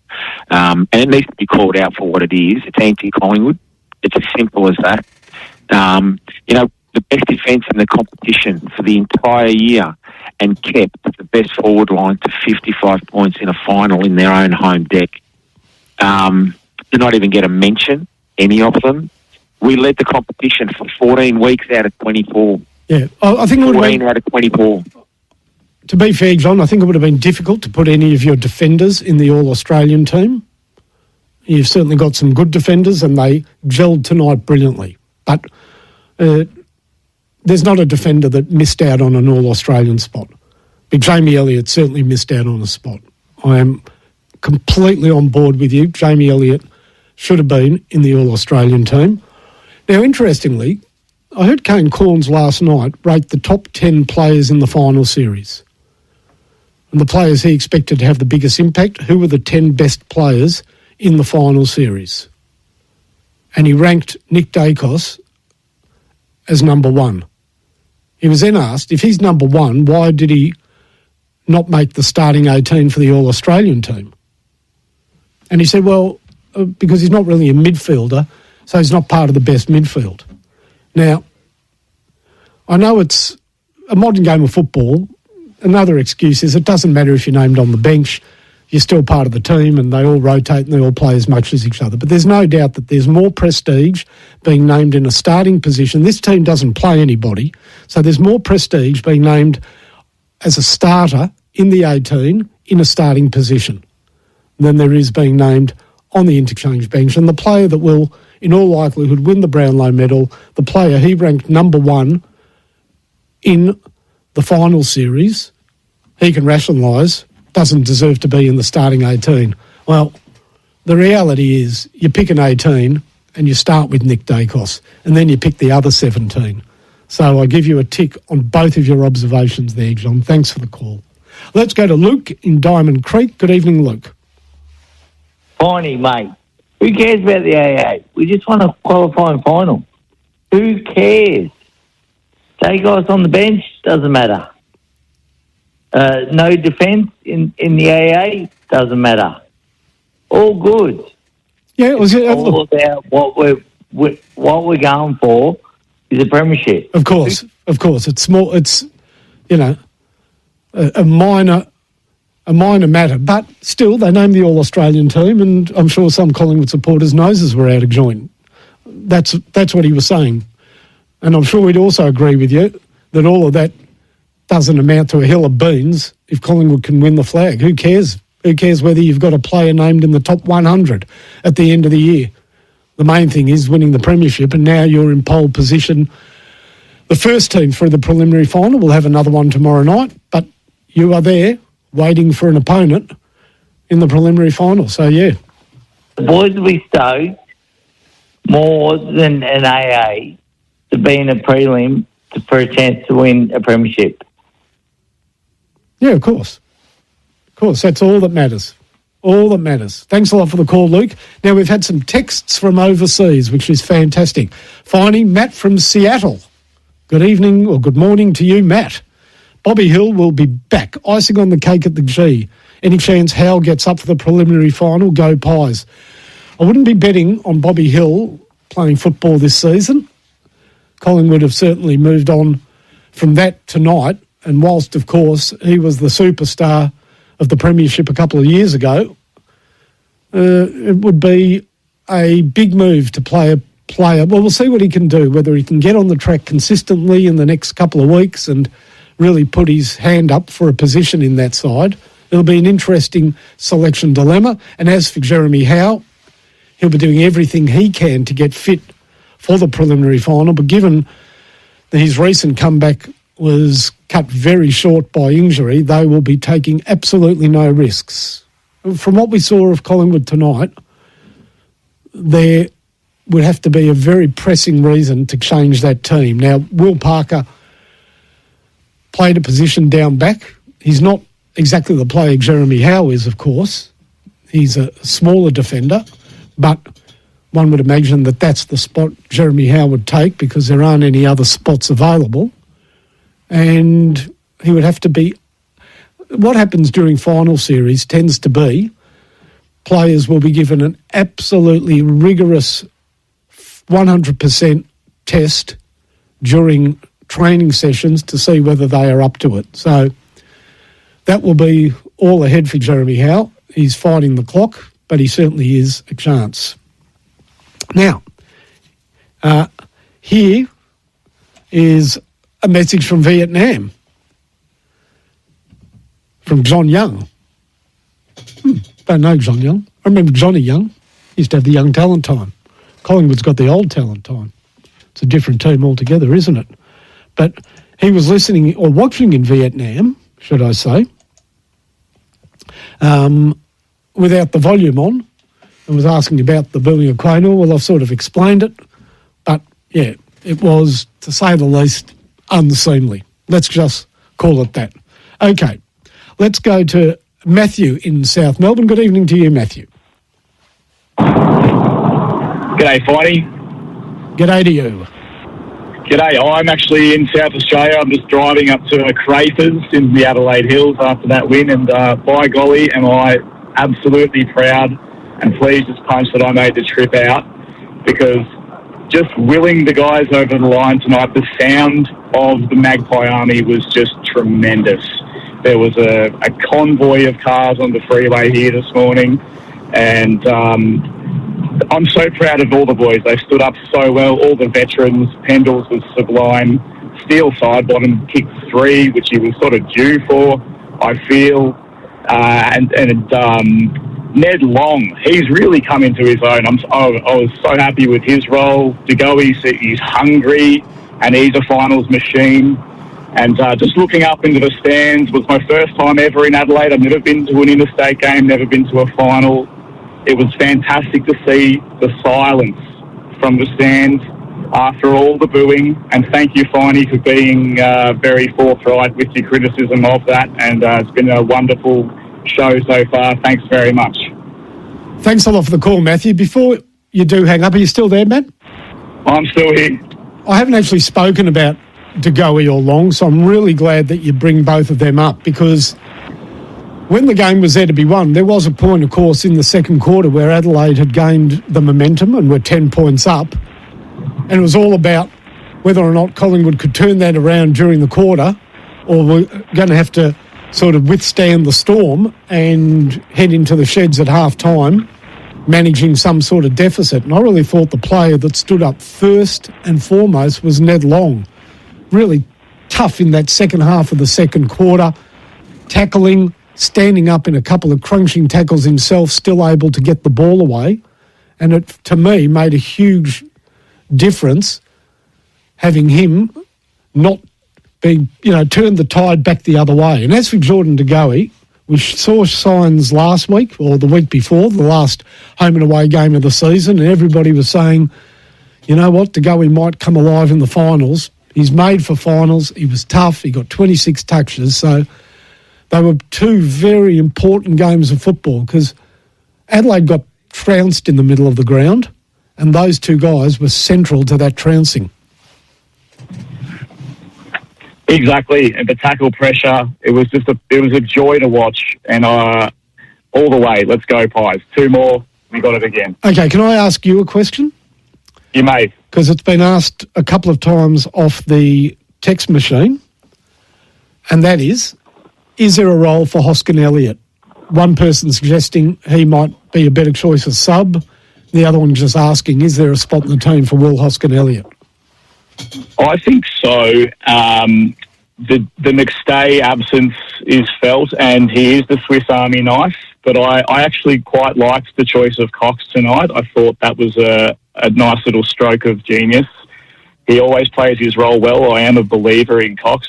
And Willie Hoskin Elliott, that would just be the icing on the cake of a of a pretty undersung, underrated, but tremendous career. He should be really proud of himself regardless. And the rest of the team. Go the Pies. Good on you, mate. Safe driving up to the hills in Adelaide and bask in the glory, because it was a glorious night for the Pies. We are going to take a break. When we come back, Aaron is calling from New Delhi in India. Big Pies fan, and we want to have a chat with him after this.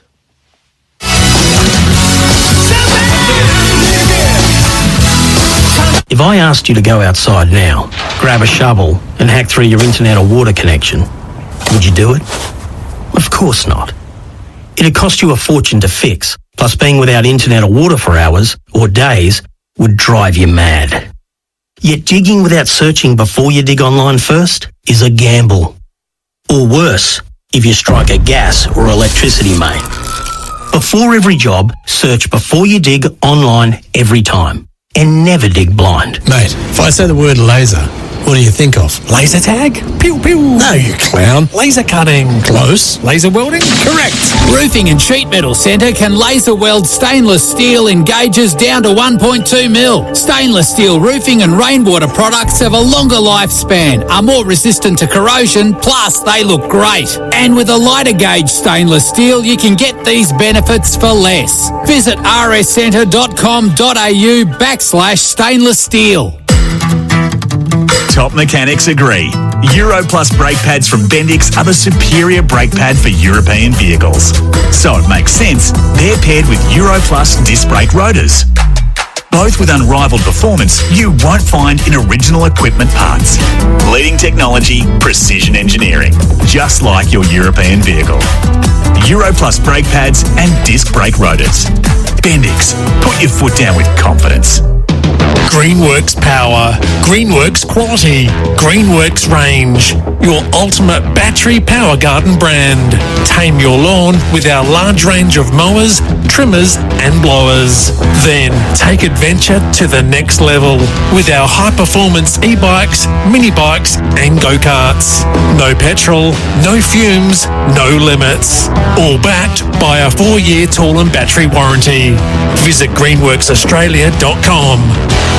Sheds come in all sorts of shapes and sizes, but if you're after a shed, go and have a word with the family-owned team at Best Sheds. The sheds at Best Sheds are up to a staggering 40% cheaper than the competition. Wow, 40%! Plus, all their sheds come with a 20-year manufacturer's warranty, and you can choose from the standard range or customise the shed of your dreams. So, come on team, let's hit the sheds. Best Sheds, 100% Australian owned and manufactured. Visit bestsheds.com.au. Be the sharpest tool in the shed with a discount on tool insurance from IMAR, the tradies mate. For over 35 years, IMAR's trusted team have backed tradies with the sharpest... Oh, that really is sharp. The sharpest tool insurance from the trusted team at IMAR. Call 13-IMAR today and be the sharpest tool in the shed with your discounted tool cover. That's 134627. They're the tradies, mate. That's IMAR.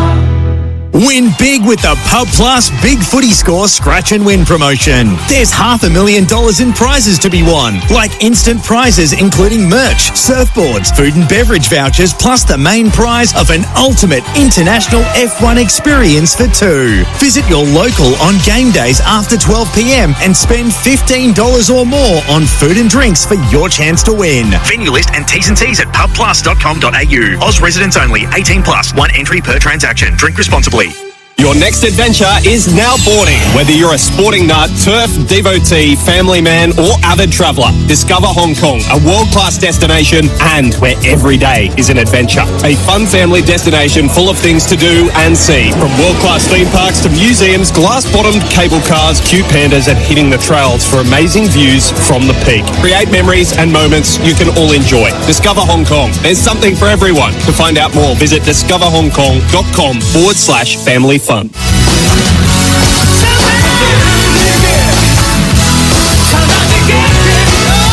Come into Alamance Kia Footscray to test drive the all-new Tasman Ute. It's unbelievable. Finey's Final Siren on SEN.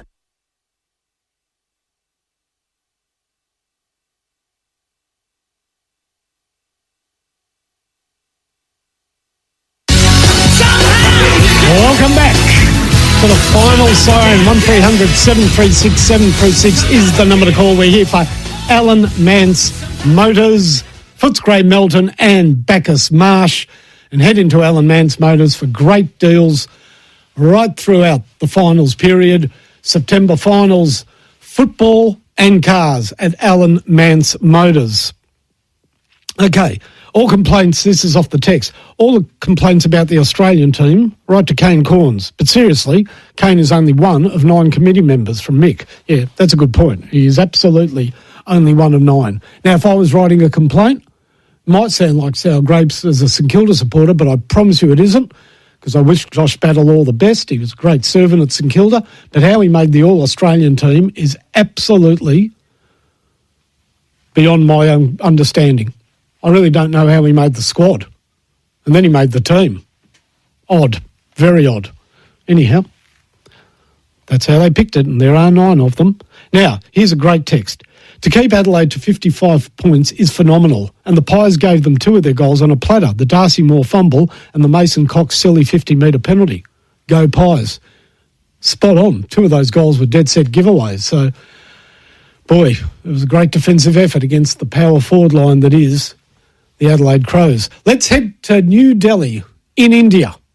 Aaron, Collingwood supporter, working in India now for a couple of years. Good evening to you, Aaron.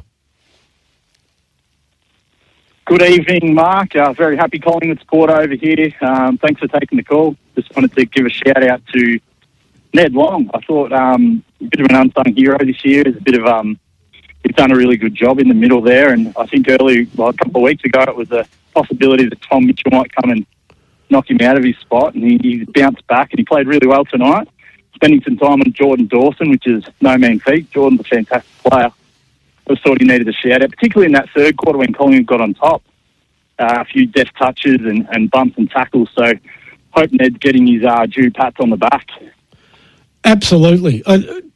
They stuck with Ned Long, and so they should have. He was great in the early part of the season, and he's been a consistent player throughout. Now, Tom Mitchell, of course, a Brownlow medalist, is a tempting option for Collingwood, but they played him through 3 or 4 games, and they clearly saw, Craig McRae clearly saw in Ned Long exactly the sort of footballer you want in finals football. Strong-bodied, ability to run with an opponent, apply tackles, and withstand pressure himself. And that probably is the overriding factor, that there is pressure in finals football that is different to home and away football. It steps up, and Ned Long stands up in the tackle, and he stands up when it matters. So it's a great effort by the Hawthorn cast-off, and you need those players. You need players that come into the club on low salaries,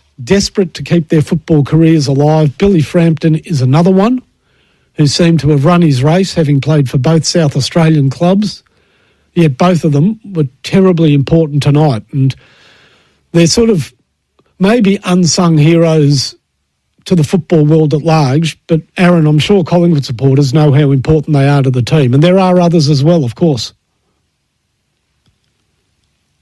Yeah, absolutely.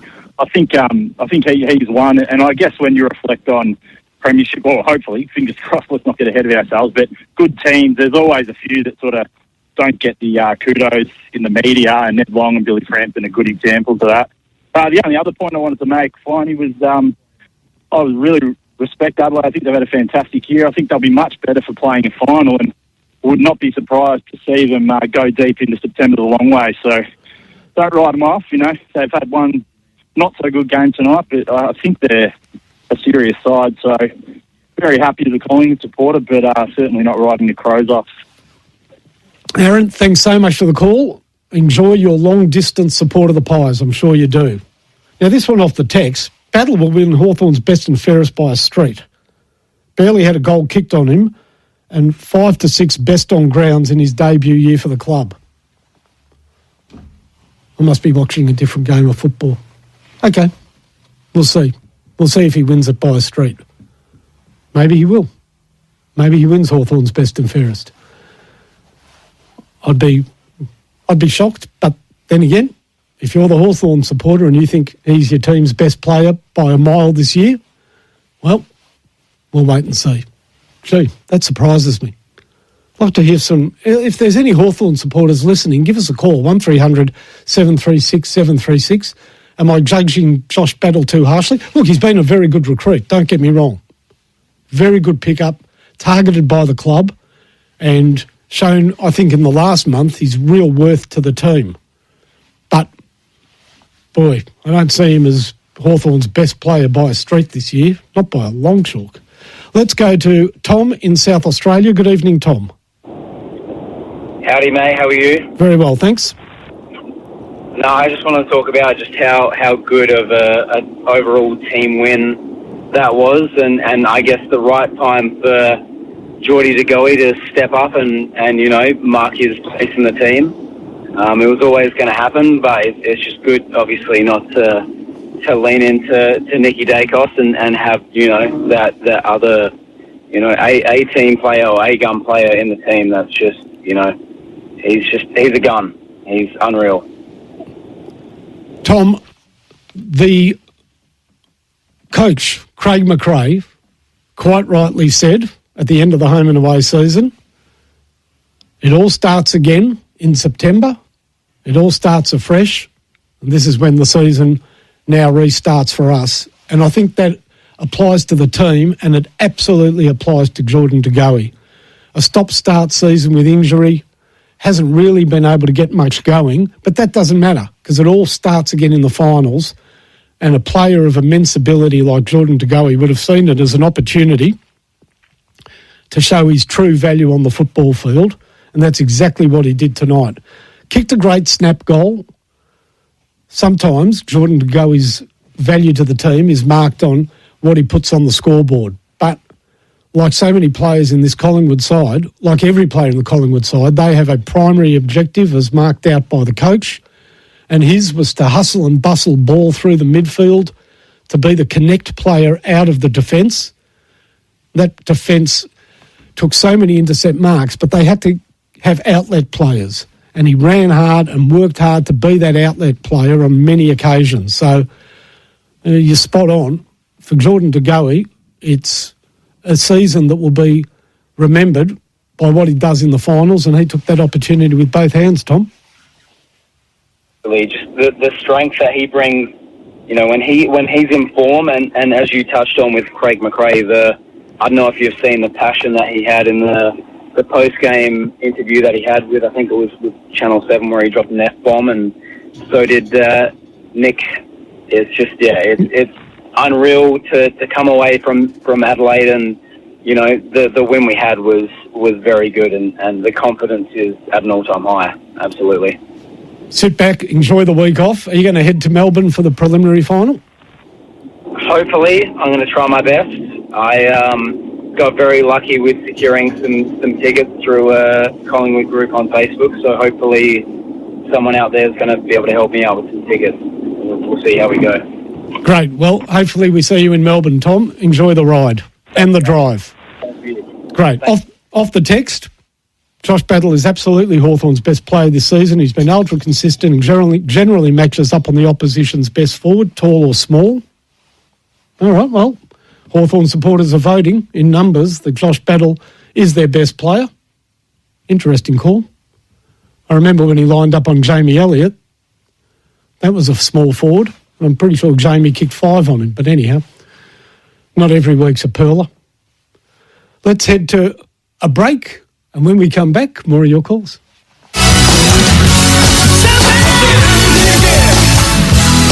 Did you know that right now at Sheen Panel Service, you can repair your car and reward your pocket? Sheen Panel Service are giving away $10,000. Simply book your car in for repair before October 5th, and not only could you win $10,000, you'll receive a quality repair with genuine parts, a lifetime guarantee, and an accident replacement vehicle from any one of their 27 locations.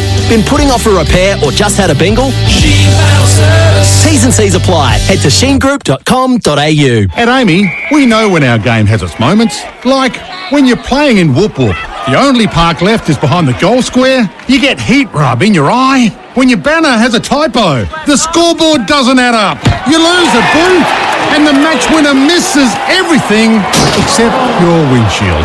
It's lucky you're with Amy. Before buying comprehensive car insurance issued by Amy, read the PDS and TMD at amy.com.au and consider whether it's right for you. Lucky you're with Amy. G'day, it's Jason Cunningham. If you work on the tools, engineering or in any specialist trade and you need genuine tools as opposed to a sausage sizzle, then come and do business with A&A Industrial Supplies. Family owned for generations, they have all your nuts, bolts and fasteners. Not to mention cutting tools, welding equipment and everything a real tradesperson needs. Just like our resident handyman, the Ox. Yeah, maybe not. A&A Industrial Supplies, London Drive, Bayswater. Ask for Brad for the SEN Deal of the Week. Saddles on, checking form, getting ready starts at dawn. This is how we prep. Horses run, corners shout, punters watch with hearts in mouth. This is how we race.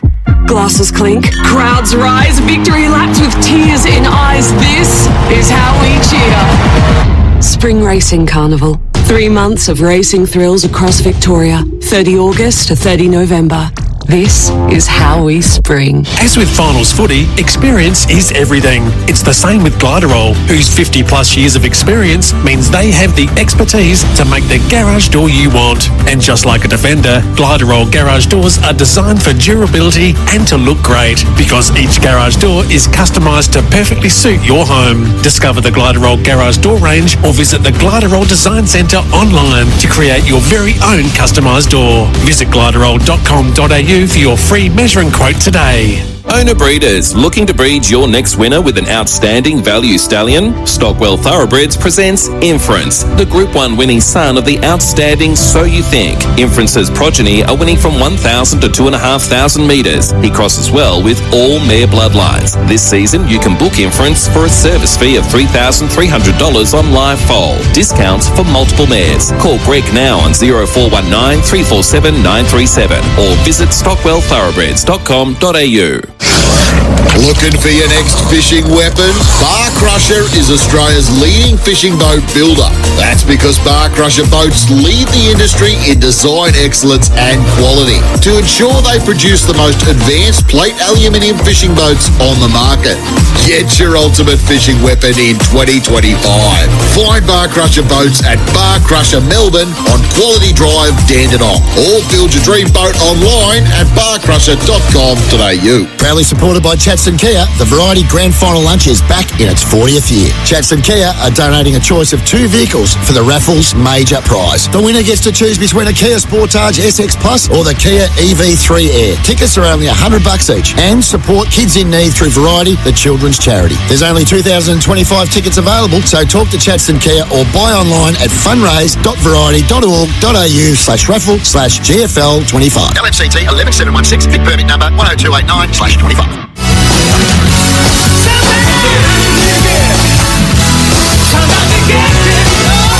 Come into Alamance Kia Footscray to test drive the all-new Tasman Ute. It's unbelievable. Finey's Final Siren on SEN.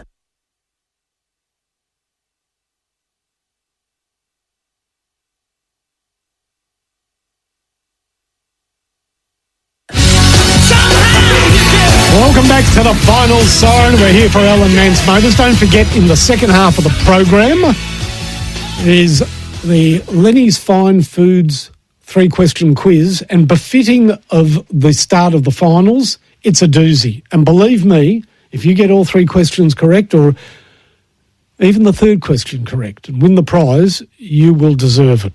You will most certainly earn your victory. Interesting selection at Brisbane tonight. They've brought in 2 very important players, Neil and Berry, and Brisbane supporters will be delighted at that. One player who hasn't made the team, who was available, is Oscar McInerney. Interesting that they have decided to go with Darcy Fort. And the Big O finds himself in a similar position to Dan McStay. Both of them missed premierships after getting injured in the finals. And terrible luck for both players, playing in winning preliminary finals but not being able to play in the premiership team the following week. And now both players are fighting to earn their spot in the best 23. So there are real parallels between Dan McStay and Oscar McInerney. Dan McStay tonight wouldn't have had his cause advanced by Mason Cox's game. Now, Mason wasn't brilliant, and in fact there was a point in the second quarter when he gave away that free kick and 50-metre penalty where Collingwood supporters would have been saying, why Mason? But he competed well in the ruck. His aerial work in the forward line in the third quarter might not have resulted in any marks. He went close a couple of times, but it certainly brought the ball to ground with great result for Collingwood. So they would have been happy with his performance, his contest, and I'm sure that he keeps his spot in the team for the preliminary final. And as for the Big O, he watches on with interest to see how Darcy Fort goes in the game against Geelong tomorrow night. Let's go to Neil in Port Melbourne. Good evening to you, Neil. Johnny, how are you?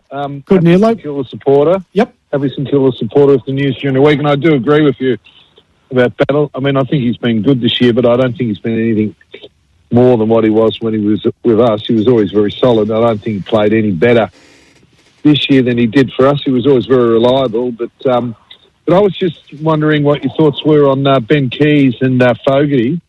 It's been a lot of talk, even though Adelaide have done so well, whether the three forwards are all going to work, but they really lack a small forward. I know Rankin's not in there, but Ben Keys, surprisingly, I said, hadn't kicked a goal in 12 matches against Collingwood. Yeah, well, he was disappointing tonight, Ben, and he's a great player. He's been ultra consistent for the Adelaide Crows since being dumped by Brisbane. Very important player to them, but maybe, you see, you move up the pecking order as a small forward when Isaac Rankin goes out. So there's a lot of attention paid to Isaac Rankin when he plays. And that affords opportunities to the likes of Zach Taylor and Ben Keys. And without Isaac Rankin, the focus then switches immediately onto Ben Keys as the next player in the queue that you need to keep your eye on. So he wasn't able to withstand the close attention he received tonight. As for Adelaide, what they do in the next couple of weeks, or next week, and we'll see if there's a couple of weeks, will certainly be to play Pedler forward, as he ended up tonight, and hope that that frees up the likes of Ben Keys. Now, we need to take a break. There are plenty of people hanging on to have a chat. Do so after this. We'll continue after midnight on the Final Siren.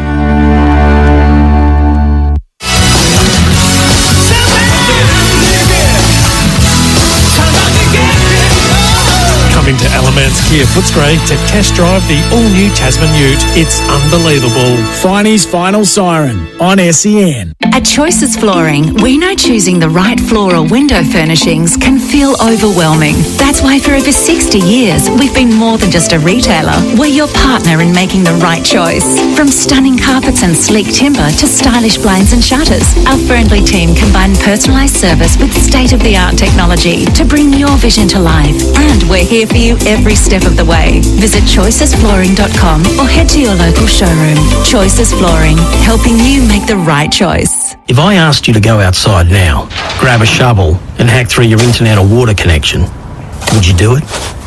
Of course not. It'd cost you a fortune to fix, plus being without internet or water for hours or days would drive you mad. Yet digging without searching before you dig online first is a gamble. Or worse, if you strike a gas or electricity main. Before every job, search before you dig online every time. And never dig blind. This ultra-class haul truck is 15 metres long and it's hauling 304 tonnes of iron ore up a 45-degree muddy incline. Sounds dramatic, but it's not. Because at Pertec, we supply and service hoses for massive machines like this. They're designed and tested to handle all kinds of pressure. No drama. Pertec. Drama resistant since 1980. With over 1 billion vehicles on the road worldwide, finding one of yours can be tricky. But with vehicle tracking systems by Radius Telematics, they'll not only find your vehicle, but they'll also tell you where it's been, where it's going, and how long it's taken, including location and speeding alerts, even driving behaviour, plus so much more. Speak to Michael and the team about dashcam and asset tracking technology that'll help keep your business's valuable assets safe and secure. For more, visit radius.com today. G'day, it's Dwayne Russell here. This season, when you cheer the Cats, you'll never lose power thanks to the Signet AFL Club-branded power banks. You can cheer, come on the Cats, like an All-Australian midfielder charging towards goal. The Signet AFL Club-branded power banks will sell out fast. Shop now at signet.com. Gear up for the game day with official AFL Club power banks by Signet. A great gift idea for footy fans. Order at signet.com. Capital.com, a real-time trading platform.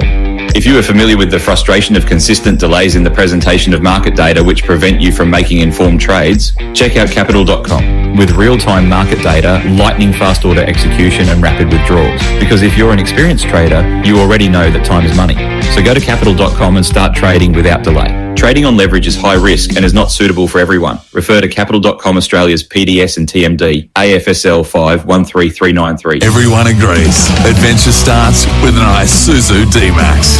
No matter where you go, the Isuzu D-Max has your back. With 5-star ANCAP safety rating, towing capacity up to 3.5 tonnes, and total peace of mind with Isuzu Ute Service Plus program, including 5-year flat price servicing, 6-year warranty, and 7-year roadside assistance. So let's go. Explore the range at your local Isuzu Ute dealer today. T's and C's apply. Sick of glue that doesn't stick? Bostik. Sticks like shit. Holding on really tight? That's no bull. Whether it's for indoors, outdoors, rain or shine, it bonds to nearly anything. Wood, metal, brick, you name it, it's stuck. You'll need a crowbar and a prayer to move it. Bostik. Sticks like shit. Find it now at your local hardware store.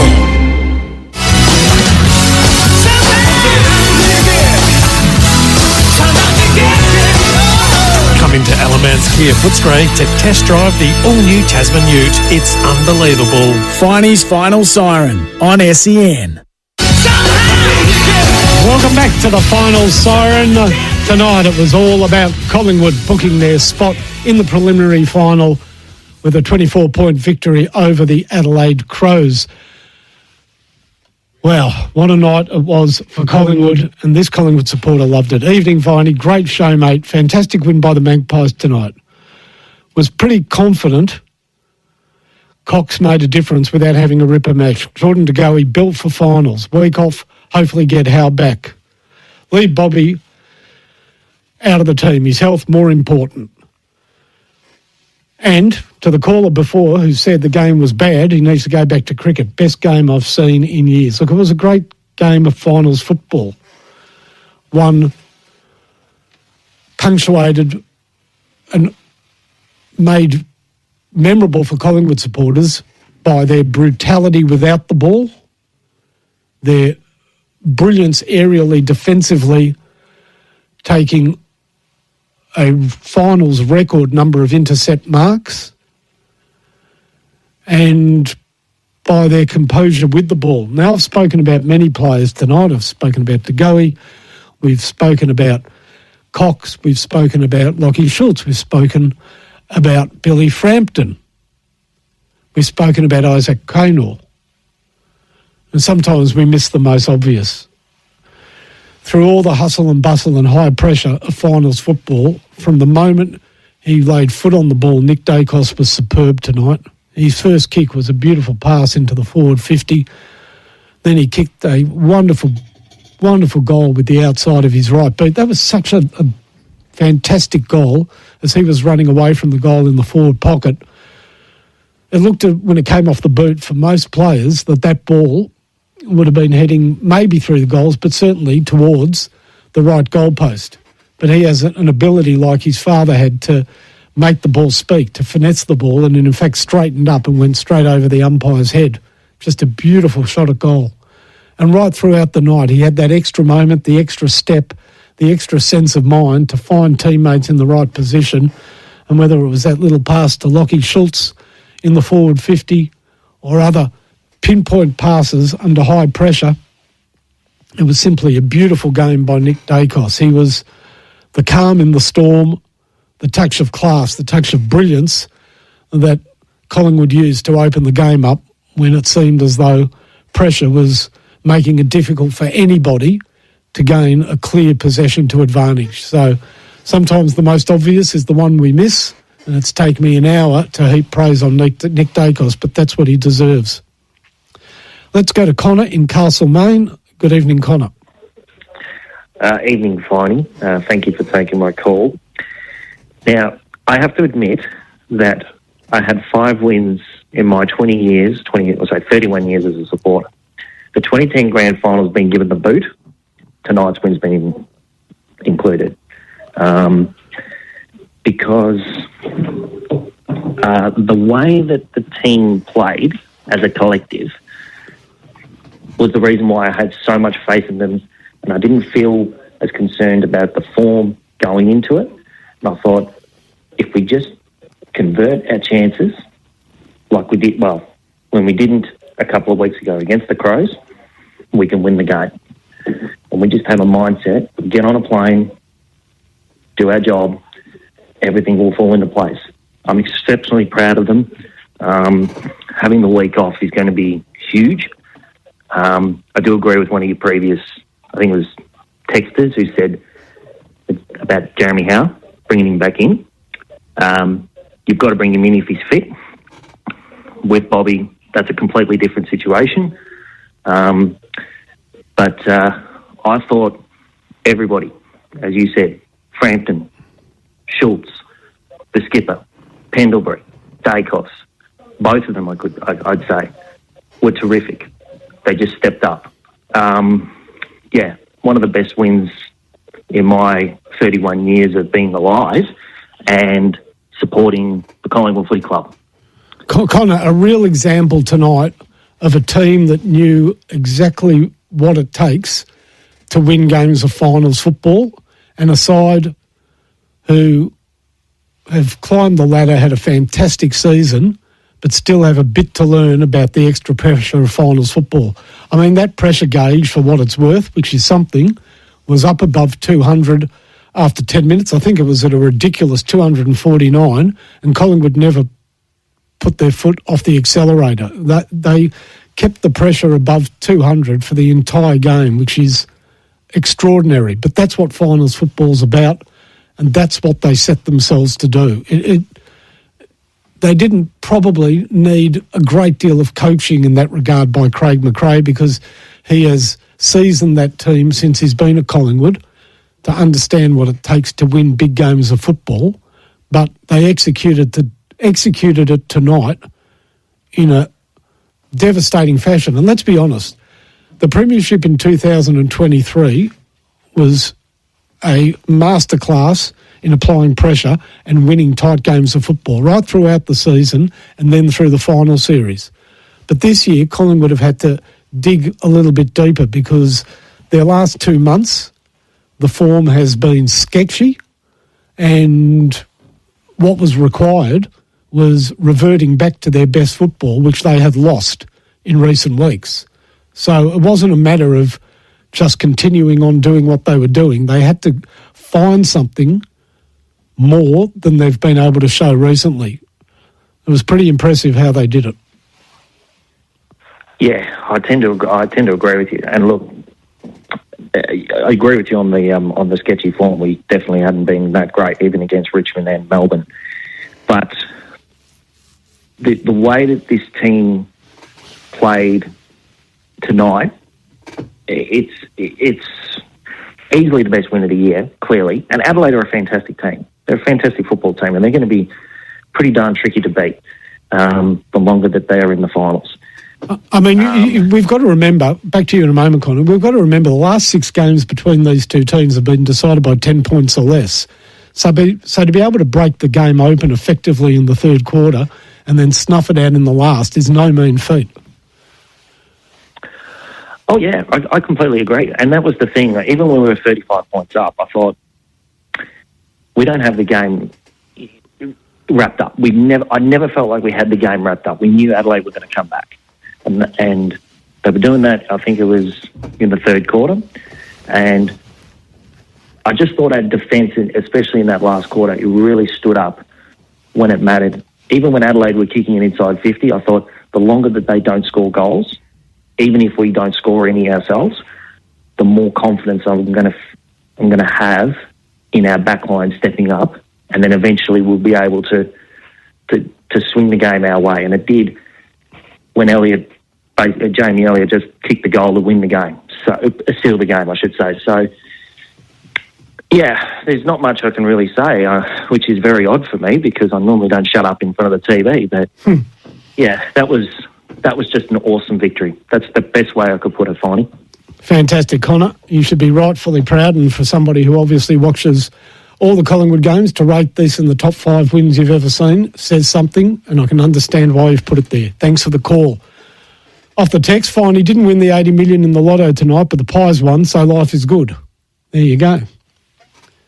I didn't win the 80 million because I forgot to buy a ticket. I normally take a ticket in the big ones, but I didn't get one this week. And just before we go to next callers, there was an unfortunate incident in my house tonight, though not unexpected or unsurprising. Now, I have a border collie called Willow who is obsessed with AFL football. Now, I kid you not, this is a true story. When the footy is on, she follows the ball and the players. She goes right up to the TV and she snaps at the TV trying to get the ball or get one of the players on the move. Now, what I'm about to tell you is 100% true. When I switch sometimes, when Melbourne Storm's on, during the half-time break or three-quarter time break to watch the NRL, she runs up to the TV, watches it for about 5 seconds and then walks away.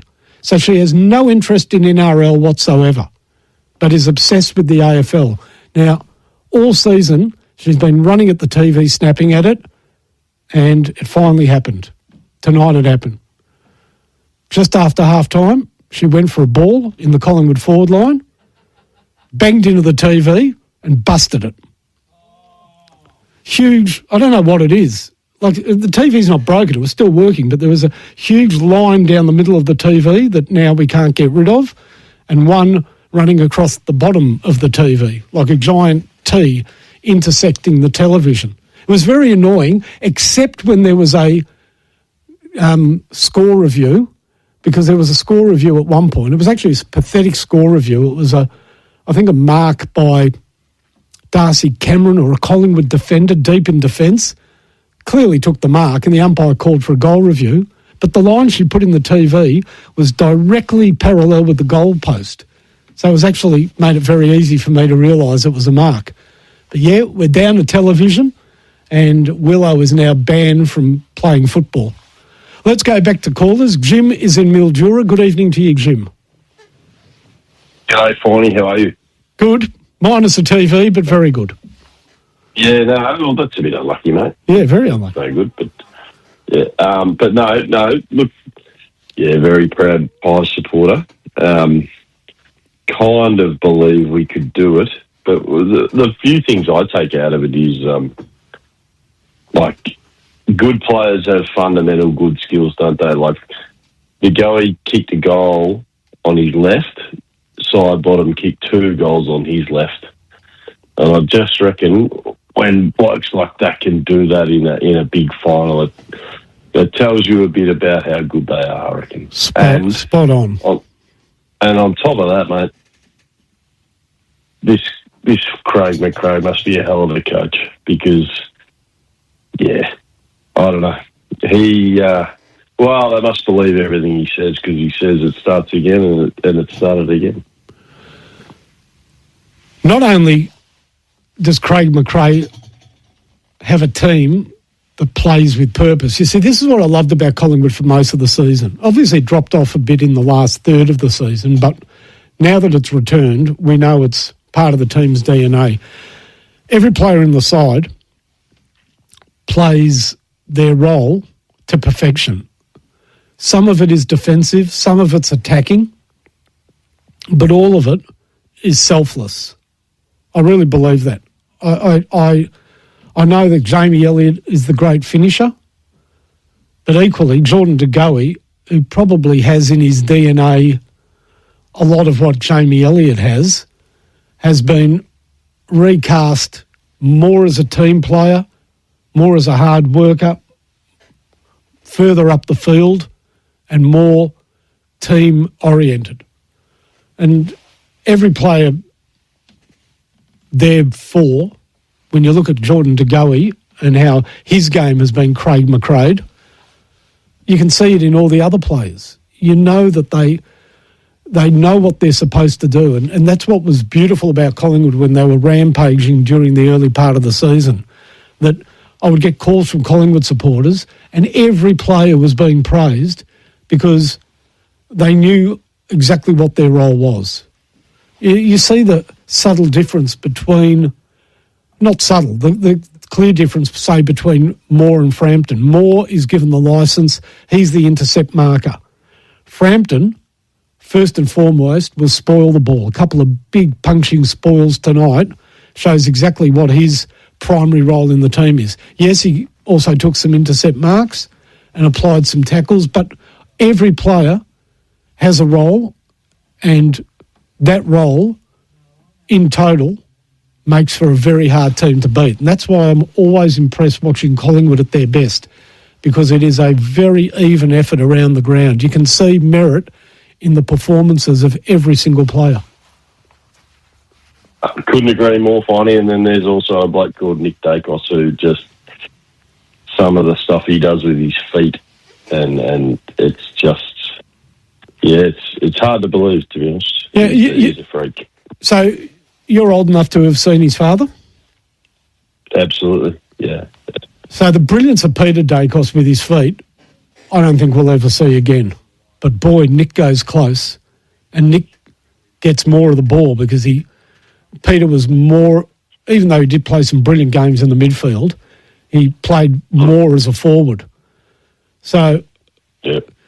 You know, and Peter Dacos, very interesting to hear him speak, used to talk about the different parts of the ball, where you kick it. He really made a science of and a study of how that ball bounces when it's kicked, how it travels through the air when it's kicked, what part of the ball to kick to gain further distance, what he used to call reverse torpedo punts, which were torpedo punts that tailed the other way and went even further.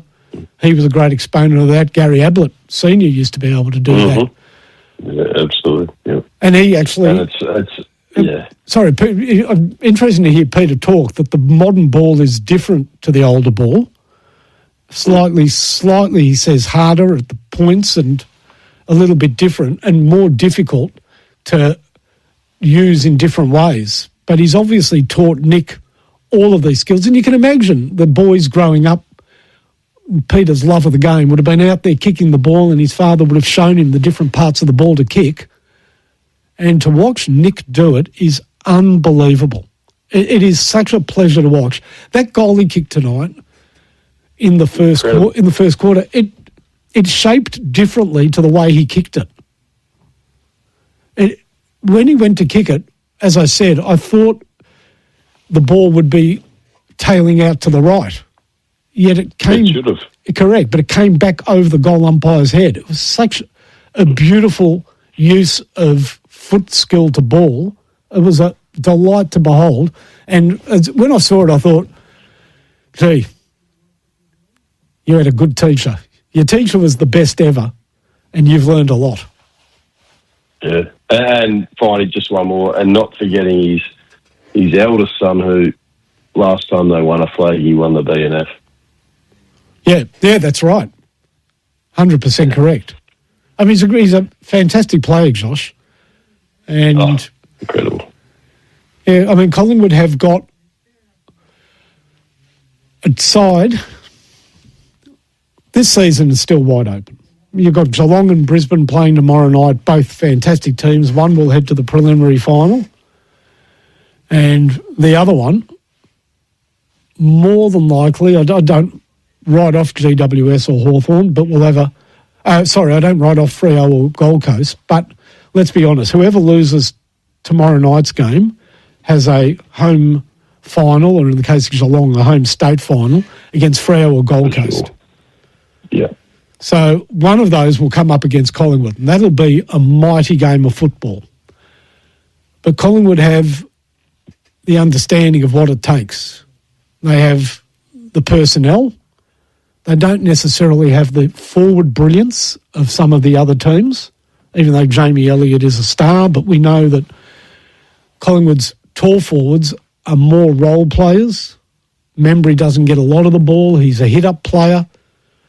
Cox did a job. Again, they're not brilliant. And Myercheck tonight didn't Arnold Bright us and kicked terribly in a final. No goals 5, but he can win a game. So it'll be fascinating to watch. Really fascinating to watch, Jim. And Collingwood are a study in the best possible result from the players available. And you know what? That's all a fan can ask for. Surely as a fan, all you ask for your players is give your best, and from a coach, get the best from the players. And I think we've got ticks on both of those. Thanks a lot for the call. We're going to take a break. When we come back, I've got a couple of Brisbane fans lined up and very interested to get both of their takes on Oscar McInerney not making the starting 23 for tomorrow night's game against Geelong.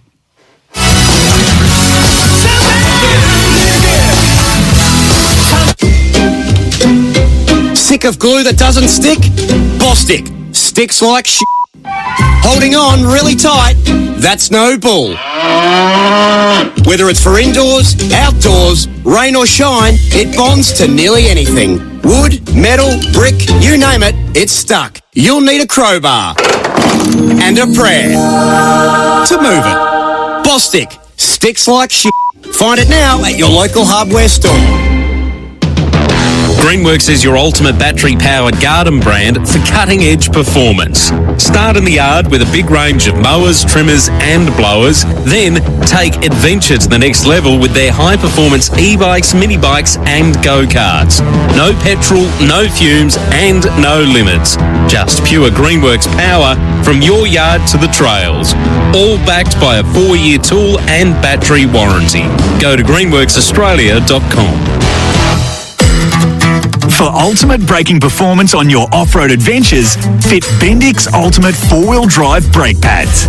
Their high-tech ceramic formulation provides low dust and noise, while delivering high-temperature stability and exceptional fade resistance. They also feature our mechanical retention system backing plate for improved pad attachment strength. Bendix Ultimate 4-wheel drive brake pads. Bendix. Put your foot down with confidence. You have 300 new messages. Is the car still available? Also, what's your star sign? Oh, my auntie's cat died. Can we reschedule? Oh, I can pick it up right now. Or never. One of the two. Do you take crypto, my friend? Want to sell your car? Grays will handle the hustle. Reach over 3 million bidders. No tie kickers. No time wasters. Grays.com. Feeling zapped?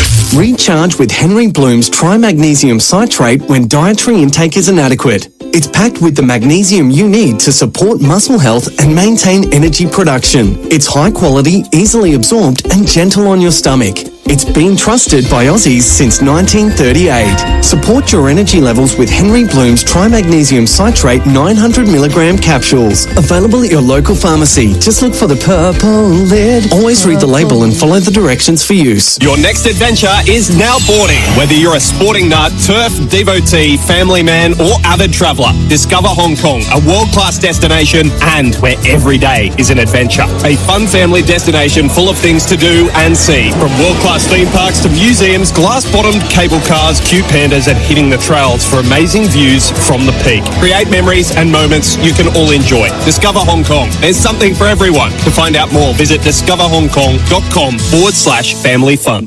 Need to move? Whether it's people, places, product, or anything, you can count on Avis for great rates, reliability, and experience. They make moving easy. Avis Truck Rentals has the vehicles, whether you're moving 1 bedroom or 5. With trolleys and hydraulic lifts, Avis Truck Rentals will make your moving day stress-free. Don't pay others to do what Avis makes easy. Avis Trucks, utes, vans, buses, and 4-wheel drives. With a branch near you, avis.com.au. Sheds come in all sorts of shapes and sizes, but if you're after a shed, go and have a word with the family-owned team at Best Sheds. The sheds at Best Sheds are up to a staggering 40% cheaper than the competition. Wow, 40%. Plus, all their sheds come with a 20-year manufacturer's warranty, and you can choose from the standard range or customise the shed of your dreams. So, come on team, let's hit the sheds. Best Sheds, 100% Australian owned and manufactured. Visit bestsheds.com.au.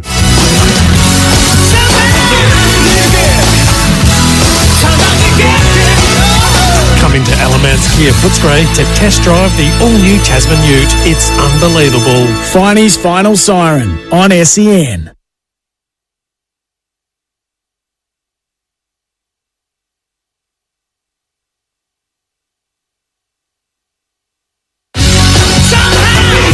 Welcome back to the Final Siren. 1300 736 736, the number to call in. We're here thanks to Alan Mans Motors, Footscray, Melton and Bacchus Marsh, great supporters of the program. And you can head in because finals football is everything in September, and everything about buying a car in September is happening at Alan Mans Motors. So great deals right throughout the finals series. Go down and see Phil Mance at Alan Mans Motors for a great deal. Here's a good one for me, having told you the story of how I lost a television tonight to an overzealous football supporter, my dog Willow, the border collie who thinks she's an AFL footballer. And Brendan is contacting me from John Allen Better in Ferntree Gully. Happy to look after you for a new TV, mate. Do me a deal. Long-time listener. Great. I'll be heading to Ferntree Gully probably on the weekend. See whether I can't snag myself a new TV, because that one ain't getting any better. And believe me, she is now banned.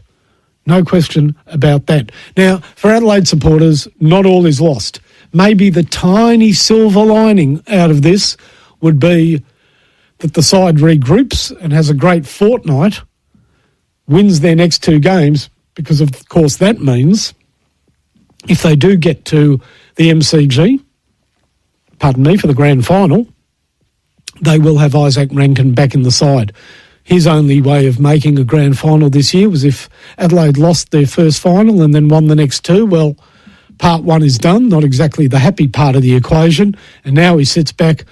I wonder what it was like for Isaac watching the game tonight. I mean, human nature is such, sure, we're part of a football team and we all hope the best for the teams that we play for, whether it's at AFL level, local level, whatever. But inwardly, there must have been a little part of Isaac tonight, and we'll never know because he'd never admit it publicly, there must have been a little part of Isaac tonight that was hoping that Adelaide lost and his season was still alive, although hanging by a thread. So for Isaac, mixed emotions tonight, but who knows, might have the happiest of all happy endings. Let's go back to our... and please, people, mind out of the gutter. I'm talking about fairy tale endings, not happy endings. Let's go to Sam in Bundoora. Good evening, Sam. Yeah, first of all, I just want to nominate Tex Walker for Father of the Year. To actually keep you cool while your kid's running around in a Collingwood jumper, that's what a dad's all about. And to actually allow that to happen and just to go with it, that's pretty cool stuff. Yeah, I mean, he talked about it when Collingwood played Adelaide in the second last game of the home and away season, had a good laugh about it. So at least his son, when he ran out on the ground with Tex at the start of the game, he had an Adelaide jumper on, but by the end of the game, he had his Nick Dacos jumper back on. Oh, I reckon that kid's got vibes of actually following Collingwood, but following his dad. I actually reckon he's a Collingwood supporter, but he loves his dad. Yeah, I think that's what he said. He said when his dad retires, he's going to jump ship and just be a full-on Collingwood supporter. I reckon that'll happen. But I wanted to talk about Pendlebury. I can't believe how good that guy is. I was watching that game tonight, and he just never fails to amaze me. Like, so many times, he just little shimmies, little blocks, little moves, little handoffs. I would have thought that I would have always thought that Peter Dacos was our best player ever, but not anymore. Every time I see that guy, I still can't get over what he can do on the field, and he's just amazing. I actually want to watch the game again, just to watch him again. Any Collingwood supporters, if they watch the replay, watch Pendlebury. It's incredible.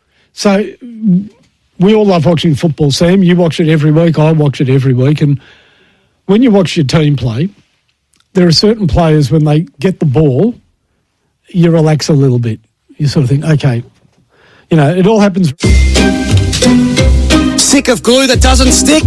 Bostik. Sticks like shit. Holding on really tight? That's no bull.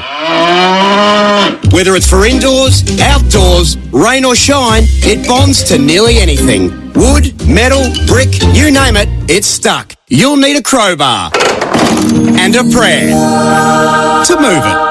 Bostik. Sticks like shit. Find it now at your local hardware store. Did you know that right now at Sheen Panel Service, you can repair your car and reward your pocket? Sheen Panel Service are giving away $10,000. Simply book your car in for repair before October 5th, and not only could you win $10,000, you'll receive a quality repair with genuine parts, a lifetime guarantee, and an accident replacement vehicle from any one of their 27 locations. Been putting off a repair or just had a bingle? Sheen Panel Service. T's and C's apply. Head to sheengroup.com.au. In footy, you've got one guarantee each week. It's not the win or loss. It's not the coach's spray. And it's not the cry of... It's the 4 and 20 pie. That classic taste of 100% Australian meat in delicious gravy wrapped in golden pastry. Like coming back to win from 10 goals down. Nothing beats the aroma and taste of a 4 and 20 pie. There's a win in every bite. 4 and 20, Australia's original fan food. Looking for your next fishing weapon? Bar Crusher is Australia's leading fishing boat builder. That's because Bar Crusher boats lead the industry in design excellence and quality to ensure they produce the most advanced plate aluminium fishing boats on the market. Get your ultimate fishing weapon in 2025. Find Bar Crusher boats at Bar Crusher Melbourne on Quality Drive, Dandenong, or build your dream boat online at barcrusher.com.au. At Choices Flooring, we know choosing the right floor or window furnishings can feel overwhelming. That's why for over 60 years, we've been more than just a retailer. We're your partner in making the right choice. From stunning carpets and sleek timber to stylish blinds and shutters, our friendly team combine personalised service with state-of-the-art technology to bring your vision to life. And we're here for you every step of the way. Visit choicesflooring.com or head to your local showroom. Choices Flooring, helping you make the right choice. Capital.com, a real-time trading platform. If you are familiar with the frustration of consistent delays in the presentation of market data which prevent you from making informed trades, check out Capital.com. With real-time market data, lightning-fast order execution and rapid withdrawals. Because if you're an experienced trader, you already know that time is money. So go to Capital.com and start trading without delay. Trading on leverage is high risk and is not suitable for everyone. Refer to Capital.com Australia's PDS and TMD, AFSL 513393. It's the 40 Winks House of Temper sale. And to celebrate, we're hosting the ultimate dad joke showdown. Do you have a cracking joke or pun that never fails? It could win you the ultimate 40 Winks and Temper supporter pack, including 2 reserved seats to the AFL finals, Temper pillows and more. You don't have to be a dad to enter. Just head to the 40 Winks Instagram page to submit your best or worst material to be in the running. Terms and conditions apply. Full competition T's and C's on 40winks.com.au. With over 1 billion vehicles on the road worldwide, finding one of yours can be tricky.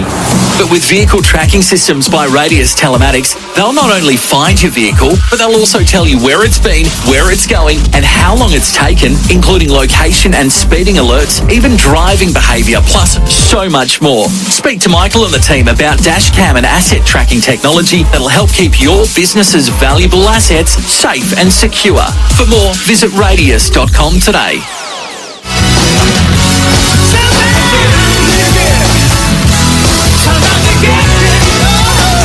Alamance Kia Footscray to test drive the all-new Tasman Ute. It's unbelievable. Finey's Final Siren on SEN.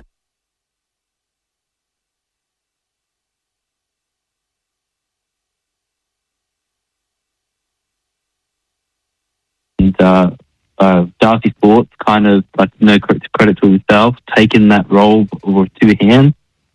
And I guess they did try to test out Oscar in a, I don't know what match it was, but it was a few weeks ago. Yep. With both rucks on the field. And I don't think they really saw McInerney being able to cope with the senior match that well, his body. So yeah, like, I'm very, like, obviously I'm bombed out. Like, I really liked what he has done for the club.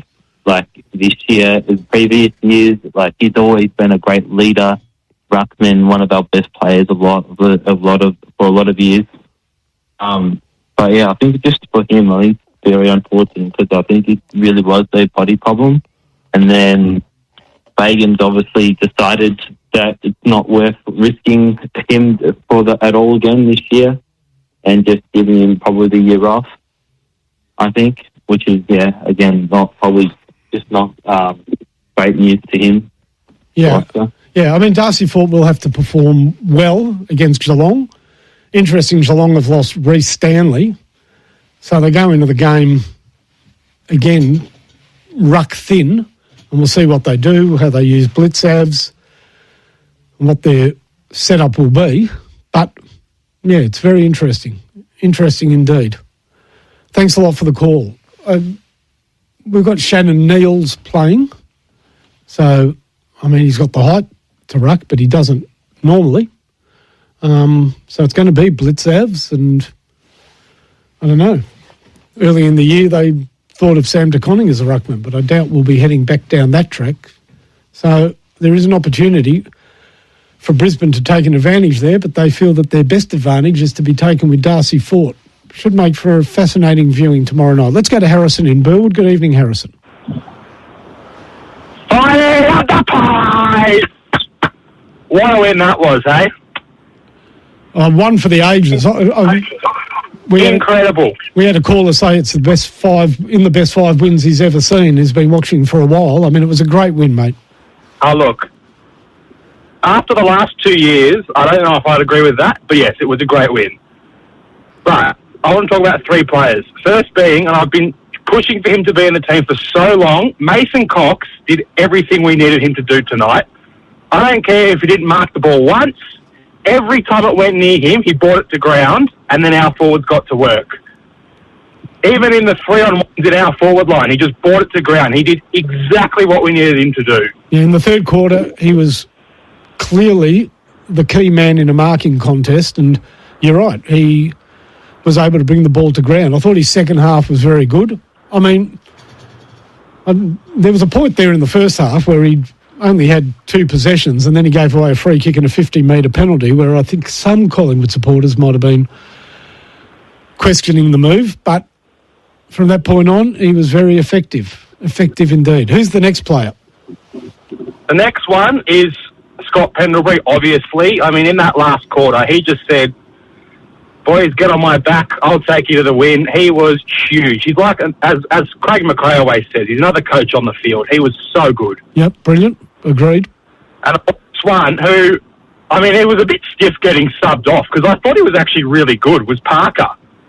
Yeah, played really well. He's actually a promising player coming up for us, and I really, really thought he was good tonight. For a player who's played 9 games in a big final, I thought he was really good. Yeah, and as a small defender, given that his roles were mainly on Zach Taylor, he kept him completely out of the game. So, Harrison, tick, tick, tick. Now, we have to take a break, but when we come back, get in the queue, because it is a finals-worthy Lenny's Fine Food Quiz. So you chance to win a Signet Boost power bank valued at $44.95. See how well you know your finals facts based around tonight's game and this weekend's football. 1300 736 736. When we return, we test your mettle on the quiz.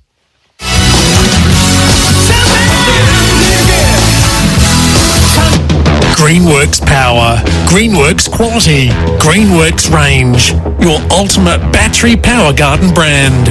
Tame your lawn with our large range of mowers, trimmers and blowers.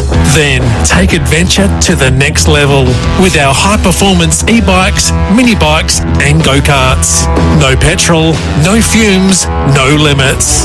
All backed by a 4-year tool and battery warranty. Visit greenworksaustralia.com. This ultra-class haul truck is 15 metres long and it's hauling 304 tonnes of iron ore up a 45-degree muddy incline. Sounds dramatic, but it's not. Because at Pertec, we supply and service hoses for massive machines like this. They're designed and tested to handle all kinds of pressure.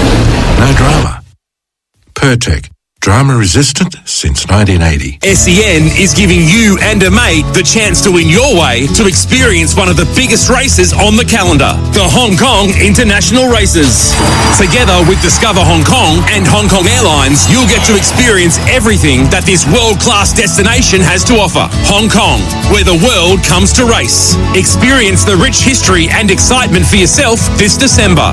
To enter, go to the SEN win page. Discover Hong Kong, where every day is an adventure. T's and C's apply. Proudly supported by Chatson Kia, the Variety Grand Final Lunch is back in its 40th year. Chatson Kia are donating a choice of 2 vehicles for the raffle's major prize. The winner gets to choose between a Kia Sportage SX Plus or the Kia EV3 Air. Tickets are only $100 each and support kids in need through Variety, the children's charity. There's only 2,025 tickets available, so talk to Chatson Kia or buy online at fundraise.variety.org.au/raffle/GFL25. LMCT 11716, big permit number 10289/25.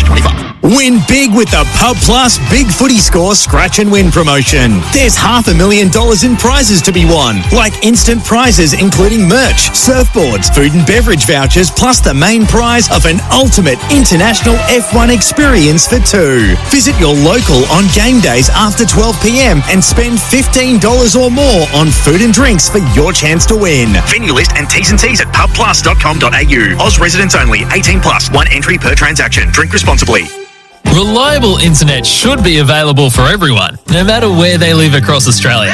So if you're living in regional or remote areas and are looking for a reliable provider of internet services without the hassles, talk to Activate Me. Proudly Victorian owned and operated, they understand what remote really means and can get you connected with a monthly contract and plan to suit you. For great price internet, no matter where you live, call 13 22 88 or search Activate Me to get connected today. As with finals footy, experience is everything. It's the same with Gliderol, whose 50 plus years of experience means they have the expertise to make the garage door you want. And just like a Defender, Gliderol garage doors are designed for durability and to look great, because each garage door is customised to perfectly suit your home. Discover the Gliderol garage door range or visit the Gliderol Design Centre online to create your very own customised door. Visit gliderol.com.au for your free measuring quote today.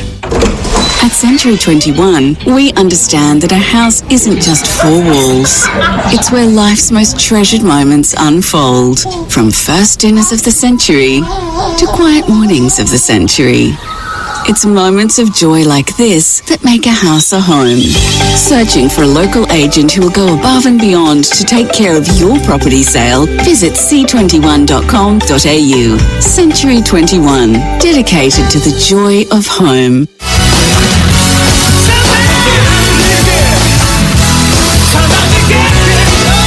Come into Alamance Kia Footscray to test drive the all-new Tasman Ute. It's unbelievable. Finey's Final Siren on SEN.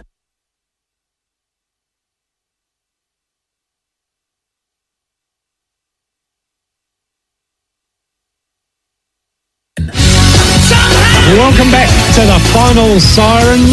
1300 736 736 if you want to have a crack at the quiz. It's a tricky quiz, but well worth winning with a Signet Power Boost. Well, it's a power bank, Signet Boost power bank, valued at $44.95. Keep all of your devices powered, phones, tablets, earbuds, etc., 24/7.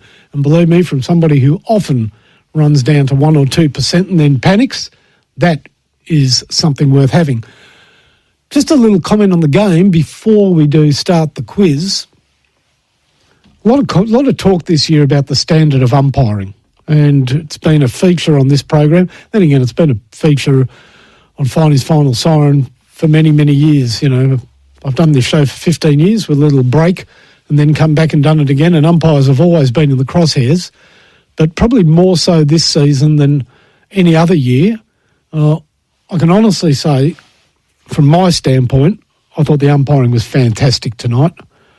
Very little in terms of contentious decisions. Yeah, there's always a couple that they missed. There was a handball, I think, by a Collingwood player that wasn't actually a handball that might have resulted in a goal, but these things actually, when I first saw it, I didn't pick it as an obvious throw.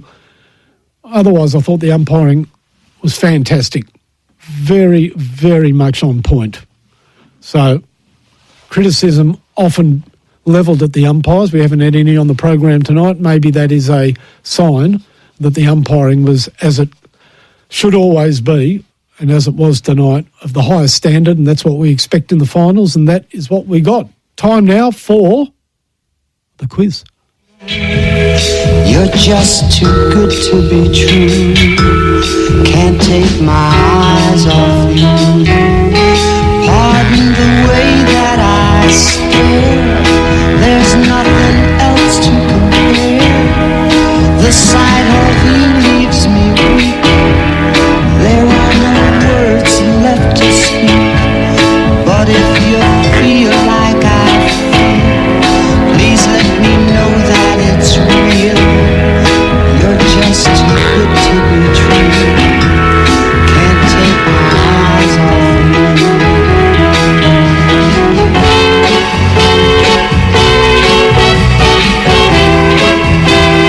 Ain't that the perfect song for Collingwood supporters tonight? I've taken the calls. Here it is, Collingwood supporters.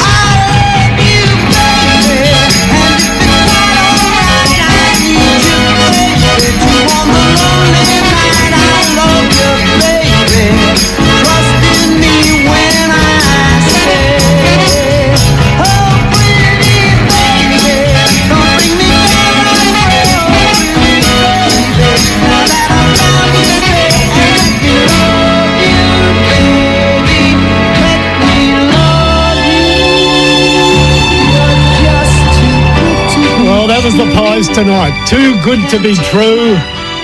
And for Collingwood supporters, I love you, baby. Says it all. It's good to be winners, isn't it? And lap it up, Magpie fans.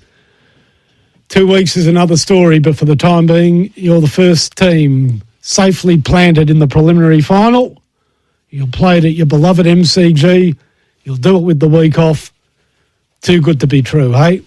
Fantastic. Let's head to Mick in Lakes Entrance and kick off the quiz. Good evening, Mick. How you going, Barney? Good, mate. How are you? I'm well, thanks. Yourself? Very well. That's the way, mate. Actually, just got a text that applies to me. I have to remind myself it's Thursday night, not Friday. Yeah, that's true. I just realised Yeah, that. pretty happy with the win tonight, just quickly. A Collingwood supporter, yeah, good win. Brilliant. Good win. Brilliant. Well, I think that song sums it up. Absolutely. Yeah. Too good to be Very true. much so. It was fantastic. All right, question Yeah, it number was, one. yeah. Here we go. Yep. Scott Pendlebury tonight broke Collingwood's club record for most finals appearances. Whose record did he break? I'd say Gordon Coventry. I'd say you are correct. Gordon Coventry played 31 finals. I think the last of them was the 1937 grand final. 1 out of 1. Yeah, cool. All No right, worries. this mate. one gets a bit trickier. Tonight was we the go. first final between Adelaide and Collingwood since which season? Ooh.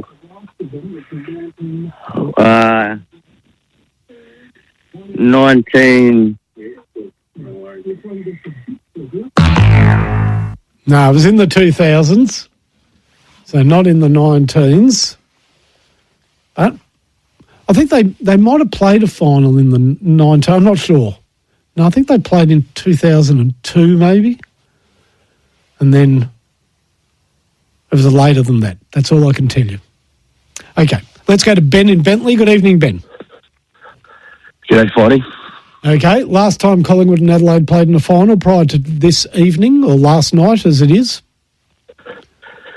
Yes, mate, it was the mighty Jack Anthony goal just before the final sign, right in front of me, Finey, 2009. Brilliant. That's exactly what it was. Yeah, sadly the late Jack Anthony, but a fantastic night for Collingwood supporters. Okay, this one is for the prize, and believe me, if you get it, you'll be worth every cent of its value. It's a toughie. Okay. Great news that David Swallow has been named in Gold Coast's team to play against Fremantle, the club legend. But when Gold Coast take the field against Fremantle, if they line up as selected, which everybody expects them to do, David Swallow, Tuke Miller and Jared Witts will relinquish the record for current players to have played most games without a final. Who will then become the current player with most games not to have played a final? Well, that's tough. Mohammed has a big one. Unfortunately, he's not playing. I think he's a member of the Pakistan cricket team. Now, I've just been told Jack Anthony kicked the winning goal in 2007. No, I'm sure it was 2009. Yeah, we've got it confirmed. Mark and Aspendale might be pulling the wrong lever there. Okay, let's go to Clinton in Geelong for this tough question. Good evening, Clinton. Hey, Bonnie, how are you, mate? Good, mate. Do you know who is about to become... You said it before during the call. I'm pretty sure. I was been listening to SEN most of the night.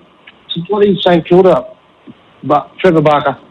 No, you see, Trevor Barker is the all-time player who will retake his position as most games without a final, 230.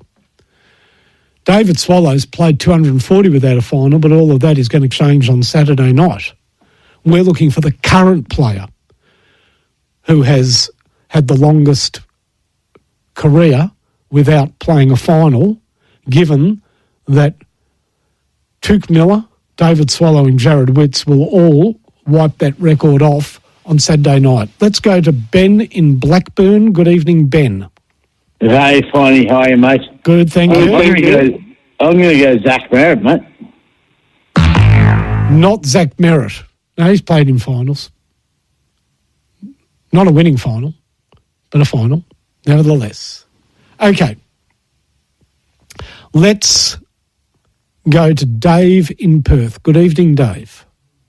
Hey, Finey, how are you? Good. It's a very tough question. It is. Do you want me to give you the team he plays for? Might make it a bit easier. Yeah, that'd be good. He's another Gold Coast player. Okay. Sexton? Brilliant answer. Wow, that's a great effort. Yeah, that's very well done. That is exactly who it is, Alex Sexton. Now, Alex Sexton has played 181 games, and that is equal to Jared Witts' 181 games. But, of course, Jared Witts is set to take the field on Saturday night. Tuke Miller has played in the 190s, I believe, maybe 191, around there, I'm thinking. And, as I said previously, David Swallow, 240 games, and I guess a lot of people thought he was destined to never play in a final. He announced his retirement this week at the end of the season, of course, along with Sean Lemons. And I absolutely agree with Damien Hardwick naming him in the team. Now, most likely David Swallow will be the sub. He's played that role a few times this season, and I expect him to be sub again. But simply to have him running out with the players part of the team and potentially coming on, what a boost it would be, what a fillip it would be for the Gold Coast Suns to have David Swallow run on the field at the end of, or, you know, maybe at three-quarter time and be part of Gold Coast push for their first ever finals game to be a win. So I think it pulls all the right strings in terms of emotion and impact to have him playing in the side. Unlucky for the player that missed out. And I think it might be, is it Rogers who probably makes way for David Swallow? So unlucky for that player, but of course he's got a career ahead of him, whereas David Swallow reaches the end of his career through this finals campaign. We'll see whether it's 1 week or we'll see whether it's longer. Now, one thing I haven't discussed tonight in depth is where Adelaide went wrong.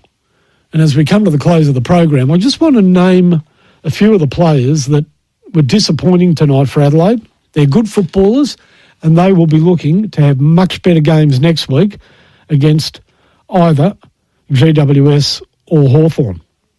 The first player I've got in the crosshairs is Isaac Cumming, rebounding defender, of course recruited from GWS. He's had a good first season. 7 possessions tonight, not really up to his standard. And as I said, defence first, but given that he's a rebounding defender, you would have to say a disappointing game for Isaac Cumming. He'll be looking to bounce back.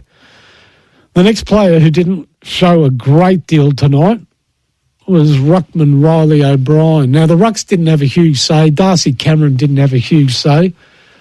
Riley O'Brien got his normal number of tap-outs, but very few of them, from my vantage point, were to advantage.